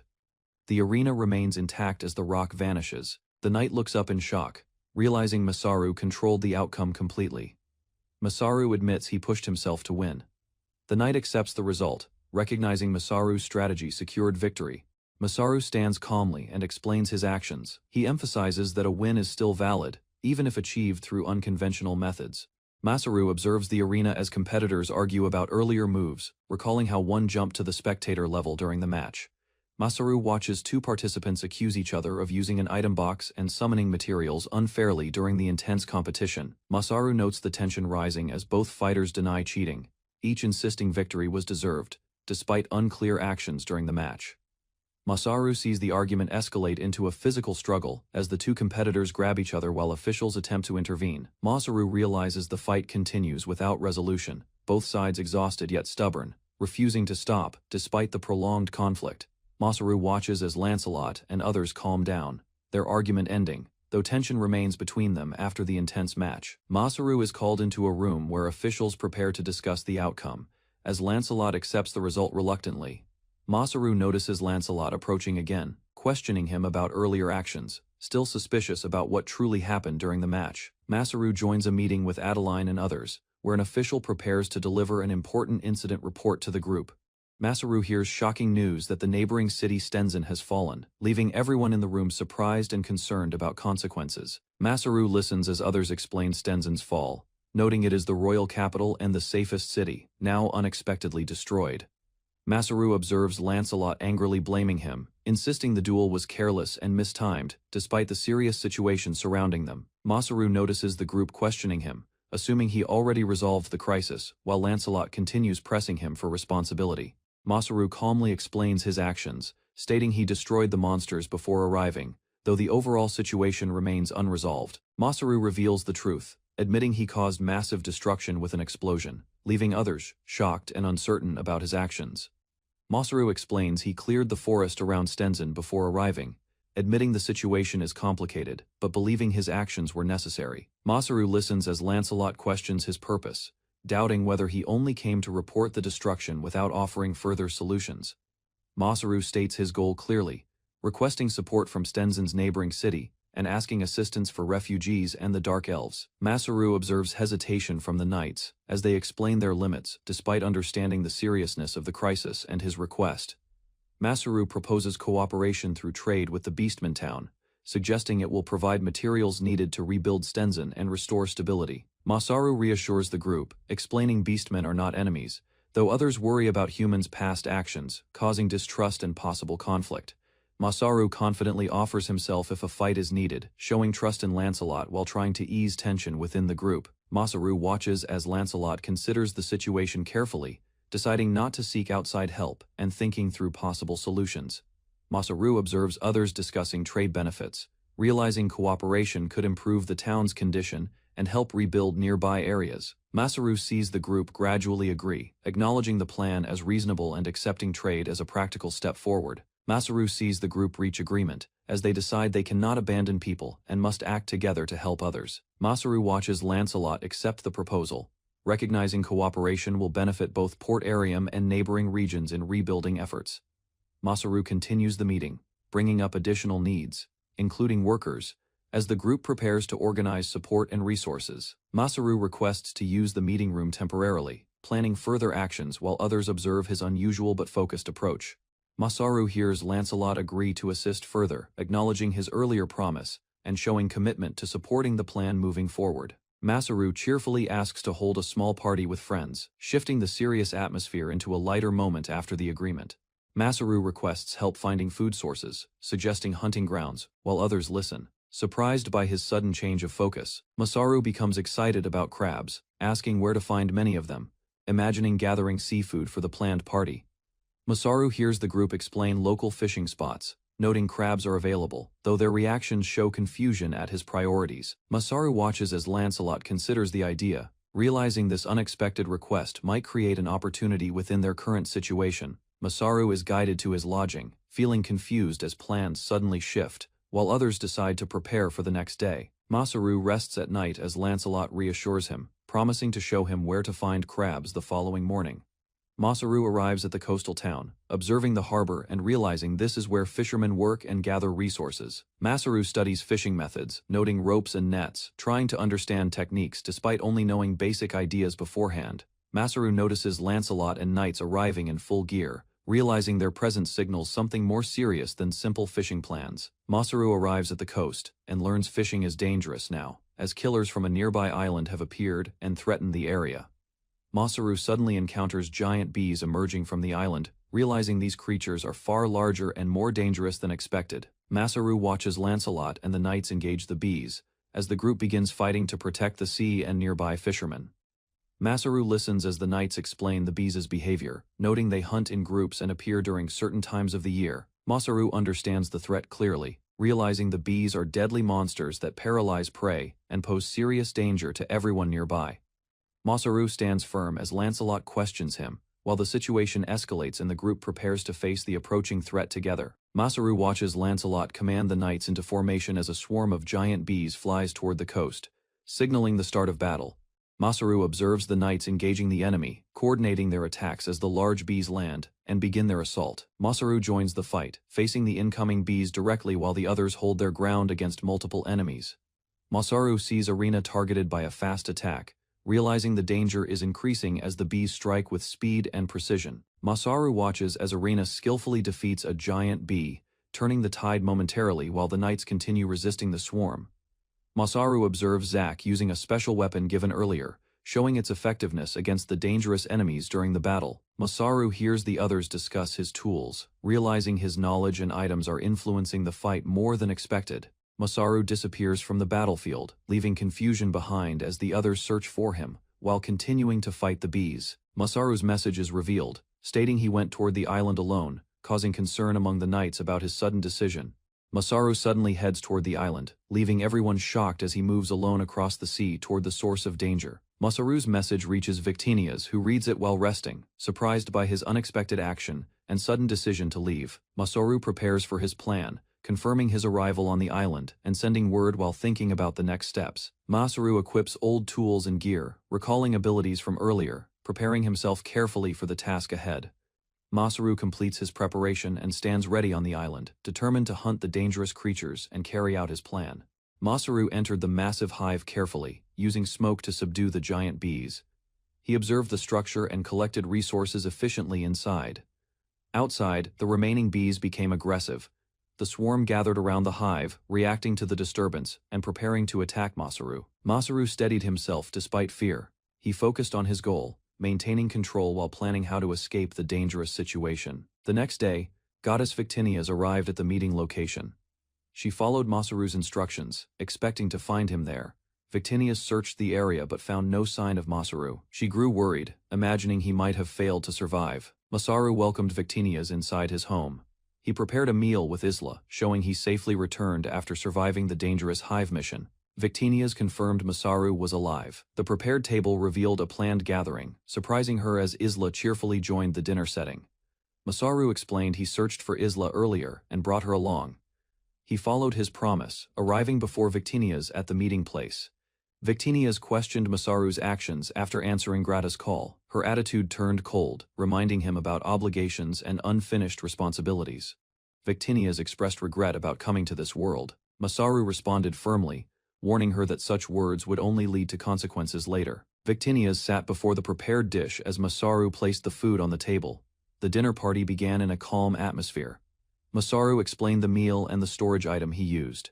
He showed how prepared food could be preserved and served efficiently. Victinias cautiously tasted the food. Her expression changed as she reacted to the unfamiliar flavor, surprised by the result. Isla watched closely while Masaru observed silently. Victinias continued eating, gradually accepting the meal and showing a softer reaction. Masaru ensured the meal was safe and properly prepared. The group focused on the dinner, easing the earlier tension between them. Victinias reacted strongly to the taste, overwhelmed by the flavor. The meal left a deep impression as she experienced something entirely new. Masaru revealed he used honey in the dishes. He explained the ingredient choice while observing Victinias carefully at the table. Masaru detailed how he balanced the flavors. He adjusted the bitterness and texture to improve the overall taste of the meal. Victinias listened while continuing to eat. She understood the method behind the cooking, recalling similar practices from past experiences. Isla stepped forward and shared her involvement in preparing the meal. Victinias accepted the situation, gradually appreciating the effort behind it. Victinias softened her expression and looked at Isla. She showed relief and preferred sharing the meal together rather than remaining distant. Isla responded confidently, explaining her concern. Victinias admitted her condition after recent events and expressed her intention to recover quickly. Masaru and Isla clarified the situation. Isla encouraged Victinias to speak honestly, while Masaru supported her efforts in preparing the meal. Masaru observed Victinias carefully. He noted her improvement and felt relieved seeing her condition better than before. Victinias apologized for causing concern. Masaru invited Isla to sit, and the group continued the meal together in a calmer atmosphere. Masaru presented a large crab dish. Isla and Victinias reacted with excitement as the meal shifted into a more lively atmosphere. The group gathered around the table. Masaru explained the dish while encouraging them to eat, highlighting the unique texture of the crab meat. Masaru noticed the sisters' reactions and felt slightly uneasy. Their enthusiasm created a strange tension as they focused on the food. Masaru carefully prepared the crab by removing the shell. He guided them to wait, ensuring they could enjoy the meal properly. Victinias eagerly accepted the food directly. Masaru reacted in surprise as her behavior became unexpectedly bold during the meal. Masaru watched as Victinias enjoyed the crab. Isla prepared to continue, while Masaru questioned the situation developing in front of him. Isla followed Victinia's pace. Masaru became concerned as both showed unusual reactions, making him uneasy about their behavior. Victinias urged Masaru to continue serving food. Isla joined in increasing pressure as Masaru struggled to keep up with them. Both sisters leaned closer, fully focused on the meal. Masaru felt overwhelmed as their expectations and presence intensified around him. The meal ended with satisfaction. Masaru felt exhausted, while Victinias expressed gratitude and the atmosphere finally calmed after the intense dinner. Isla presented a skill ticket as a reward. She explained it was related to the investigation, showing appreciation for Masaru's efforts. Victinias and Masaru listened as Isla described the case. The reward was confirmed, and the purpose of the ticket became clear.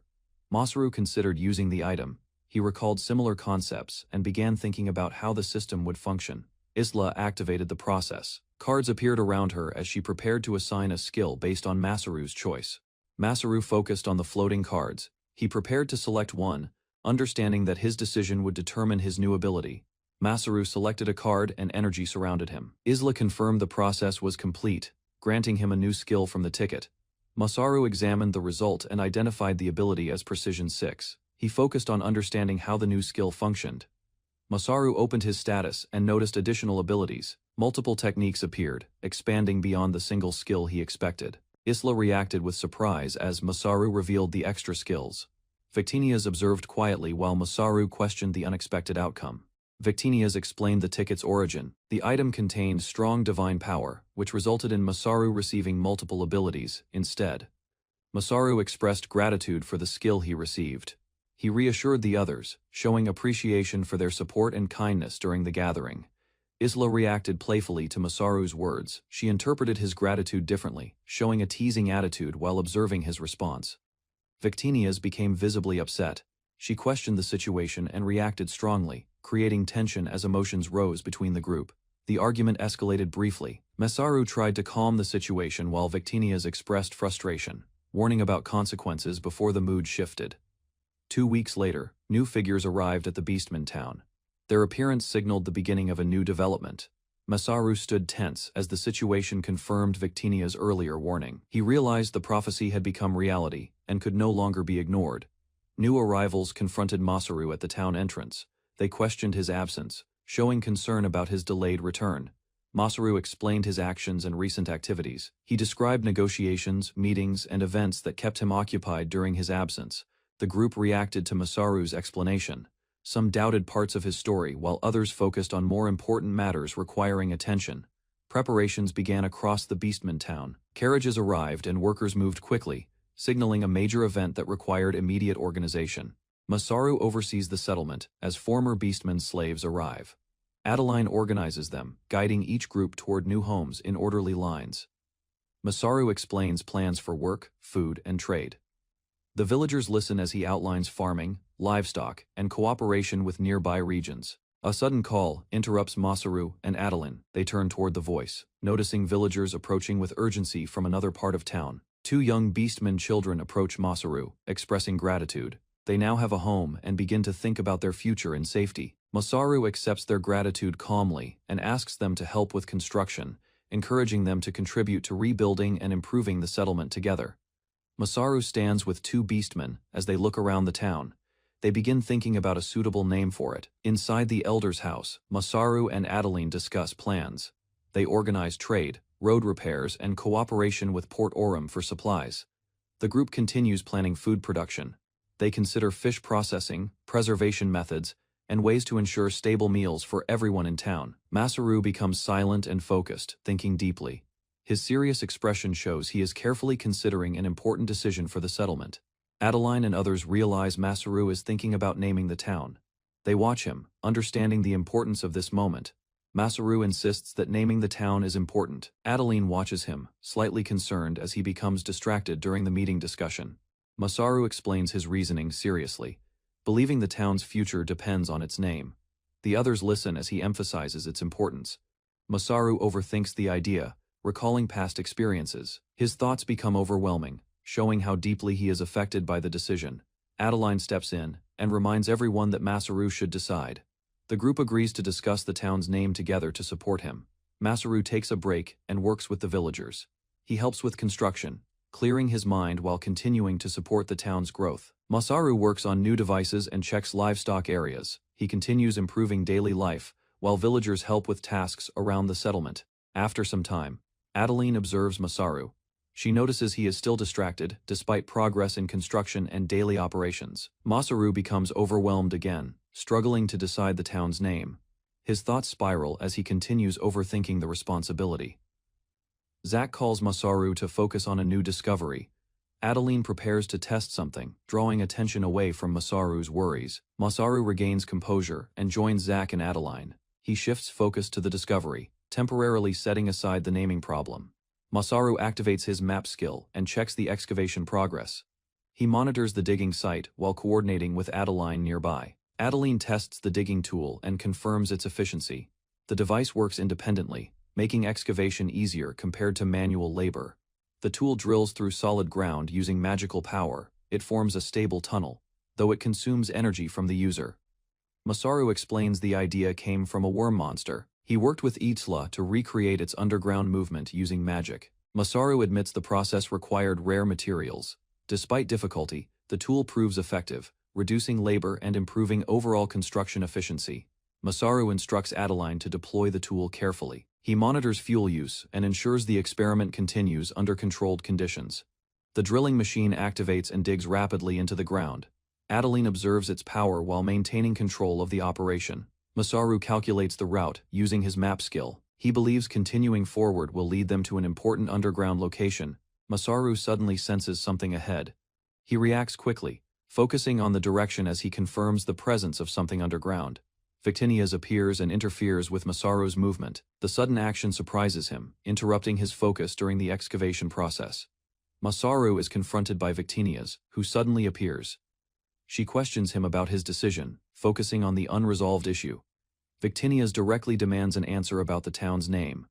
Masaru becomes tense as the pressure on him increases. Victinias insists Masaru must decide quickly. She reminds him the town still has much work ahead, making the choice necessary. The ground begins to shake during their argument. Masaru reacts as the drilling operation causes unexpected movement beneath them.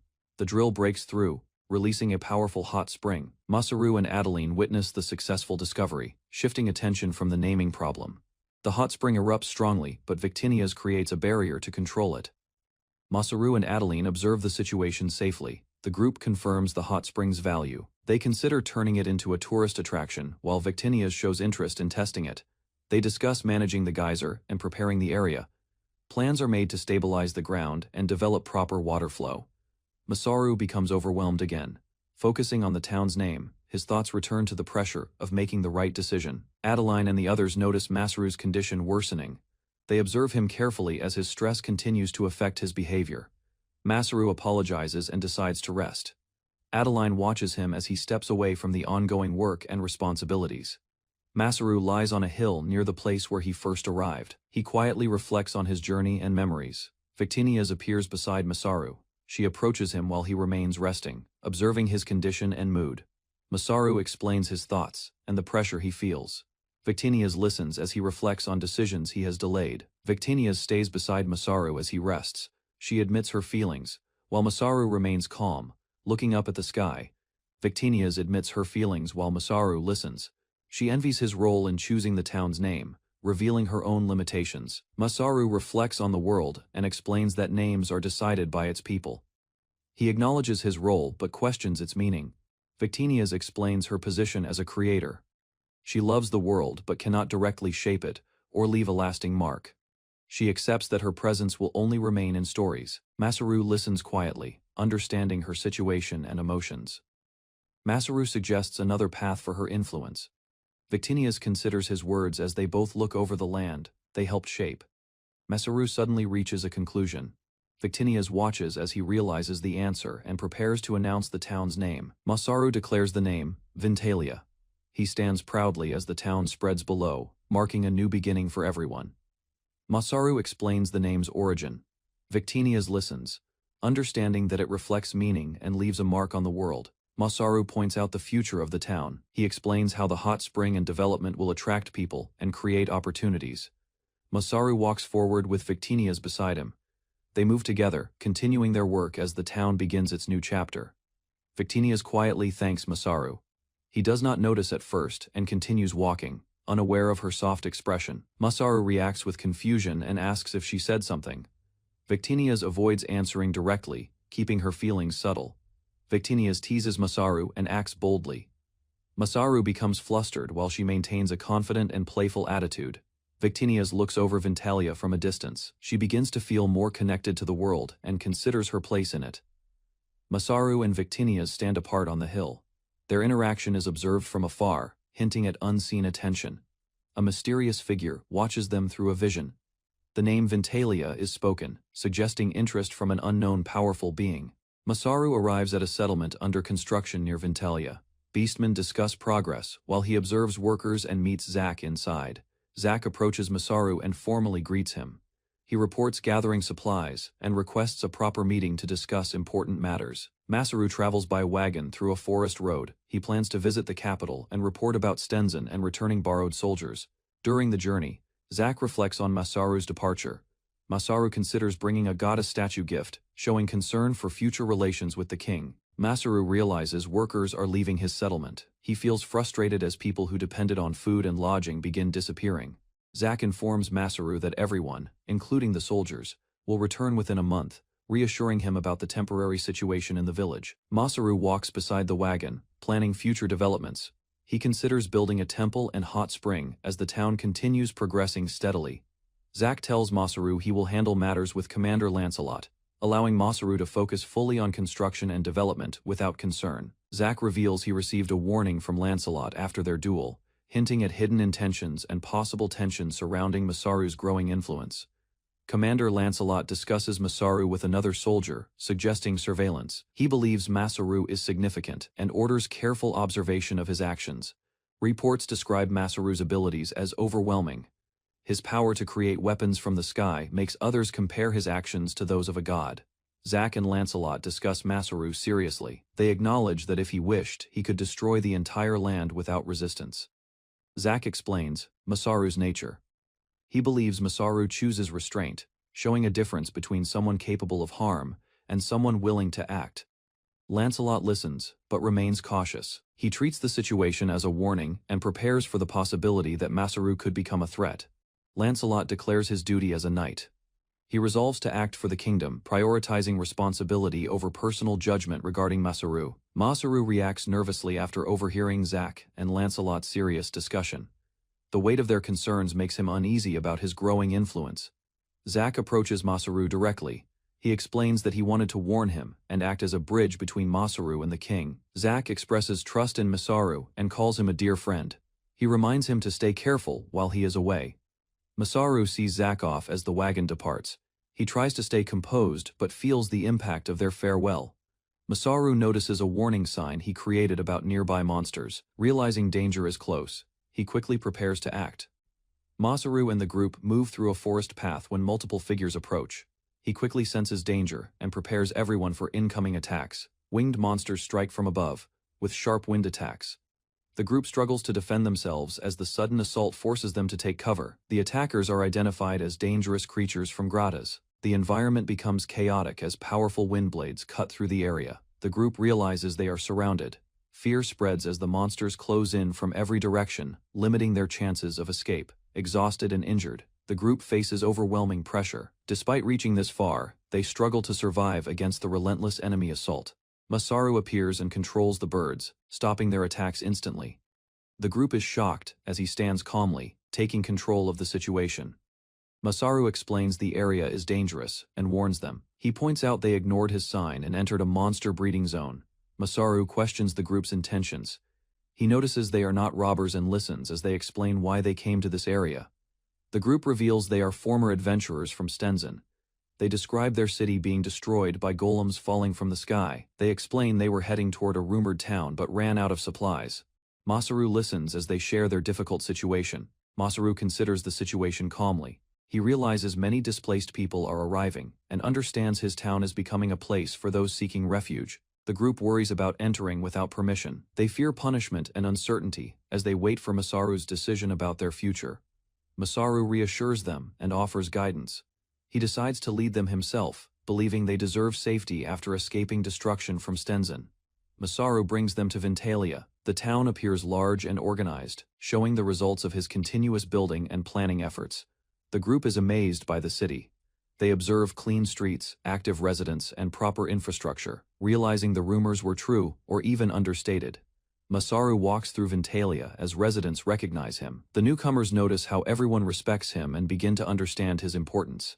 Adeline explains that Masaru created the town. She manages daily affairs but feels burdened when he leaves responsibilities to her. Adeline complains about Masaru bringing migrants without notice. She struggles to keep up with sudden increases in population and responsibilities. Masaru downplays his role and avoids praise. He shifts attention to helping the newcomers settle and instructs Adeline to prepare support.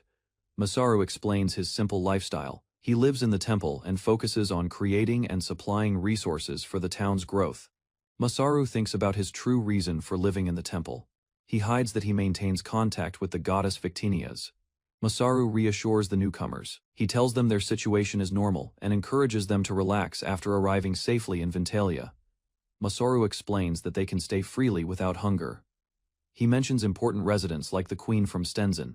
Now living in the town, Adeline organizes a gathering and asks everyone to introduce themselves. She prepares them to join the community through shared meals and interaction. The newcomers are concerned about their condition. They decide to clean themselves and prepare properly before participating in dinner with others. Adeline questions the newcomers about their condition.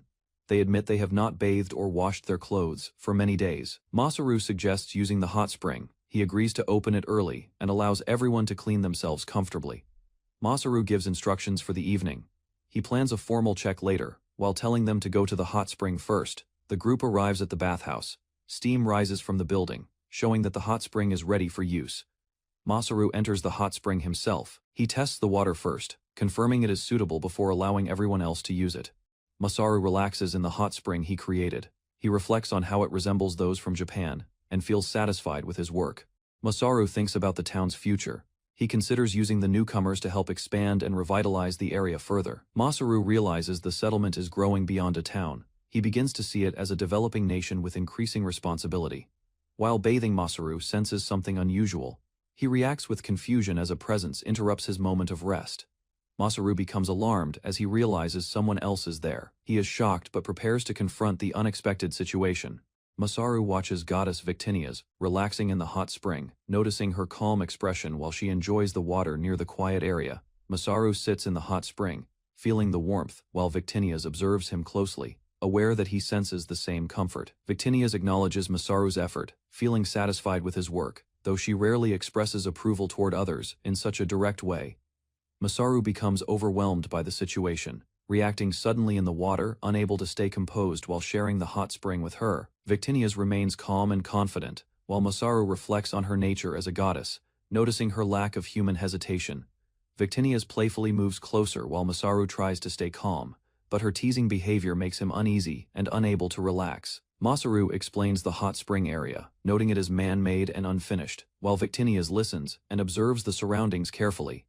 Masaru reviews a map of Vintalia, considering nearby races like gnomes, dwarves, and lipi. Thinking about cooperation and settlement growth, Masaru reflects on the environment, realizing the place provides a strong sense of safety for those who choose to live there. Victinias speaks about the world's issues, and Masaru understands that some races are oppressed, making his plans for Vintalia more important. Masaru considers the risks, realizing that even if the area feels safe, an invasion could still threaten everyone living there. Masaru decides to unify the region, believing Vintalia should grow into a proper nation to protect its people and future. Victinius observes Masaru's ambition, understanding his decision while calmly watching him take responsibility for shaping the land. Masaru reflects on his past life, thinking about his work and how it led him to take action in this world. Masaru accepts his role, deciding to continue building and improving the world, while Victinius recognizes the value of his efforts. Masaru relaxes in the hot spring, thinking about his work, and considers whether his efforts in this world should be properly rewarded. Victinius responds with approval, showing clear support for Masaru while maintaining her calm and confident expression toward his request. Masaru reflects on his intentions, explaining that his actions were natural, not expecting recognition or special treatment for his efforts. Victinius observes the growing world, noting that each day brings more progress as Masaru continues improving the land and its people. Victinius lists Masaru's achievements, recognizing his contributions to Isla and the town, while Masaru quietly accepts her acknowledgement. Victinius looks toward Masaru with curiosity, waiting for his response while the calm atmosphere of the hot spring remains unchanged. Masaru becomes flustered, struggling to control his thoughts, as the situation causes him to lose focus and feel overwhelmed. A sudden geyser erupts, and Masaru reacts instantly to the intense heat, surprised by the unexpected force from below. Masaru shouts in concern, checking on Victinius, while realizing he failed to react quickly enough to prevent the situation. Masaru regains composure, noticing Victinius remains unaffected, while he reflects on the sudden incident and its outcome. Victinius lies in the hot spring, calmly asking Masaru if he truly desires nothing, watching his reaction with quiet curiosity. Masaru hesitates, trying to respond, while Victinius begins to explain further, guiding the situation with her composed attitude. Adeline and others suddenly arrive, entering the area and calling for Masaru, unaware of the private moment taking place. Masaru reacts in shock, realizing the situation has changed, while Victinius remains relaxed despite the unexpected interruption. The newcomers notice the hot spring in use, pausing as they understand the scene, while Masaru prepares to respond. Adeline suddenly attacks Masaru in the hot spring, reacting angrily after misunderstanding the situation. While Victinius remains lying calmly nearby, others gather and question what happened, while Adeline explains her reaction, and Masaru tries to clarify the misunderstanding. Masaru appears injured afterward, recovering inside a building, while someone listens and understands how the situation escalated. The group discusses the incident, confirming Victinius already explained everything, preventing further punishment. Despite Masaru's attempt to defend himself, the focus shifts back to Masaru's goal, as the group seriously considers his plan of building and establishing a new nation. Masaru gathers everyone at the table, preparing to discuss his plan, while the group listens and waits for his explanation. Esmeralda and others consider the proposal, agreeing that forming a nation could bring peace and reduce threats from nearby regions. The group acknowledges their current unity, realizing cooperation has already begun and would strengthen their safety against future dangers. Masaru and the others show agreement, accepting the idea while understanding the responsibility that comes with such a decision. Masaru reflects on his limits, knowing politics will be difficult, but still prepares to take part in guiding the nation forward. Esmeralda explains her understanding of past kingdoms, combining knowledge with Adeline's guidance, while admitting she still needs support in leadership. Another member analyzes successful nations, noting how places like Stenzen manage tourism and resources effectively for long-term stability. The group discusses taxation systems, comparing Grata's policies, realizing low taxes and exemptions could help maintain balance and growth. Masaru adds ideas about local strengths, suggesting hot springs, food, and resources could become key features for the nation's development. Esmeralda agrees with the plan, believing expansion is possible, as long as population growth continues steadily in the future. Adeline reacts with confusion as the group discusses trade and planning, while others suggest calculating their future prospects as a nation. Masaru listens and decides to leave the matter to others, while acknowledging that a major issue still needs to be resolved. Masaru identifies the key problem, realizing that choosing a king is necessary before the nation can properly move forward. The group reacts with surprise, shocked by the sudden proposal, as the weight of the decision becomes clear to everyone. The others point toward Masaru, recognizing his role in building the town, while he hesitates to accept such responsibility. Masaru explains his busy schedule, describing how he travels in different directions for work, making it difficult to stay in one place. The group realizes Masaru cannot remain constantly, questioning who should take the role of king if he is often absent. Masaru suggests other candidates, but they refuse, stating their limits in ruling beyond their own people or responsibilities. Masaru defines the qualities needed for a ruler, describing someone fair, strong, and capable of leading all races together. The group suddenly focuses on one person, recognizing someone who fits those qualities. As the realization spreads across the room, Masaru gathered the people of Vintalia in the square, calling everyone together. The crowd filled the area waiting as he prepared to speak. The villagers reacted with curiosity as Masaru stood above them. Beastmen and residents watched closely, unsure about the sudden gathering and his intentions. Masaru confidently announced that he had unified the surrounding lands, showing pride in the progress achieved through his efforts and planning. The crowd became shocked as Masaru declared the formation of a nation. The people struggled to understand the scale of his sudden announcement. Masaru calmed the confused villagers and prepared to explain everything clearly, guiding them to understand the meaning behind his decision and leadership. Masaru explained that forming a nation would ensure everyone's safety and allow proper trade relations with other cities and surrounding nations. He described how Vintalia could become a safe place, building friendly ties with nearby nations to prevent threats and maintain long-term stability. Masaru assured the villagers that unity would protect them from disasters, allowing faster response and strengthening their ability to defend the community together. He continued by planning trade expansion, aiming to build strong partnerships and maintain fair prices while growing the country's reputation over time. The villagers began to understand his vision, realizing that safe production and quality goods would support stability and improve their future living conditions. Masaru addressed the crowd, asking the Workers' Guild to give their best, explaining that the nation's reputation would depend on their products.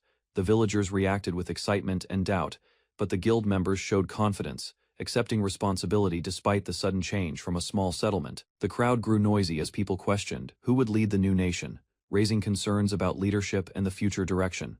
Masaru stood calmly and signaled that the answer was obvious, drawing everyone's attention as the crowd waited for his decision. Masaru pointed to Adeline, declaring her as the first ruler of Vintalia, placing leadership on her while the people watched in surprise. The crowd erupted loudly after Masaru's announcement, raising their hands in support as the people of Vintalia reacted with overwhelming excitement. Many villagers expressed approval of Adeline, recognizing her abilities and support, agreeing that she was suitable to lead the newly formed nation. Some questioned Masaru's role, but others explained that the people cared more about unity and safety than his past or status. The villagers acknowledged Masaru's contributions, trusting him deeply, yet felt uneasy about him becoming king due to his distant and unpredictable presence. Masaru stepped back quietly as others reflected on his decision, realizing that leadership suited Adeline while he remained guiding from behind. Adeline stepped forward and thanked the people for their trust, accepting the role while admitting she had not planned to become ruler. She reflected on her experience watching the town grow, admitting uncertainty but recognizing the importance of guiding the nation's future carefully. Adeline accepted with one condition, promising to make the country as beautiful as possible, while asking everyone to support Masaru together. She showed confidence and energy, encouraging everyone to enjoy building the nation, setting a positive tone for Vintalia's future under her rule. After the announcement, Masaru returned to planning, organizing resources and connections, focusing on managing finances and integrating new residents into the nation. Masaru assigned new tasks, asking for communication networks to be built, while guild masters agreed to support and assist in organizing the growing nation. Adeline requested more opinions in meetings, deciding to include guild members regularly to ensure smoother decisions and better management for Vintalia's future. During the meeting, a sudden message arrived, interrupting the discussion and drawing attention as everyone paused to understand its origin. The message revealed instructions from Goddess Victinias, congratulating the nation and requesting involvement in the upcoming founding ceremony with foreign representatives. Masaru reacted with shock, realizing the situation had grown larger, as preparations now required handling divine involvement and international attention for Vintalia. Masaru discussed the next step with the group, deciding they would travel to the Kingdom of Gradas. After completing their current tasks, he reflected on the sudden divine message, realizing the situation was more serious than expected, and questioning how such events escalated quickly. The group organized their plan, deciding to send advance notice to Gradas and prepare for travel toward the port and surrounding regions. Masaru introduced a faster transportation method, preparing the special vehicle, while others questioned its use but understood the need for speed. As preparations continued, an elf companion showed concern while Masaru focused on managing travel issues, including stability and road conditions ahead. Masaru supervised road construction toward Port Arium, explaining layered building methods and introducing durable techniques from his original world to improve infrastructure. Back at the meeting, Masaru discussed improving transportation, mentioning a special material discovered earlier that could enhance vehicle performance significantly. He revealed the material as rubber, showing excitement as he explained its usefulness and how it could change their technology. The group listened carefully as Masaru explained rubber's elasticity. Noting it was rare in this world and valuable for many applications, Masaru described finding trees that produced the material, explaining how liquid could be collected and used to support future development projects. Masaru rushed out, deciding to visit the carpentry workshop immediately, realizing the need to begin construction work without delay. He left the others behind, telling Adeline and the group to handle matters, while he focused on testing new ideas personally. Masaru smiled with confidence, noting that with a proper ruler in place, he could now focus fully on building and development. At the workshop, the workers reacted with shock as Masaru suddenly assigned them to build a house for Queen Adeline. The workers looked confused at the scale of the task, realizing they were being asked to construct a large and complex building. Masaru encouraged the workers, telling them they could build the house themselves, showing confidence in their skills and experience. The workers explained they were already busy and only knew standard construction, questioning the practicality of building such a complex structure. They compared the request to building a grand temple, expressing concern since they did not understand how such advanced structures were made. Masaru reassured them, reminding them they had built much already, while the workers asked for proper plans and designs to guide them. Masaru introduced the concept of DIY from his world, explaining that people could create things themselves through knowledge, practice, and shared techniques. Masaru explained the meaning of DIY, describing it as creating things by oneself, based on his past experience working with materials and people. He reflected calmly on his world, while the workers listened with interest, realizing such methods required effort and many skilled individuals. Masaru told them that everyone starts inexperienced, encouraging them to learn through practice and not rely only on professional knowledge. He described how people could gather materials, build step by step, and improve skills by doing the entire process themselves. Masaru concluded that if a person can do it alone, then DIY becomes possible, giving the workers confidence to begin building independently. Masaru explained the origin of DIY, describing a man who rebuilt his ruined city, inspiring the idea of creating things independently. He told the workers that this approach was what their town needed, encouraging them to take responsibility and rebuild with their own hands. Masaru assured them they could succeed without relying on him, emphasizing that the town belonged to everyone, not just a single leader. He declared the town would be shared by all, asking them to build the Queen's house as a symbol of unity and effort. The workers accepted his idea, realizing that DIY matched their situation, and began to understand their role in shaping the town's future. The workers accepted the task with determination, showing confidence as they prepared to prove their abilities and demonstrate their own approach to building. They asked Masaru to gather the necessary materials, taking initiative and organizing the work themselves while relying on his support.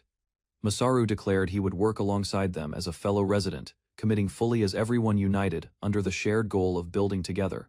Isla teaches magic basics to demi-human children. May listens carefully, watching energy flow demonstrations and trying to control power within her body. Mei becomes the first to succeed. Energy gathers in her hands, forming a stable output, while Isla praises her progress proudly. Macy struggles to maintain the magic. Isla guides her to use strengthening magic instead, recognizing her steady improvement through consistent effort.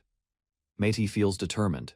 She decides to learn more magic so she can become useful and support Masaru in his growing village work. Isla explains Masaru's concern about danger. Mei still intends to help, believing her new abilities will allow her to contribute safely. Isla listens as children admire building work. They ask her to teach construction, but she reminds them she is only a magic teacher. Construction of the castle progresses steadily. Workers raise structures efficiently, and Isla observes that such large achievements without magic feel truly remarkable. Masaru reviews plans and confirms the foundation is complete. He directs the next phase, showing confidence as the village continues rapid development. Masaru receives support from villagers. He ensures safety and material supply, aiming to create a lasting structure that represents the town's growth. The structure rises higher, resembling a palace. Masaru watches the progress calmly, recognizing that the scale now exceeds anything like a simple building. Villagers discuss their work progress. They believe construction experience will build confidence, as everyone gains practical skills through Masaru's structured building methods. The workers acknowledge Masaru's leadership. They realize they could not have planned such a project alone, relying heavily on his ideas. A villager recalls Masaru's heating idea. Using hot springs, they created floor heating, showing how simple knowledge improves daily life. Masaru plans to expand the heating system. He considers applying it across important buildings while ensuring safety through fire prevention measures. Masaru designs fire-resistant structures. As houses grow closer, he introduces protective layers to prevent fires from spreading and damaging the town. Masaru is called by villagers during construction. He notices sudden progress and prepares to check the situation with concern and curiosity. Masaru discovers large stone stocks already completed. He feels surprised, realizing the work advanced faster than expected due to extra effort. Masaru learns there are still not enough building stones. He recalls past problems and begins thinking of a better solution. Masaru explains road building principles. He considers how load distribution works and plans to apply similar ideas to improve construction efficiency. Masaru demonstrates a new method. He creates dirt-filled bags as materials, showing an innovative way to produce the needed building resources. Masaru introduces dirt-filled bags as an alternative material. The villagers doubt the idea, unsure if it can replace traditional stone. Masaru demonstrates the process. He spreads the bags across the road surface, showing how they can form a stable base layer. Masaru instructs the villagers to compact them. He shows how hitting the bags firmly increases their strength and durability. The villagers test the method themselves. They confirm the hardened surface works well as a road foundation and supports weight effectively. Masaru explains the benefits clearly. The materials are easy to produce, ensuring a constant supply without relying on limited stone resources. Masaru explains that the materials have many uses, especially during emergencies. The villagers begin to understand their importance beyond simple construction. A villager asks Masaru how he creates such ideas easily. They sit near the completed structure, reflecting on the rapid progress. The villagers admit they continue learning from Masaru. They recognize the gap in knowledge and experience between him and themselves. Masaru considers the difference. He understands that experience and accumulated knowledge allow him to apply ideas effectively in new situations. Masaru concludes that constant experimentation leads to growth. By trying different methods, he continues improving and adapting his knowledge to build better solutions. Masaru explains new uses for the dirt material. The villagers listen carefully, realizing they can apply it in many different situations. Masaru gives examples of creative applications. He encourages the villagers to think freely and develop ideas beyond his original plans. A villager reflects on learning from Masaru.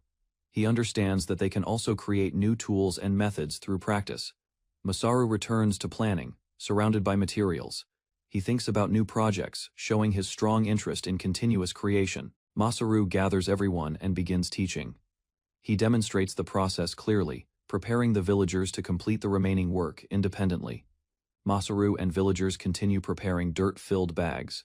They work steadily, applying the new method while improving efficiency through repeated practice. Masaru discusses the plan with a villager. They review layouts and confirm how the materials will be used in construction. Masaru pauses and observes the surroundings.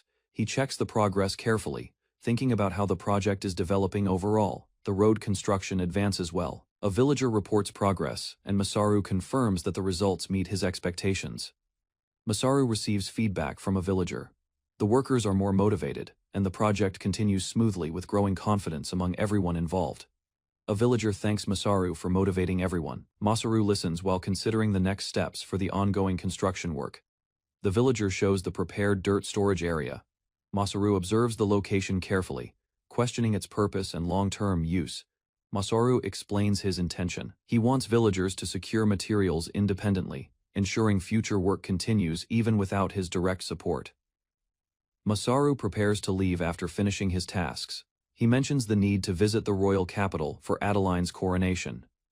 Masaru arrives at the capital. Adeline greets him with authority as preparations for her coronation as queen continue. Masaru presents a new carriage design. The villagers gather around, observing its size and structure, while he introduces it confidently. Masaru explains the improvements. He highlights the addition of better tires and suspension, making the carriage safer than previous versions. Masaru describes how the tires reduce impact. The improved grip and softer contact make travel smoother and more stable on rough roads. Masaru shifts the topic to Adeline. He reminds her about an upcoming meeting, while others consider the importance of preparation. Adeline reacts with confusion. She questions the need to prepare, while Masaru remains calm, knowing the situation will not involve danger. Masaru prepares for departure while villagers load supplies. He observes the group, noting their readiness and the steady organization of tasks. Adeline stands confidently as Masaru watches. He reflects on her personality, recognizing her strong attitude and leadership presence. The group finishes loading the bags. Masaru confirms everything is ready, and the team gathers to begin their journey. Adeline reminds Masaru about previous instructions. He acknowledges the situation calmly, ensuring everything is under control before leaving. Meiki and Isla watch them depart. They cheer and show support, while Masaru and the group begin their trip toward the capital. Masaru confirms the situation with Adeline and Irina. They acknowledge preparations are complete and that everyone already understands the plan. Villagers gather to send them off. They show support and trust, asking Irina to protect Adeline during the journey. Masaru and the group board the carriage. They begin departure as the villagers watch, marking the start of their trip. Masaru reflects on the journey ahead. He recognizes that Adeline will soon become queen once they return from the capital. Adeline and Irina look ahead calmly. The group continues toward the royal capital, leaving the town behind with confidence. Zack returned to the capital and met Captain Fried at the gate, where soldiers and travelers gathered around the entrance. He explained that Commander Lancelot had found him earlier and forced harsh training during their journey through distant regions recently. Zack also reported encountering a rare monster beast, sensing heavy tremors along the road, which suggested something powerful moving nearby. Captain Fried reacted, showing concern as he realized Zack had faced the same dangerous presence, choosing to delay further discussion. Afterward, Zack prepared to leave, heading toward the castle as ordered, knowing the king awaited his report about the incident. Zack entered the castle and formally reported his return, recognizing a familiar voice as he approached the royal chamber entrance. Inside, he found Masaru and others calmly sharing a meal, surprised by their relaxed behavior, despite recent serious events. They discussed the monster incident and Zack's arrival, while explaining their efforts to strengthen Ventalia's reputation as a nation. Masaru's actions were revealed, including presenting rare food to the king, showing his influence even during political matters. Zack turned toward Adeline, acknowledging her position as queen, realizing the nation had truly formed under their leadership. Zack listened as Adeline acknowledged his efforts, recognizing his dedication and suitability, while discussing responsibilities within the growing nation. Adeline confidently shared her plans, expressing interest in expanding her role, while considering new privileges within the palace environment. Zack reacted quietly, realizing the changes around him, sensing that Adeline's new position would create distance between them over time. The group responded casually, easing the mood as Adeline allowed Zack continued access, maintaining their connection despite shifting responsibilities. Zack accepted the situation with a faint smile, understanding the changes while continuing to support Adeline and the future of Ventalia. Masaru calmly prepared to explain the situation, while Zack and others gathered, focusing on the important matter concerning their nation. Masaru reassured Zack, explaining the king should remain calm, while hinting the situation was more significant than Zack realized. King Axiom reacted with shock upon hearing about the founding of a nation, unable to hide his overwhelming surprise. The king regained composure and continued the discussion, acknowledging Masaru's actions while expressing concern about the sudden development. The group clarified the situation, noting incomplete reports as they prepared to organize details about the nation and its future plans. Masaru and the group discussed reports from Port Aram, reviewing the destruction of Stenzen after the golem's attack on the city. Zack confirmed the information, stating that the city was completely destroyed, with no survivors found after the massive explosion. Unofficial stepped forward, preparing to question Masaru directly, focusing on the details behind the incident and its consequences. The official asked how Masaru caused such a large explosion and how he verified that no survivors remained in Stenzen. Masaru hesitated internally, realizing that revealing the goddess and his abilities would raise suspicion, so he carefully considered his response.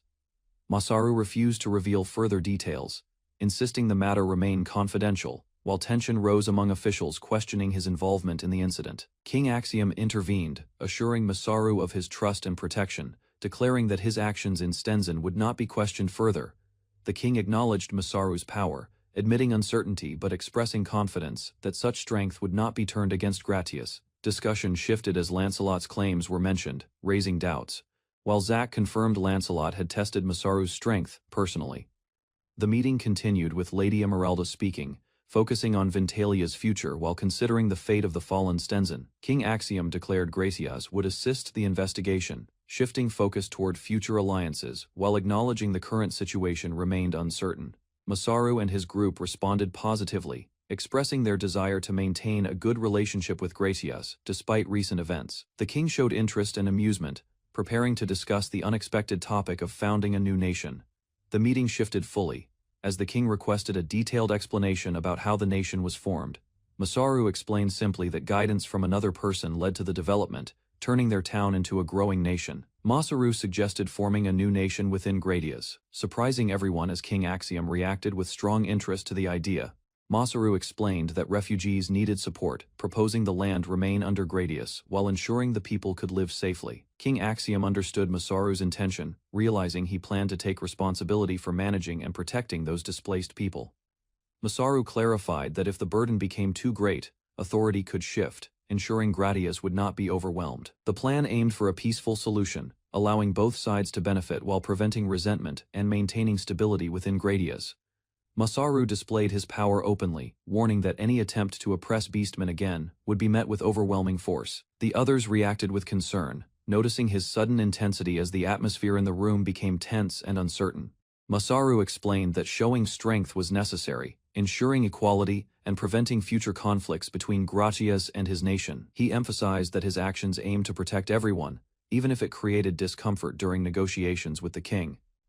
King Axiom listened carefully and accepted the reasoning, understanding Masaru's intentions and acknowledging the need for balanced relations. King Axiom reviewed the proposal, noting the land's condition and recognizing that forming a nation there could benefit both sides.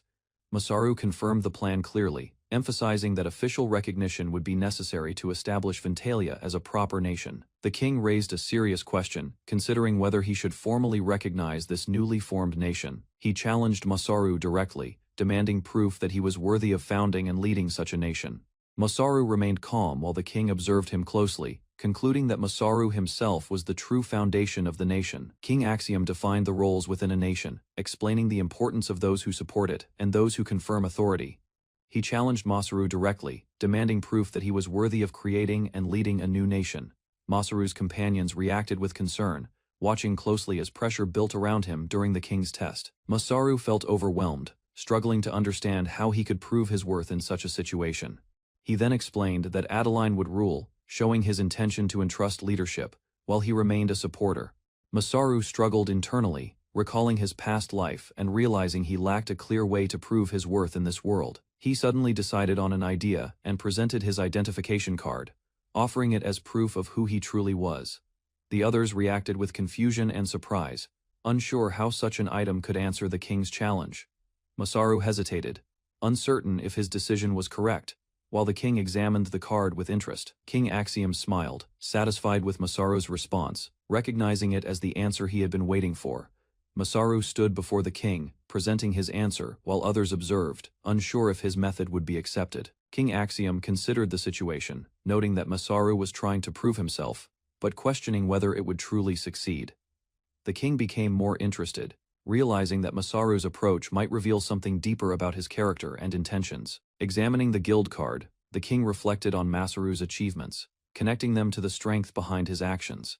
Satisfied, the king acknowledged Masaru's sincerity, accepting his proof while recognizing both his power and his honest nature. The guild card revealed Masaru's status and abilities, showing unusually high attributes and numerous skills that reflected his wide-ranging expertise.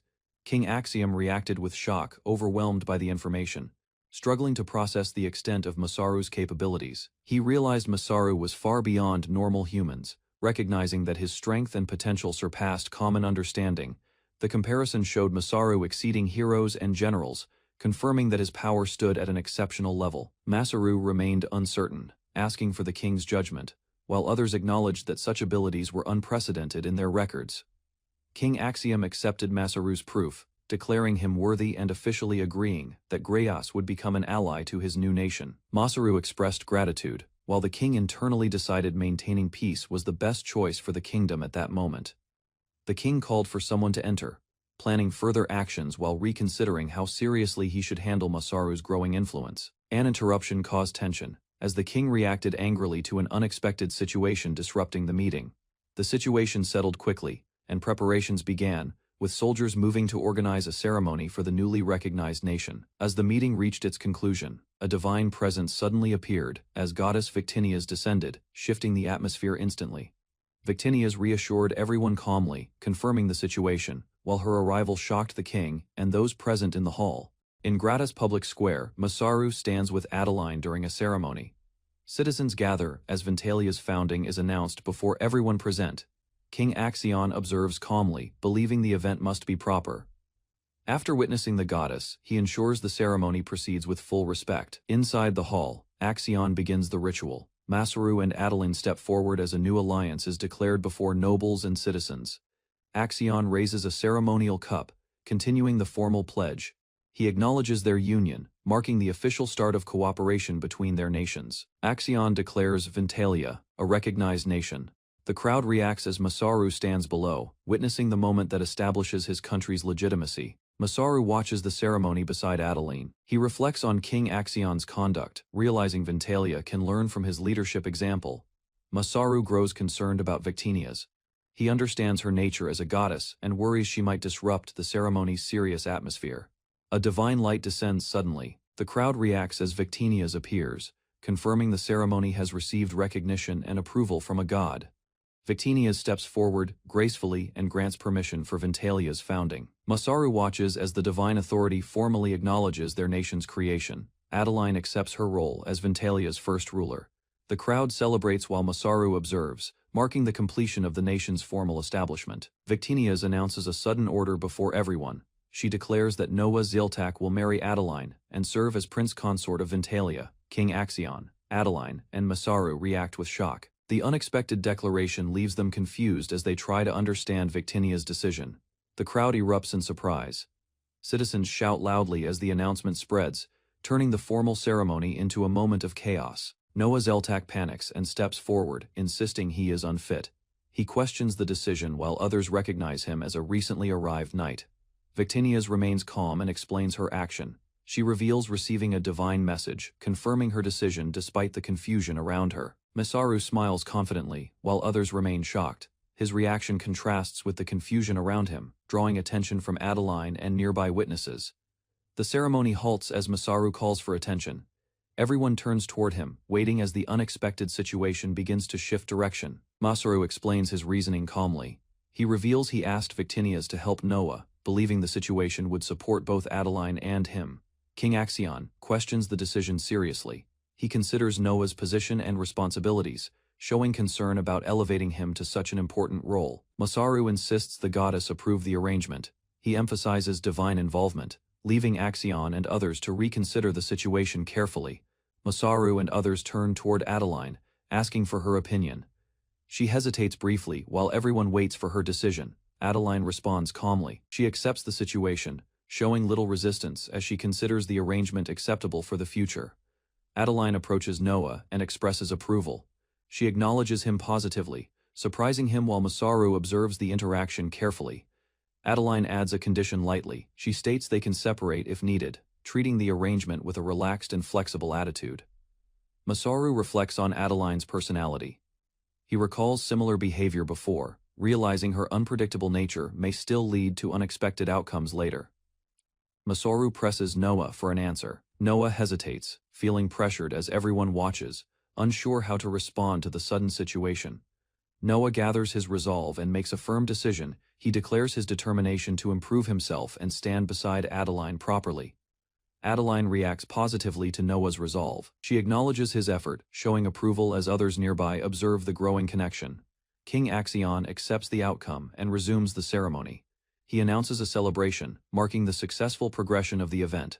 Adeline formally appoints Noah as prince consort. The ceremony concludes with his new role established beside the Queen of Ventalia. The ceremony concludes as Adeline and Noah kneel before King Axion. The crowd celebrates while Ventalia's founding is fully recognized. After the ceremony, people begin searching for Masaru. His absence becomes noticeable as the celebration continues without him. Masaru appears elsewhere, having slipped away quietly. He avoids the crowd, preferring to escape the attention surrounding the ceremony. Masaru reflects on the situation alone. He considers Adeline and Noah's marriage, satisfied that things progressed as he intended. Victinia's finds Masaru on a rooftop. She observes him calmly, acknowledging the completed marriage as both watch the aftermath. Masaru meets Victinia's on the rooftop. Both appear surprised, realizing they had been nearby while the ceremony continued below unnoticed. Victinia's explains her absence from the celebration. Masaru listens as she casually joins him, showing little interest in the formal gathering. They discuss the earlier decision. Victinias clarifies her actions regarding Noah, while Masaru reflects on how events unfolded during the ceremony. Victinias speaks openly about the situation. Masaru misunderstands her meaning, responding lightly while failing to grasp her deeper implication. Masaru ends the conversation with confidence. Victinias reacts quietly, realizing he completely misunderstood her thoughts about the situation between them. Victinias recalls her past while watching the festival. Masaru listens as she compares the lively scene to memories from her former world. Masaru reacts awkwardly to her words. He denies enjoying himself, explaining he was helping others instead of participating in the festival. Victinias admits the situation feels unusual. Despite that, she finds comfort simply watching the scene together with Masaru. During the quiet night, they continue talking on the rooftop. Masaru agrees future celebrations will happen in Ventalia, while Victinias comments on his behavior calmly. Masaru speaks about his plans to return soon. Victinias listens as he mentions responsibilities waiting for him. After leaving Gratas, Masaru and Victinias smile together on the rooftop. The atmosphere becomes calmer as the tension from the ceremony fades into a quiet moment. Victinias mentions the unfinished hot spring.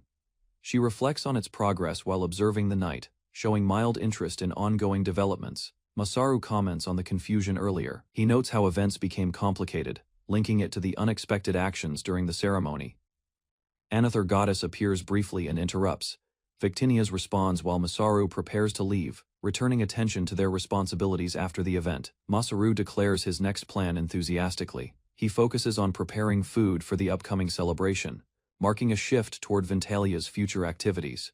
Victinias notices Masaru alone on the rooftop. She calls out to him while flying with Isla, inviting him to join them. Victinias reflects on Masaru's behavior.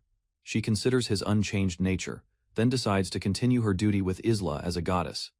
Victinias begins the divine ceremony. She activates her power and announces the formal start, drawing attention from everyone below. Victinias declares the land's name as Ventalia. Her power spreads across the area, marking the official recognition of the new nation. Victinias confirms the blessing of the gods. She asks all present to support Ventalia and its queen, completing the ceremony's purpose. Victinias announces a future celebration in Ventalia. She invites all races to join together, while Masaru hopes everyone will gather again.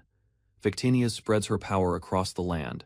She declares the founding complete, inviting everyone to meet again in Ventalia for celebration. King speaks with a noble while Masaru stands between them, sensing tension. The king considers manipulating Masaru but recognizes military limitations. The noble calmly plans to use negotiation and influence. Masaru observes quietly, realizing hidden intentions forming behind their composed expressions. Masaru senses something is wrong. He reflects silently, understanding that unseen forces and conspiracies are beginning to move around him. The king admits the matter concerns Queen Adeline and the kingdom's future. The situation becomes more serious as decisions must be made. From above, the meeting concludes. The group prepares to act, while underlying schemes continue developing beyond Masaru's immediate awareness. Masaru sits with the king and others, discussing trading matters. He listens carefully, realizing the topic may affect the kingdom's future development. The king explains that trading systems remain unclear in smaller countries. Masaru understands that weak structures could limit growth and stability. Masaru proposes using a patent system to secure knowledge and inventions. He believes this approach will strengthen Ventalia's economy and protect innovation. The others react with confusion, unfamiliar with the concept. Masaru recognizes the need to explain the idea in simple terms. Masaru clarifies that the system protects techniques and inventions. The king begins to grasp its value for the kingdom's long-term progress. Masaru begins explaining his idea in detail. The king listens closely, allowing him to continue as the discussion becomes more focused. Masaru describes the patent system, explaining that creators gain temporary exclusive rights. Others observe as he outlines how profit can be controlled. He continues, showing how the system encourages innovation and technique exchange. The king and Adeline realize this concept is new to their world. Masaru explains that registered techniques will eventually become public. This allows more people to learn, apply, and improve existing knowledge. He concludes that increasing innovation leads to industry growth and civilization development. The group understands the system's long-term impact on Ventalia. Masaru pauses as Adeline questions his inventions. The king reflects on the system, recognizing its potential to support civilization's steady development. Masaru recalls his past interest in creating tools and ideas. His experience shapes the foundation of the patent system he now proposes. He explains practical examples, showing how inventions can improve daily life. Adeline listens, beginning to understand the system's real-world benefits. Masaru describes how anyone can invent and benefit. The system allows people of all ages to create, register, and gain support. The king concludes the system will benefit the world, but considers profit balance. Masaru agrees, finalizing the plan for Ventalia's future.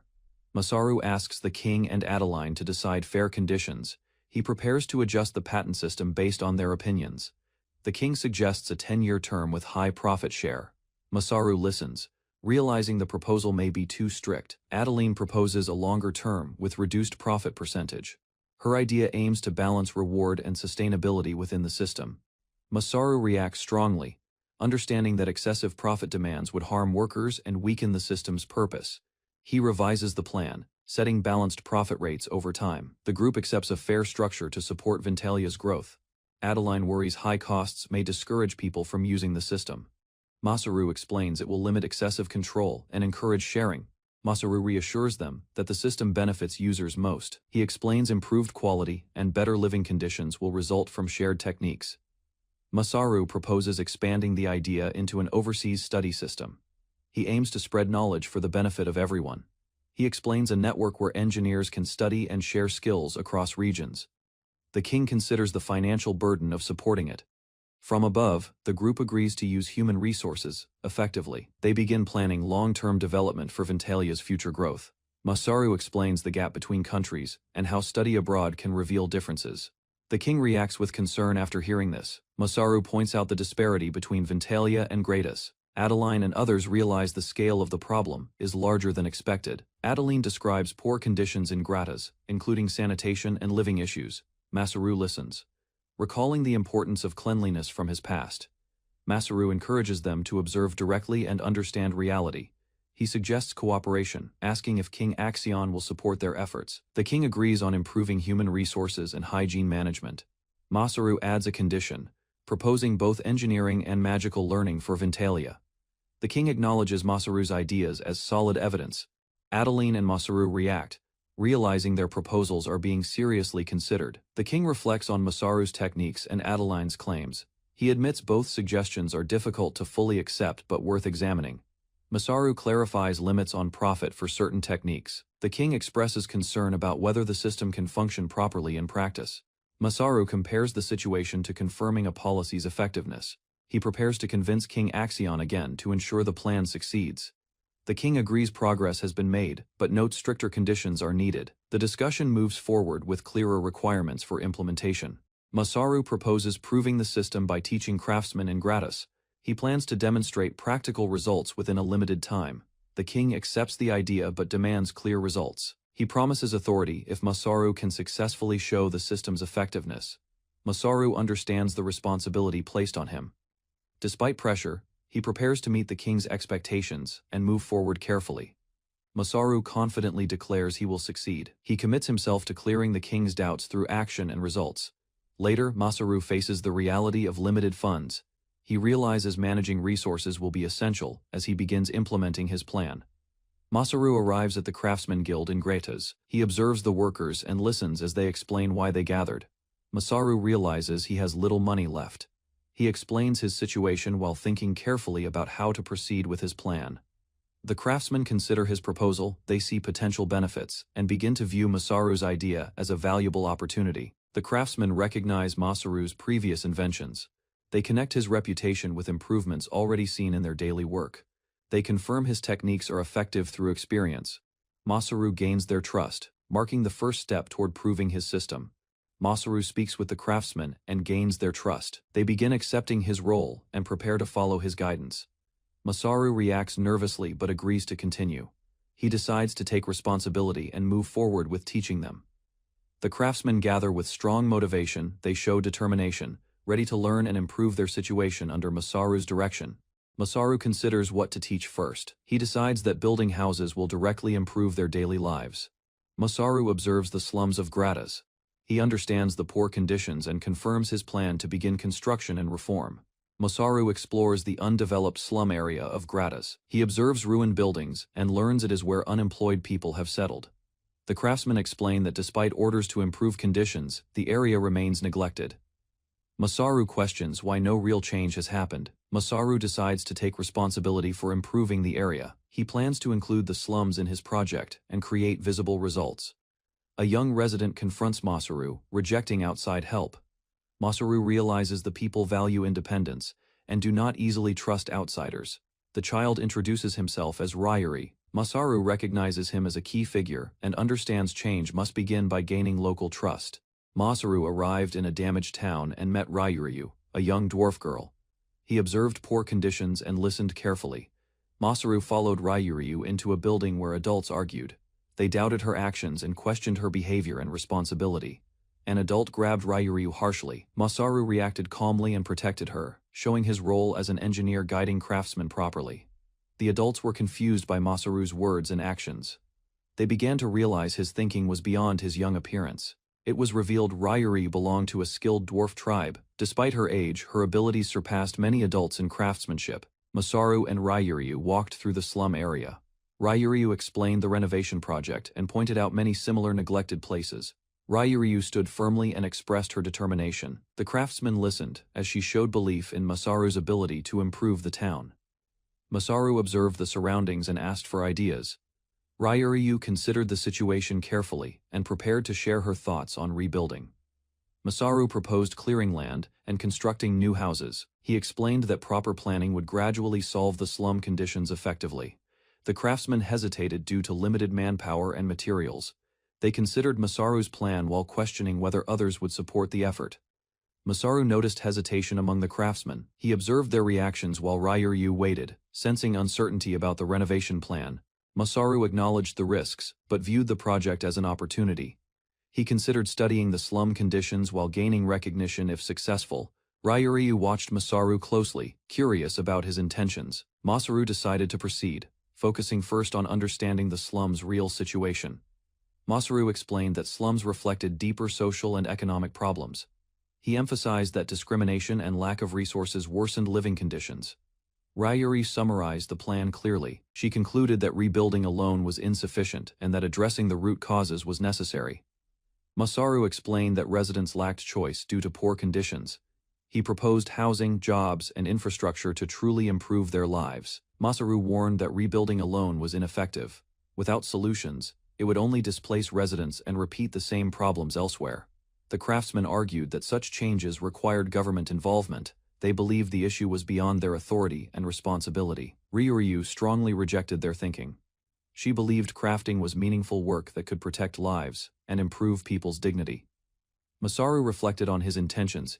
He realized building houses alone could drive people away instead of saving them, changing his approach. Masaru stood silently after the discussion, while others stepped back. Ryuryu called out to him, noticing his deep thoughts. Masaru raised his hand and suggested ending the discussion. He decided everyone should reconsider the problem with clearer understanding. The craftsmen agreed to gather again. Masaru chose to investigate the slums personally, planning to study conditions before proposing solutions. Masaru walked alone through the slum area. He observed buildings, people, and surroundings carefully to understand the real situation. Masaru reviewed his thoughts while overlooking the town. He realized hidden risks still existed, beyond what had been discussed earlier. Masaru thought about convincing King Axion and teaching craftsmen new techniques. He then noticed a strange sound nearby and became alert. Masaru followed the sound and realized it came from hammering. He identified it as skilled work done carefully inside a building. Masaru arrived at an old factory. He stood outside, confirmed the source, and decided to enter to investigate further. Inside, Masaru observed detailed metal carving work. He recognized the high level of craftsmanship and compared it with his past knowledge. Masaru examined finished ornaments. He understood they were premium items for nobles, proving the craftsman's advanced skill and precision. Masaru examined the crafted ornaments and considered their value. He thought about using such work for future events in Vintalia. Masaru called out inside the workshop. A voice responded, informing him that the place was rented and directed him elsewhere. Masaru entered and discovered Ryuryu working carefully. He realized she was the one creating the detailed metal ornaments. Masaru confirmed Ryuryu's work. He explained, He followed the sound and had no intention of interfering with her process. Masaru observed her technique closely. He noted her use of molds and hand carving, recognizing her advanced and efficient craftsmanship skills. Masaru asked Ryoryu about her metal carving. She explained her method came from basic knowledge, repeated practice, and easy material access. Masaru described his own crafting method using hammer and chisel. He noted it could be dangerous but useful for creating various items. Masaru observed her workspace and tools. He compared techniques and explained how certain decorations could be carved or shaped differently. Masaru questioned Ryuri's background and skill level. He realized her technique combined multiple styles, showing advanced training despite her age. Masaru reflected on her situation. He understood she worked alone, and thought about the influence of her unknown master on her skills. Ryuryu asked Masaru what he would do if his master had already passed away. She calmly observed his reaction. Masaru responded naturally and showed curiosity. Ryuryu noticed his unusual attitude but continued listening to his thoughts about her master. Ryuryu revealed that her master was her father. She continued working while explaining her background to Masaru. Ryuryu explained her family tradition of metal carving. She described how they traveled and worked regularly to maintain their craft. Ryuryu shared her past. She explained that a beast attack left her as the only survivor, forcing her to work alone. Ryuryu remembered her father guiding her in crafting. She smiled while working, recalling how he always supported her growth and interest. Ryuryu explained that crafting was not only a skill, but something that protected her spirit. Masaru listened and understood her meaning.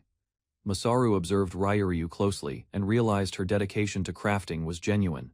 He became more interested in her abilities and mindset. Ryuryu recalled her father's teachings that crafting could save people. She could not accept ideas that ignored the value of such work. Masaru reflected on the problem again. He questioned how building houses could drive people away despite being meant to help them. Masaru explained that without careful planning, wealthy nobles could take over the land during renovation, forcing current residents out of the area. Masaru said proper housing could change people's mindset and give them strength to continue living.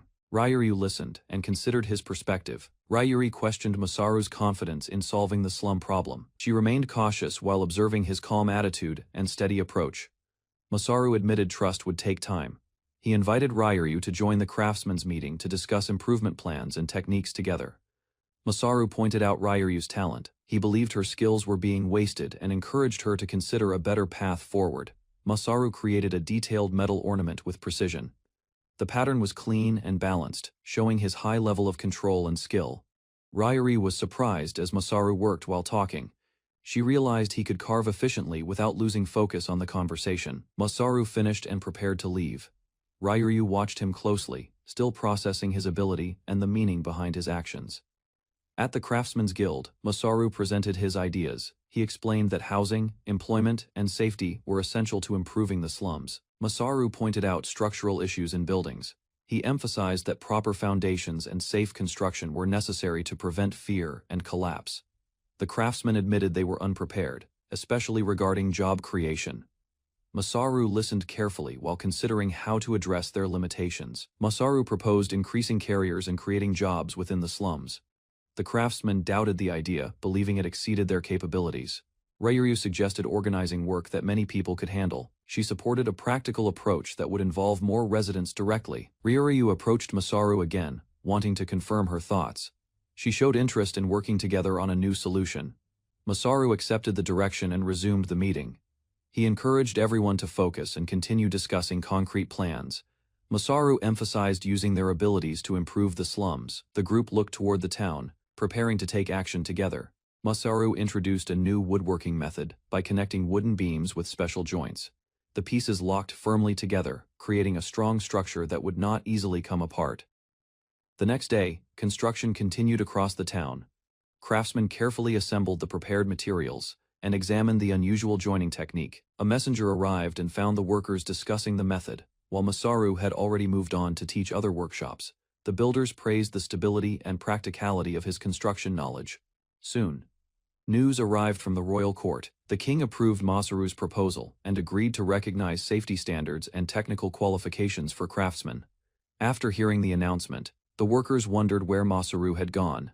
They soon realized he had likely headed to the glass factory to continue sharing his knowledge. After hearing that Masaru had gone to the glass factory, Ryukyu hurried through town. She wondered whether he intended to introduce another unfamiliar technique to the craftsman there. While running, she considered the possibility that Masaru was teaching glass blowing. Although useful, the method was already known and would not greatly change the industry. A different thought soon crossed her mind.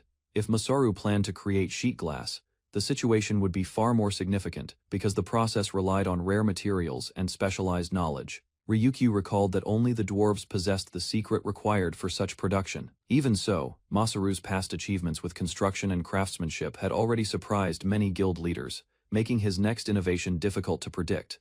Following her suspicions, Ryukyu rushed to the glass factory. Upon arriving, she immediately spotted Masaru inside, and realized he had truly come to experiment with glassmaking. Workers gathered around a furnace as a long glowing mass of molten glass was lifted from the heat. The unusual shape drew everyone's attention and raised many questions. Stepping closer, Ryukyu watched Masaru handle the material with confidence.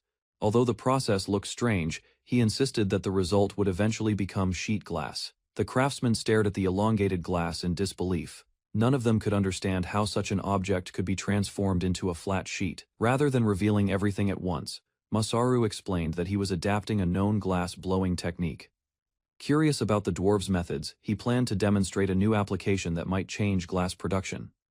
Masaru explained that sheet glass could be produced through several methods, since teaching every workshop separately would take too long. The craftsmen remained doubtful as they watched the demonstration. To them, the long tube of glass looked nothing like a flat window panel. Ignoring the skepticism, Masaru carefully modified the heated glass. After repeated attempts and experiments, he had already refined the procedure enough to show it publicly. Using the cylinder method, he enlarged the hollow glass tube and shaped it evenly. Once the desired form was reached, the tube was removed from its support. A straight cut was then made along the glass surface. Before the material could cool, Masaru prepared it for another round of heating, bringing the craftsman one step closer to understanding his plan. The glass begins to soften and melt under heat. Ryukyu and the craftsman watch in awe as the hollow cylinder starts opening slightly. Masaru carefully places a rectangular stone inside the molten glass, using repeated pressing and adjusting motions. As the process continues, the glass gradually transforms into a flat panel. The workers' astonishment grows as they witness the formerly tubular glass taking a precise, even shape. Masaru holds the completed sheet glass proudly. The craftsman and Ryukyu marvel at the flawless result. Amazed by the innovation and technique demonstrated, Masaru humbly explains that the method itself wasn't his invention. What mattered most was understanding and executing it properly. Excited by the successful demonstration, Ryukyu wondered whether she could learn the technique as well. The possibility of creating sheet glass herself filled her with anticipation. Her question quickly sparked competition among the craftsmen. One after another, they volunteered to become Masaru's first student, turning the workshop into a noisy contest. The playful argument continued until everyone was reminded that cooperation mattered more than personal pride. Masaru decided he would teach anyone willing to learn and practice. With the excitement settled, the group gathered around the workshop once more. Soon, the results of the new technique began spreading beyond the factory. Wooden frames fitted with glass appeared throughout the town, marking the beginning of a major change in local construction. As glass windows began appearing throughout the town, Masaru continued guiding the craftsmen. His practical advice helped them install the new materials efficiently and safely. Watching the town's transformation, Ryukyu felt proud of how quickly everyone had learned. 1 week later, a royal carriage arrived. The king personally visited to inspect the results, seeing firsthand how Masaru's innovations had changed the town. During the inspection, the guild representatives admitted that Masaru's achievements had surpassed their expectations. The progress was greater than anyone had predicted. Hearing the praise, Ryukyu smiled confidently. Since the guildmaster had already approved their work, she believed there was no reason for concern about the king's judgment.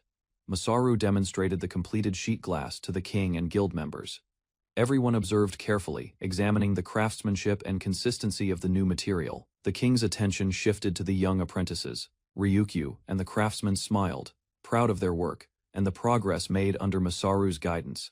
After a week of practice, the craftsmen had fully learned the techniques. Their efforts and careful application produced high-quality results, impressing the king beyond expectation. The king reacted with astonishment, amazed at the rapid mastery and transformation.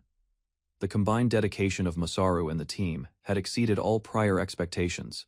Masaru guided King Axion into a poor district of Gratis Kingdom. The king expected decline and disorder, but the sight before him left him speechless. Nearby, Masaru revealed rows of modern-style shops built with large glass windows. The unusual design immediately caught the king's attention. Through the glass, products were clearly visible from outside. The king realized customers could understand a store's offerings at a glance. Further along, Masaru showed planned displays, organized shelves, and bakery windows that allowed visitors to watch work inside. Finally, he explained that expanding shopping streets would create jobs and support new housing, forming the foundation for the district's growth. Masaru guided the group through the renovated district. New buildings rose beside improved roads, while drainage channels and wells kept the area clean and functional. As the tour continued, he explained that controlling water usage was essential for maintaining the city. The king listened carefully and considered the wider impact. Looking over the transformed neighborhood, King Axion realized the residential area and shopping street could become a model for the entire kingdom. Soon local craftsmen confirmed that the renovation methods had already been taught to their workers. Although matching Masaru's skill would take time, they could continue the work. Convinced by the results, the king ordered similar projects across Gratas, hoping to spread the district's success throughout the realm. After completing the tour, King Axion praised Masaru's achievements and promised to support the spread of his ideas. Yet one important question remained in the king's mind. Stopping in the unfinished district, he asked Masaru to consider the future consequences of introducing so many advanced methods at once. The king pointed out that the renovations represented decades of progress. Such rapid change could influence future trades and development across the kingdom. Although others suggested rewards and recognition, Masaru listened carefully and reflected on what truly motivated his efforts. Rather than seeking wealth or status, he prepared to reveal the personal reason that had driven him to transform the slums. When asked why he had transformed the district so drastically, Masaru finally revealed a simple truth. Rather than claiming noble intentions, he admitted that his passion often pushed him to do more than necessary. The confession caught everyone by surprise. Laughter soon replaced the tension. Even the king found humor in Masaru's honesty, while recognizing how much knowledge and innovation he had brought to the kingdom. Afterward, King Axion prepared to return to the castle and introduce the new systems throughout Gratas. As the meeting ended, a companion quietly wondered whether Masaru would someday leave, while he remained thoughtful about the future. Masaru explained that several tasks still remained unfinished. Before returning home, he intended to guide everyone and ensure the district could continue developing without him. Aya's preparations for departure were discussed. King Axion offered advice and agreed to remain longer while others learned from the successful renovations. Concerned about the future, the king warned that neighboring slums would soon demand the same improvements. Masaru listened carefully to the growing challenge. Attention then shifted to land ownership. The king believed the renewed district would become a model for Gratas, and promised to address related issues. Finally, he introduced another matter entirely. The conversation turned toward the mysterious demon beasts surrounding the kingdom. After mentioning the demon beasts, King Axion asked how much Masaru knew about them. Masaru admitted that his knowledge was limited compared to his expertise in technology and construction. The king explained that demon beasts were born when negative emotions and corrupted energy accumulated, twisting living creatures into dangerous monsters. Recent sightings worried the kingdom. Reports described unusual appearances near the suburbs, while other strange incidents had begun occurring across the region. As the explanation continued, King Axion revealed that the current situation differed greatly from anything previously recorded. Hearing the details, Masaru realized the growing threat was far beyond normal expectations, and concluded that the situation had become dangerously abnormal. King Axion explained that the source of the anomaly remained unknown. Like ripples spreading across water, the disturbance continued to expand throughout the world. To illustrate the danger, he described terrifying demon deer that had begun appearing in places where such creatures were rarely seen. Soon, the story shifted to a recent encounter near Pouteriem. Adventurers and soldiers found themselves facing the enormous beasts deep within the forest. Without warning, the demon deer unleashed a powerful attack. Strange energy erupted across the battlefield, forcing everyone to retreat and defend themselves. Despite the overwhelming pressure, the warriors held their ground. A skilled fighter stepped forward, determined to stop the beasts before more lives were endangered. Commander Lancelot led the battle against the demon beasts. Viewing the outbreak as training for his knights, he pushed his troops to grow stronger through real combat. His companions noticed how much he had changed since meeting Masaru. The commander's skills and confidence had risen far beyond their previous level. Standing before his soldiers, Lancelot declared that further challenges awaited. He intended to continue improving himself after returning home. The tense atmosphere suddenly shifted when news arrived about Lady Adelina's upcoming wedding. The unexpected announcement briefly distracted the group. That moment of surprise ended quickly. As the demon deer charged again, Lancelot regained focus and prepared to face the dangerous beast's head. Lancelot struck with overwhelming force, cutting through the charging demon deer. The clean attack amazed the soldiers watching the battle. Moments later, his attention shifted from combat to Adelina's upcoming marriage. Strong emotions replaced his calm demeanor as he reacted to the news. Before anyone could stop him, Lancelot rushed off to investigate. Meanwhile, his companions chased after him, hoping to learn more about the mysterious groom. 2 weeks after their departure, Masaru and his companions finally returned to the farm. The residents noticed them immediately and welcomed their return with excitement. Fatigue showed on the travelers' faces. The long journey had clearly taken a toll on the group. Upon arriving in Ventalia's central district, they received a warm reception. News of the nation's founding had spread, and many people celebrated the achievement amid the gathering crowd. Masaru remained beside the carriage instead of joining the festivities. His strange behavior caught everyone's attention. The others suspected that the exhausting trip had left him unusually shaken and drained. The group noticed that many people had been staring at a certain girl during their journey. As they discussed it, they realized someone was still missing from the gathering. 2 girls stepped forward and each insisted on staying close to Masaru. Both believed they had an important place beside him. Their rivalry quickly grew. Wanting to prove who understood Masaru better, they challenged each other to a contest. Later, everyone gathered at the chief's house. Attention shifted from the dispute to the future of the newly founded nation and the plans ahead. During the discussion, a noble proposed holding a wedding alongside the founding ceremony. The unexpected announcement surprised the room and drew immediate congratulations. As the discussion continued, a suggestion emerged to turn the founding day into a larger celebration. The idea quickly gained support from those present. The group organized a 3-day schedule. The first day would focus on exchanges and interactions, while the second would feature the official founding ceremony. Plans expanded further. A blessing ceremony, a royal appointment, and a wedding were added, making the occasion even more significant. Concerns arose over the massive preparations required. Important buildings and accommodations still needed to be completed before the event. Without hesitation, Masaru volunteered to handle the necessary resources and construction work. Trusting his abilities, the others left a major part of the preparations in his hands. While discussing preparations, Masaru asked whether the king needed a special gift. The group suggested a unique royal symbol. After considering several ideas, they agreed that an item representing authority would be most suitable, drawing inspiration from an old legend. Masaru proposed creating a sacred treasure that could become a national symbol and be passed down through generations. With the plan decided, he immediately rushed off to begin the project. The others watched as he eagerly focused on crafting the ceremonial treasure. Masaru continued moving from place to place without rest. His determination inspired those around him, reminding everyone how his efforts had transformed a small settlement into a growing nation. With Masaru focused on crafting the sacred treasures, the others decided to handle the ceremony preparations themselves and gather the tribal leaders. Walking through the city, Masaru received greetings from residents. Even while responding, he kept thinking about how to properly create the 3 sacred treasures. Remembering a warning about dangerous beasts, he decided to patrol outside the city. The task would be risky, but it was necessary for his plan. Before leaving, Masaru resolved to support the city from behind the scenes and take care of unfinished matters. Looking over the growing nation, he chose to design the treasures as symbols of everyone's efforts. The first item he planned to forge was a sword. As Masaru considered the sacred sword, he listened to the thoughts of the beastmen. Their words inspired him to create a symbol that would protect and represent all people equally. Attention then shifted to the mirror. He envisioned it as a reflection of reality, expressing the peaceful coexistence of every race and citizen within the nation. For the final treasure, Masaru imagined a radiant jewel. Its beauty would symbolize hope and become a cherished emblem passed down through future generations.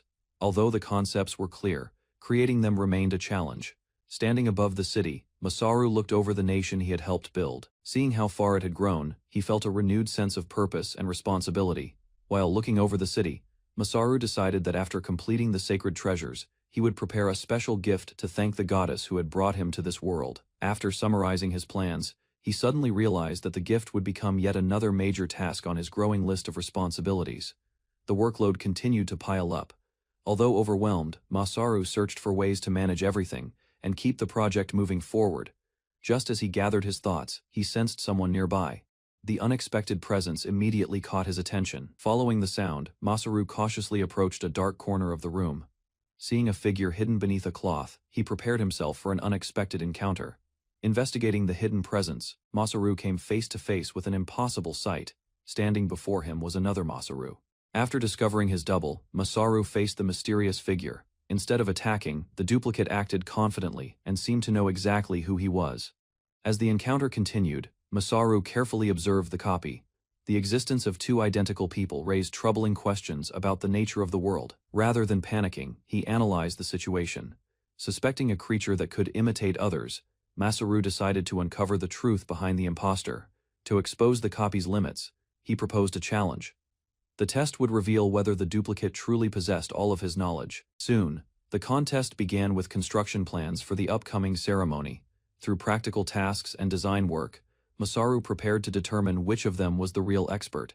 The challenge quickly turned into an argument. The duplicate mocked Masaru's hardworking nature, while Masaru realized the copy reflected traits he would rather ignore.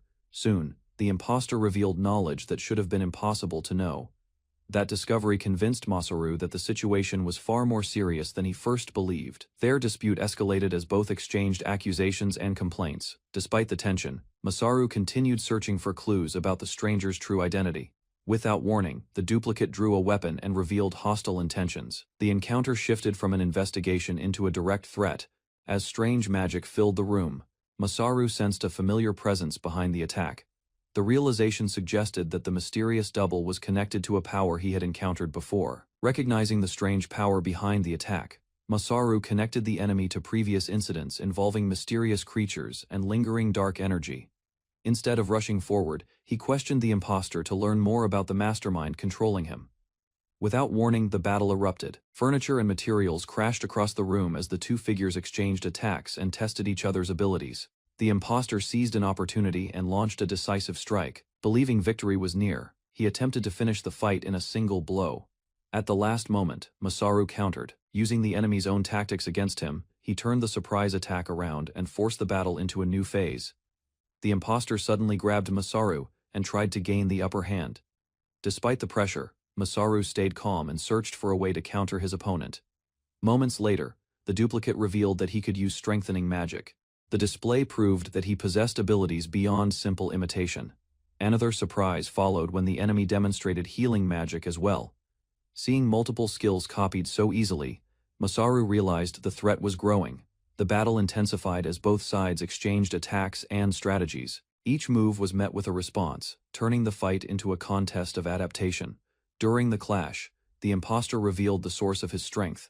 His power flowed directly from a mysterious master, hinting at a far greater enemy behind the conflict. After surviving the previous assault, Masaru watched in shock as the copy revealed a strange black power. Determined to stop the enemy immediately, Masaru prepared a counterattack. Meanwhile, the imposter raised a massive floating mass above the temple, creating a disaster capable of endangering the entire region. Instead of retreating, the copy mocked Masaru and admitted frustration at being created as his duplicate. As Masaru analyzed the situation, he realized the duplicate was using abilities that should have been impossible. The scale of the power suggested something far beyond normal skill usage. A sudden realization struck him. The mysterious ability connected to the goddess itself, revealing that the copy possessed access to powers that should never have been within its reach. The imposter pushed his copied abilities further, creating and reinforcing countless weapons. As their power multiplied across the battlefield, Masaru realized the situation was rapidly slipping out of control. Confident of victory, the duplicate declared that this battle would end Masaru's life. Believing there would never be another chance, he prepared a decisive finishing attack. A massive barrage crashed through the area, tearing apart structures and scattering debris everywhere. Watching the destruction spread through the city, the imposter celebrated his success. However, his confidence grew too quickly as he assumed the attack had already settled the fight. When the dust cleared, the real Masaru emerged, unharmed, while carrying an enormous beam. A mysterious newcomer suddenly appeared before Masaru and the copy, leaving both of them stunned. The stranger revealed that he had been searching for Masaru for a long time. After discovering the growing city, he approached directly and demanded answers regarding Adelina, turning the situation in an unexpected direction. Before Masaru could fully react, the newcomer seized the copy and displayed overwhelming confidence. Possessing immense power and authority, he treated the duplicate as insignificant while preparing to use him for his own purposes. While walking through the city, Masaru unexpectedly encountered Lancelot, who had arrived to investigate a dangerous monster connected to him. After assessing the situation, Lancelot concluded the monster was powerful, but remained confident in his ability to defeat it. Observing Masaru more closely, the knight quickly realized his strength had increased significantly since their last meeting. Impressed by that growth, Lancelot expressed his desire to test Masaru's new abilities in a duel after the monster was defeated. Without refusing the challenge, Masaru agreed, and decided the monster had to be eliminated before their long-awaited match. Suddenly, Masaru grabbed Lancelot and revealed he wanted to test a new idea inspired by a comic from his previous world. Excitement filled Masaru as he introduced a giant ballista designed to launch people across long distances. Without hesitation, the device fired Lancelot high into the sky, sending him flying far beyond the city. Watching the successful launch, Masaru immediately imagined applying the same concept to himself before realizing the danger. Moments later, Lancelot crashed into the ground while Masaru laughed, satisfied that the experiment had worked. After surviving the launch, Lancelot praised Masaru's unusual ideas, while admitting nobody else would attempt such experiments. Soon afterward, he dismissed the fake Masaru as a disappointing opponent, and prepared to expose its true strength. Meanwhile, the copy released overwhelming magical power that even surpassed an S-class mage. Rather than showing fear, Lancelot calmly explained the monster could become far stronger by converting that energy into reinforcement magic. Finally, the fake demonstrated its abilities by creating identical copies, revealing a dangerous skill capable of overwhelming enemies through sheer numbers. Facing the fake Masaru, Lancelot accepted the challenge and calmly prepared to strike, despite the enemy's confidence. Before the copy could react, Lancelot vanished from sight and closed the distance with incredible speed. Caught off guard, the fake barely avoided the attack and quickly created portals to escape the relentless assault. As the battle intensified, both fighters exchanged rapid attacks, while the portals redirected movements across the battlefield. Refusing to lose momentum, the fake continued launching surprise attacks, but Lancelot relentlessly pressed forward without giving the enemy time to recover. Relentless pressure from Lancelot forced the fake Masaru to retreat while struggling to escape the knight's powerful attacks. Instead of panicking, the copy analyzed Lancelot's fighting style and realized experience had become his greatest advantage. Confidently, Lancelot revealed that his newly awakened skill had made him even stronger than before. Confusion crossed the fake's face as it tried to understand the mysterious ability called change. Finally, Lancelot explained that possessing multiple skills indicated an incomplete talent, allowing certain individuals to unlock greater potential through further growth. Lancelot explained that combining his mastered sword skills unlocked the powerful ability known as change. Rather than accepting that explanation, the fake Masaru argued the true nature of the skill was far more complicated. Smiling confidently, Lancelot revealed he had already mastered his greatest sword skill before ever meeting Masaru. Recalling the many killer abilities he had obtained, Lancelot realized those skills had quietly guided his growth. At that moment, he concluded the battle with Masaru had awakened his understanding of change, preparing him to unleash an even stronger attack. Desperately, the fake Masaru reinforced a massive castle wall with magic, hoping it could block Lancelot's finishing strike. Even that enormous barrier shattered instantly, leaving the fake stunned by the overwhelming power behind the attack. Standing calmly amid the destruction, Lancelot revealed the awakened skill called Arbitrator, confirming the battle had reached its conclusion. Smiling awkwardly, the fake Masaru admitted the devastating damage perfectly matched Lancelot's reputation for reckless combat. Later, Lancelot refused to reveal every detail of his new ability, explaining only that it had awakened after fighting Masaru and would remain his secret. With the battle over, Lancelot refused to reveal any more secrets and suggested they investigate the fake Masaru instead. Upon examining the defeated copy, Masaru discovered mysterious information describing it as a special golem created for a hidden mission. Confused by the unexpected message, he tried to understand the meaning behind the strange word, manifest. Moments later, a mysterious figure appeared and identified herself as the one responsible for the earlier incident in Stenzen. Before either of them could react further, she warned that the entire world was facing an imminent and far greater danger. Entering the Ventalia temple, Masaru asked Vishatinias to reveal why the world had fallen into danger. She uncovered that Zack's location had been leaked, allowing enemies to track him despite the regret surrounding the mistake. Attention soon turned toward Lancelot, because his abilities and knowledge were considered essential to the current situation. Meanwhile, Visatinias explained that the increasing monster attacks originated from negative energy spreading throughout the world. Finally, Masaru recognized the description as the same destructive entity mentioned in stories from Earth, confirming the approaching threat. Visitias revealed that the true source of the world's corruption was the Demon King, the origin of all evil. Her explanation showed that the gods acknowledged its existence, allowing the world's balance to shift toward destruction. Hearing the revelation, Masaru quietly realized the crisis centered on the Demon King, described the Demon King as a force capable of bringing civilization to ruin and driving the world toward collapse. Despite understanding the threat, Masaru learned that the gods could not directly interfere, leaving humanity to confront the coming disaster. Visitinias explained that the Demon King's appearance was a disaster capable of shaking the entire world. She continued by revealing that the Demon King formed from negative energy and had to be eliminated before reaching full strength. Hoping for an answer, Masaru wondered whether a hero existed to defeat such a terrifying enemy. Instead, Vicinias clarified that he was never chosen as a hero, but as the catalyst for humanity's progress.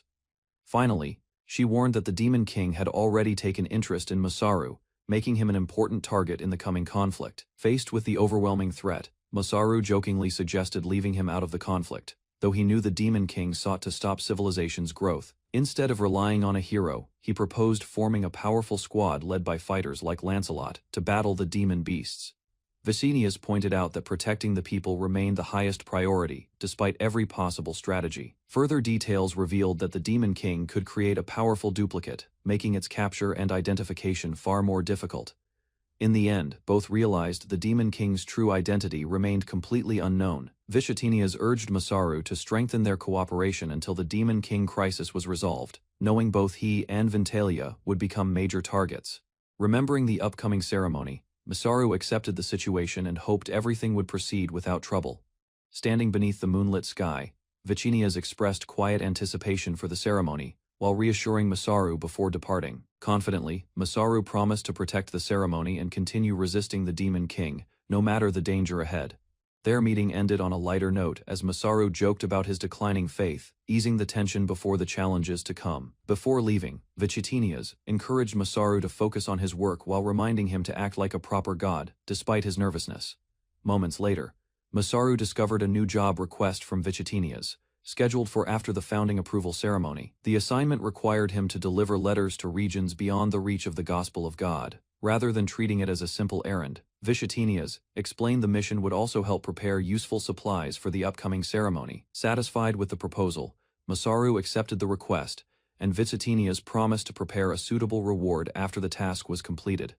Vicitinias handed Masaru a glowing magic jewel and asked him to bless it with a small portion of his divine power. As the jewel shimmered, Masaru admired its beauty while noticing Vicitinia's joyful reflection inside the crystal.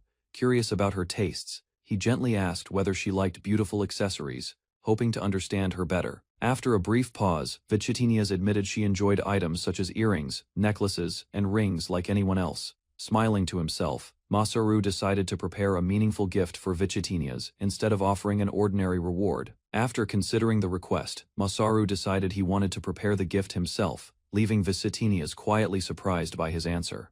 Before departing, he told her to send a message if she ever needed help, then left with the upcoming ceremony still on his mind. Alone beneath the night sky, Vicitinias wondered what kind of present Masaru intended to give her and smiled to herself.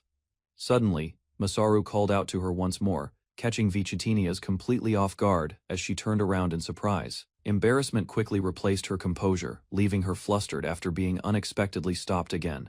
Before leaving, Masaru asked Vicitinias where he should deliver the letters assigned in his new mission. Using a synchronized map, Vicitinias pointed out the destination and showed him the exact location marked within the nation of Ventalia. With the destination finally confirmed, he set his sights on Thread City to begin the important mission.